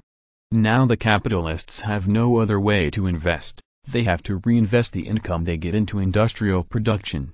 If you tell them suddenly, you can also invest in agriculture with stable income. With the conservative atmosphere in Bulgaria, the capitalists are bound to mobilize a large amount of funds to collect enough land. At that time, the funds invested in industrial development will definitely be greatly reduced, which is not in line with Ferdinand's vision. Moreover, capitalists have entered into agricultural production. In order to seek profits, they will definitely promote mechanized farming and lower production costs. Now a large number of farm laborers in Bulgaria will face unemployment. In the case of reduced investment in industrialization and an increase in the number of unemployed farmers, it is bound to cause chaos in Bulgarian society, which is not allowed by Ferdinand. Now the government holds a large amount of land, largely for the purpose of stabilizing, adjusting the demand for industrial and agricultural population, and maintaining the population growth rate. History told Ferdinand that the population growth rate of agricultural economy countries is much faster than that of industrialized countries, and the more industrialized countries are, the slower the population growth rate will be. So while promoting Bulgaria's industrialization, Ferdinand was trying to keep Bulgaria's small peasant economic model. In order to ease the contradiction between rural population growth and land, Ferdinand's military merit award system is also a very important measure. A large number of military elites have been moved out of their original hometowns, and the land will naturally be freed up to house more people. Therefore, after promoting new agricultural technologies, Ferdinand was overhauling water conservancy projects, but he did not fully promote mechanized agriculture. Otherwise, when the time comes, millions of bankrupt farmers will appear at once, and it will be strange if Bulgaria does not explode. This is also Ferdinand's reference to the successful example of a certain country in later generations. When industrialization develops, farmers can be encouraged to work in cities to solve the problem of labor shortage. When the economic crisis breaks out, they can be allowed to go home to farm, relieve the employment pressure of the society, and increase the ability to resist risks. If you are listening to this novel on a channel other than Fanfic World, it means they downloaded and uploaded it without effort. We cordially invite you to visit our channel, Mundo Fanfic Novelist. There you'll find the original version of this story and you can explore many other novels of various genres. We are waiting for you to immerse yourself in a world of incredible novels. Chapter 224. At this time, the negotiations in London had also entered a new stage. After the Battle of Constantinople broke out, the Bosphorus was closed. Cannonballs have no eyes. The capitalists are very courageous, but they are definitely not stupid. Thousands of cannons on both sides are bombarding each other. Who dares to run over to die? However, the long-term closure of the Bosporus Strait has seriously affected the interests of capitalists engaged in overseas trade in this area, and the biggest losers are the Russians. No way, who said that most of the overseas trade of the Russian Empire was completed through this golden waterway. Although it is also possible to go to the Baltic Sea instead, it is not as convenient as traveling from the Black Sea. The key is that the transportation cost will increase a lot. In just 2 months, the total import and export trade volume of the Russian Empire has shrunk by nearly 3 levels. There was a war before, and no one could do anything about it, thinking that after the war was won, the Ottoman Empire would be less plundered, and the capitalists endured it. /U0026/1T/I/U0031T/I/U03E//I/U03E But now it has entered September, and the war has ended for more than half a month. Since the negotiating parties are still arguing, the two sides have to shoot a few shots from time to time, which still blocks the navigation of the strait. This is unbearable. The capitalists decisively found their backers and exerted influence on the Russian government, especially now that autumn is coming soon, and a new round of grain harvest is coming. If they cannot be sold, the nobles will suffer a great loss. Pressured by domestic nobles, Sergei Yulievich Witt, the diplomatic representative of the Russian Empire, is now in a bad mood. In order to complete the tasks entrusted by the Tsar and face the pressure of domestic nobles, the negotiations must be completed as soon as possible, at least to restore a normal navigation to the Bosporus Strait. Also under pressure are the representatives of Britain, France, and Germany, the huge market of the Russian Empire. How could it be possible without the participation of these three giants? /U0026/1T/I/U0031T/I/U03E The British Empire is still the factory of the world, and although the two sides are at odds diplomatically, economically, the Russian Empire is undoubtedly one of its main trading partners. Not to mention France. The place with the most overseas investment is Russia, and the two sides are each other's most important trading partners. Germany is no exception. As a rising star, it was already the last train when it joined the colonial scramble. The Russian Empire has always been one of the main export destinations of German industrial and commercial products. After the Bosphorus was cut off, everyone's import and export trade was affected to a certain extent. Affected by the economy. Britain, France, Germany, and Russia all intend to end negotiations as soon as possible, sign a peace treaty, and restore a normalization in the Near East. In order to end the war as soon as possible, the former harmony, and restore normalcy in the Near East as soon as possible. Sergei Yulievich Witt united the representatives of the three countries who also wanted to end the war as soon as possible, and jointly exerted pressure to promote the negotiation process. /U0026/1T/I/U03E/I/U03E In this world, once the four countries of Britain, France, Germany, and Russia have the same position, there are few things they cannot do. Faced with the unanimous decision of the four countries, Ferdinand resolutely admitted that as long as the benefits he had already obtained were not vomited, all other issues can be discussed. Similarly, the Ottoman Empire could not bear the common pressure of the four countries, and the conditions became more pragmatic, and the negotiations seemed to have dawned. Constantine knew very well that the main purpose of the great powers was to restore a normal navigation to the Bosporus Strait. On this point, they must not fight against them. So not long after the negotiations started, Constantine made it clear, in order to show the sincerity of Bulgaria's peace, we can stop the bombardment in the Bosporus Strait and allow merchant ships to navigate normally.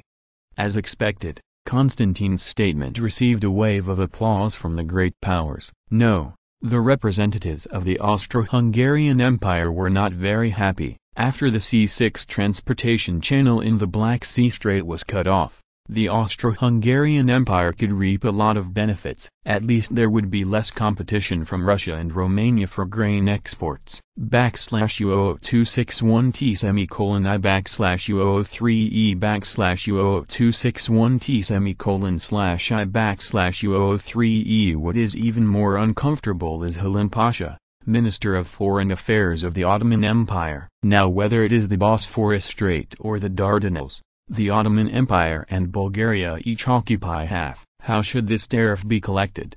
Ferdinand didn't care. Anyway, the Bulgarian government didn't receive a penny of tax from it, and it didn't matter whether it was collected or not.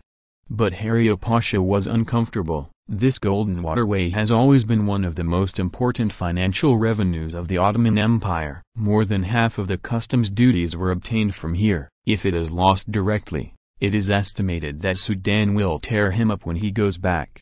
Fortunately, Herim Pasha is also a veteran in the diplomatic arena. Knowing that the situation is not good for him, he decisively played Taikai and resorted to procrastination. Under the dissatisfied expressions of the great powers, the day's negotiations ended. After leaving the venue, Herim Pasha immediately sent a telegram to Ankara, demanding a domestic decision. /U00261T semicolon I /U003E /U00261T semicolon / I /U003E. It is conceivable that Herim Pasha's life will not be easy tonight, and the subsequent forced palace by the four powers is definitely not something he can resist.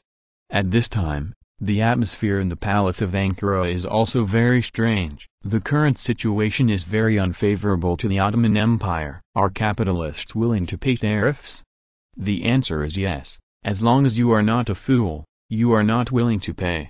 Under this background, once normal navigation is resumed, tariffs will definitely not be collected. The two countries in the straits each have half, so why should the tariffs be handed over to you? The current situation is obvious. With the support of France and Russia, Bulgaria will definitely not spit out their European territory again. Even if they also received the support of Germany and the Austro-Hungarian Empire, they still cannot change this outcome. Originally they hoped that the British would check and balance Russia and intervene to keep Constantinople, but now everything is impossible. /U00261T semicolon I /U003E /U00261T semicolon / I /U003E. The Russians don't need to hide their faces, and let the navy hang the Bulgarian flag and enter the Marmara Sea, and then they can know the result. The attitude of the Russians is very firm. Even if the British drop the Mediterranean fleet, it will be useless. No matter how bad it is, they can defend the Dardanelles. Hundreds of heavy artillery were fired on the peninsula, and a batch of mines were planted in the strait of more than 70 kilometers. It was almost impenetrable. The real power of sea mines should be in the Russo-Japanese War. Prior to this, the American Civil War had also been used on a large scale, but the stability was not good, and far more fish were bombed than boats. In order to protect the interests of the great powers, all countries have tacitly prohibited the export of naval mines. In fact, even if exports are allowed, it would be unaffordable to poor people like the Ottoman Empire.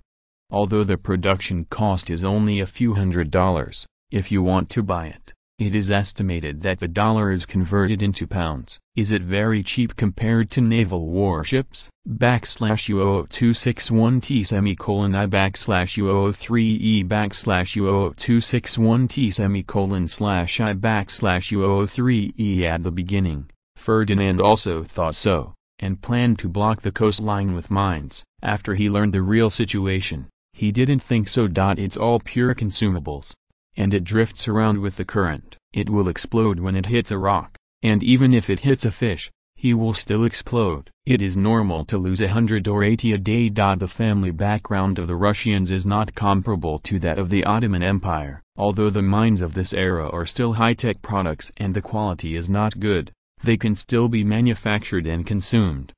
Everyone knows this. Maybe the British still hope that the Russian Navy will enter the Mediterranean Sea, so that he can join forces with other countries to break Meng's ocean dream. Sultan blushed and said, "What should we do now?" After a moment of silence, The Prime Minister said, "It was a unanimous decision of the great powers to let go of the Bosporus Strait and allow ships to resume normal navigation, and we cannot stop it!" /U00261T I /U003E /U00261T I /U003E There are two roads before us: either abandon the straight tariffs and continue the stalemate with the Balkan alliance, or admit defeat and give up the territorial sovereignty of part of Europe. Well, this is a multiple-choice question whether you want face or face. Sudan was silent. His eyes were full of murderous intent. He was not willing to choose either of these two paths! The next day, a new round of negotiations began, and Harun Pasha unwillingly proposed new conditions. The Ottoman Empire can give up the territory of Macedonia, Kosovo, Albania, and Thrace, but in other areas we must be compensated. Knowing that the Ottoman Empire had made concessions, although he didn't know why, Constantine knew that it must have something to do with the pressure from the great powers. But he did not respond right away. Harun Pasha left out the Istanbul area, including Constantinople, which is definitely not acceptable to Bulgaria. /U00261T I /U003E /U00261T I /U003E After a moment of silence, Constantine said, "Mr. Harun Pasha, you still said that you missed something." Harun Pasha said excitedly, "Istanbul is the capital of the Ottoman Empire, we must not give up." Constantine smiled and said, "It should be called Constantinople, and we all know that Constantinople is the Holy Land in the hearts of Christians all over the world. You have occupied it for so many years, and now it's time to return. So you don't have to make trouble for no reason." Every believer in God in the world cannot tolerate the fall of the Holy Land again. Speaking of which, Constantine also specially emphasized the voice. It was obviously meant for the representatives of Britain, Germany, and Austro-Hungary. The meaning is obvious. As long as you are a believer in God, you can't object. Those sitting here are not fools. The most important political correctness in Europe in the 19th century is to believe in God. If anyone dares to say the words of abandoning Constantinople, the London citizens outside will not be able to get around him. The Crusades and Holy Wars were not fought in vain. Some folks have always advocated that the Crusaders be reorganized and a holy war be launched against the Ottoman Empire.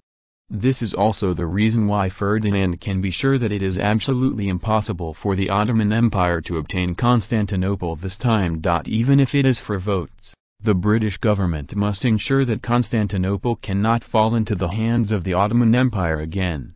The same point also applies to the governments of France, Russia, Germany, and the Austro-Hungarian Empire. Genius site address, mobile version reading URL. Chapter 225, Treaty of London. After Constantine pulled out the tiger skin, Harun Pasha knew the result.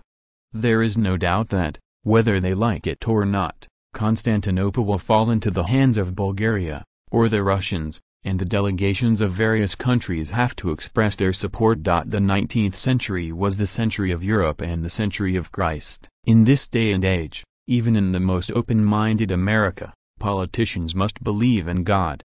Whether it is Orthodox, Roman Catholic, or Protestant, the rulers of the 6 major European countries must show the face of God's devout believers. At this point, whether it is Queen Victoria, William II, or Nicholas II, including our protagonist Ferdinand, the unanimous support of the representatives of various countries, the opinion of the Ottoman Empire is no longer important. Harun knew that if he continued to entangle in this regard, he would definitely not be able to get good fruit to eat. Just look at the attitude of the Londoners. After Bulgaria conquered Constantinople, Harun Pasha witnessed the self-organized celebrations by the people 3 times. The next negotiation went much smoother. Whether he wanted to or not, Harun Pasha tacitly acquiesced in the disposal of Constantinople by various countries. Although they are greedy, everyone knows that neither the British nor the Germans have the ability to prevent the Russians from gaining the sovereignty of Constantinople and Bulgaria this time, a fig leaf left by the Russians for everyone. But Ferdinand is very satisfied with the result. What else is there in Constantinople now? Except for the status of politics, military and religion, it is a complete ruin. Maybe the Russians have some value in their hands, but in Bulgarian hands, Ferdinand really doesn't know what to do. Rebuild Constantinople? Bulgaria doesn't have that kind of money. Not rebuild it, waiting to be sprayed to death by the public opinion. Instead, other areas of Istanbul except Constantinople, even more tempting to Ferdinand. After all, it is also the industrial center of the Ottoman Empire, and the foundation left behind is still very thick, which can effectively make up for the deficiencies in Bulgaria's industrial heritage. After the loss of Constantinople, the morale of the Ottoman delegation was not suppressed, which was obviously what they expected. Halim Pasha knew that for Bulgaria and Montenegro, the Ottomans had no chips in their hands, but for the Greeks, they still had a lot of chips in their hands. It is impossible for the Greek government to return to Athens without paying the price. Even if Bulgaria is willing to send troops, it cannot stop the Ottoman Empire from destroying the country. Halim Pasha said righteously, as the instigator of this war, we must pay the price we deserve, and the stability of the Near East cannot be destroyed. Obviously this is for the Union, and more so for the Greeks. But Constantine did not rush to speak, because Bulgaria and the Ottoman Empire had reached a secret agreement, and the Greeks were shamelessly betrayed by Ferdinand. The full name of the agreement is the Agreement on the Mutual Repatriation of their subject nationalities between Bulgaria and the Ottoman Empire after the war. Simply put, it is an agreement between the two countries to exchange populations. This is a win-win agreement. The Ottoman Empire has now suffered enough from the insufficiency of the main ethnic group. Every year, there are many incidents of ethnic minorities rebelling. Now the Bulgarians in their country are undoubtedly unstable factors. Throwing them to Bulgaria in exchange for fully supporting their Turks is in the interests of both parties, and everyone will settle the account. After the loss of the Balkans, how many Bulgarians remained in the Ottoman Empire, and the Sudanese government did not count the specific number. Ferdinand didn't even know it. Anyway, he knew that the number would not be small. During the First World War, the Bulgarians were still the top 5 races in the Ottoman Empire. It is estimated that there are 2 or 3 million people. These populations are undoubtedly precious to Ferdinand. For this group of people to betray the Greeks once, there is no pressure in his heart. Constantine began to pretend to be stupid, and the Greek foreign minister is not a fool. How could he not see it? He simply pretended to be stupid, didn't answer, pretended not to hear. Now the position of the German delegation is a little embarrassing. The 2 younger brothers below are fighting together again. Who should I help? It is not that the Germans have not thought about reconciling the conflict between Greece and Turkey, but unfortunately, with the full explosion of the Balkan War, the 2 sides have no room for relaxation. The Ottoman Empire lost so badly this time, how could they give up without making up for the loss? Greece is similar, both have suffered heavy losses, and they all hope to cut a piece of meat from the other side to make up for the loss. The Germans simply closed their eyes and meditated, playing soy sauce on the side. The representatives of the Austro-Hungarian Empire didn't care about the Germans, and they didn't bother to intervene. Not to mention the French and Russian delegations, the matter has nothing to do with them. The British delegation is now happy to see jokes. Originally, in Greece, the British initially dominated, but the Germans came to the fore, including George I, and now the Greek government is dominated by the pro-German faction. Without the intervention of the foreign powers, the problems between the Ottomans and Greece would only be a matter of wrangling. The negotiation is still going on. Everyone is talking about one thing from another. If there is something unclear, as long as it is not directly related, then go to the next one. Soon the issues about Bulgaria and Montenegro were settled, and Halim Pasha was a broken jar, and he signed everything that became a given fact without hesitation. As long as there is controversy, he will not give in, and strive for the greatest interests of the Ottoman Empire. London negotiation. Not only is the agreement between the Ottoman Empire and the Balkan Alliance completed, but also must be approved by the foreign powers before it takes effect. There is no objection to the Ottoman Empire giving up its territory in the Balkans, but there is a dispute over the division of the spoils between the Balkan alliances. The German and Austro-Hungarian delegations made it clear that Greece, as a member of the alliance, had contributed to the war and deserved a share of the spoils. The Greek delegation, supported by the foreign powers, has also grown a lot, and directly opened its mouth to make a territorial claim to half of Macedonia and Albania.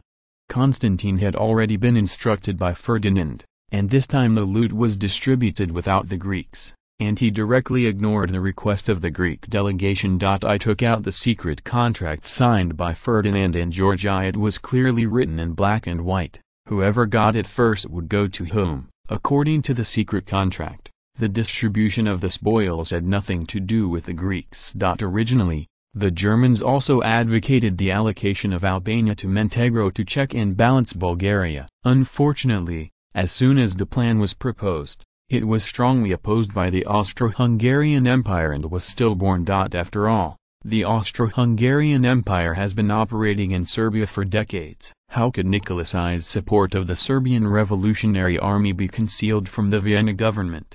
Now the Austro-Hungarian Empire is still busy dealing with the Serbian Revolutionary Army, and has no time to trouble Montenegro, but the Vienna government is opposed to any attempt to increase their strength. In order to teach Ment a lesson, the Austro-Hungarian Empire also occupied the area around Priboj, and Nicholas I's estimated territory was reduced by more than 30 square kilometers. Of course, the Austro-Hungarian Empire did not want to watch Bulgaria continue to grow, and proposed to make Albania an independent state. It is a pity that Ferdinand has already drawn his salary from the bottom of the pot. Now Albania is left with the Bulgarian army in addition to the Bulgarian supporters. The people who support Bulgaria have now also been urgently approved by Ferdinand and have all joined the Bulgarian nationality. Now Albania are all citizens of Bulgaria. How can they establish an independent state? Of course, Bulgaria still made concessions, promising to protect the interests of Austria-Hungary in the region, and at the same time Austria-Hungary won the construction of a railway to the Adriatic Sea in Albania. The delegation of the Austro-Hungarian Empire is also very clear that now the country is busy suppressing the riots in Serbia, and has no energy to intervene in the Albania region in the short term. Austria-Hungary also proposed the annexation of Bosnia and Herzegovina and Serbia, which was supported by the Germans and the British, but was opposed by the Russians. The purpose of the British succeeded. After the Austro-Hungarian Empire propaganda annexed Serbia, the contradiction between Russia and Austria began to intensify. It is a pity that neither the Allies nor the Allies have the idea of fighting. Austria-Hungary wants to forcibly annex Serbia, and Nicholas II has no intention of sending troops to intervene. The so-called opposition is only to give an explanation to the pro-Russian factions in Serbia. The conflict between the Russian Empire and the Austro-Hungarian Empire was not as serious as the outside world imagined. As early as before, Nicholas II and Franz Joseph I secretly reached an agreement. In order to achieve their respective goals, the two sides performed a play to deceive the British. Because of the Greek lion's big mouth, it caused strong dissatisfaction in Bulgaria and Montenegro. So after the negotiation terms involving the two countries were completed, the two countries announced that the Balkan alliance had been dissolved on the grounds that the Ottoman Empire had now been defeated and the mission of the Balkan alliance had been completed. Well, when the Balkan alliance was signed, there was indeed such a clause: after defeating the Ottoman Empire, the Balkan alliance treaty will automatically expire. The Greeks were tortured by Ferdinand. Two huge pits in a row made it difficult for the Greek government to get up now. Now that the Balkan League is gone, the Bulgarian and Montenegro delegations have left the stage, and the rest of the problem is left to the Greeks and the Ottoman Empire to talk slowly. On September 15, 1897, the negotiations that lasted for more than 2 months finally came to an end. Bulgaria, Montenegro, and Greece respectively signed a peace treaty with the Ottoman Empire, collectively known as the London Treaty. The signing of the Treaty of London marked the end of the Balkan Wars. Treaty content: first, Bulgaria and Montenegro will be completely independent from the Ottoman Empire. Second, the Ottoman Empire relinquished all its territories in Europe. Among them, Bulgaria gained Istanbul, Macedonia, Thrace, Kosovo, all the territory of the Chalkidiki Peninsula, including Constantinople, and most of the territory of Albania. Total area of about 190,000 square kilometers. Montenegro will get part of Albania. Nova Pazar. The total area is about 90 square kilometers. The Ottoman Empire acquired the region of Bosnia and Herzegovina, the region of Priboj. The total area is about 50,000 square kilometers. Third, the Ottoman Empire and Bulgaria signed the post-war agreement on the repatriation of their subject nationalities between Bulgaria and the Ottoman Empire. Fourth, the Ottoman Empire and Bulgaria will jointly have the sovereignty over the Bosphorus Strait, the Sea of Marmara, and the Dardanelles. The two governments will jointly maintain the navigation safety of ships of various countries and ensure that the freedom of navigation is not restricted. Fifth, after the peace treaty is signed, Bulgaria and Montenegro must release all Ottoman prisoners within the year. Genius website address, mobile version reading website. End of this chapter. Thank you very much for reaching the end. Don't forget to like. Looking for more exclusive content and immediate access? Subscribe to our Patreon. Remember, every like, subscription, or donation encourages us to continue. Thanks to everyone. See you in the next video.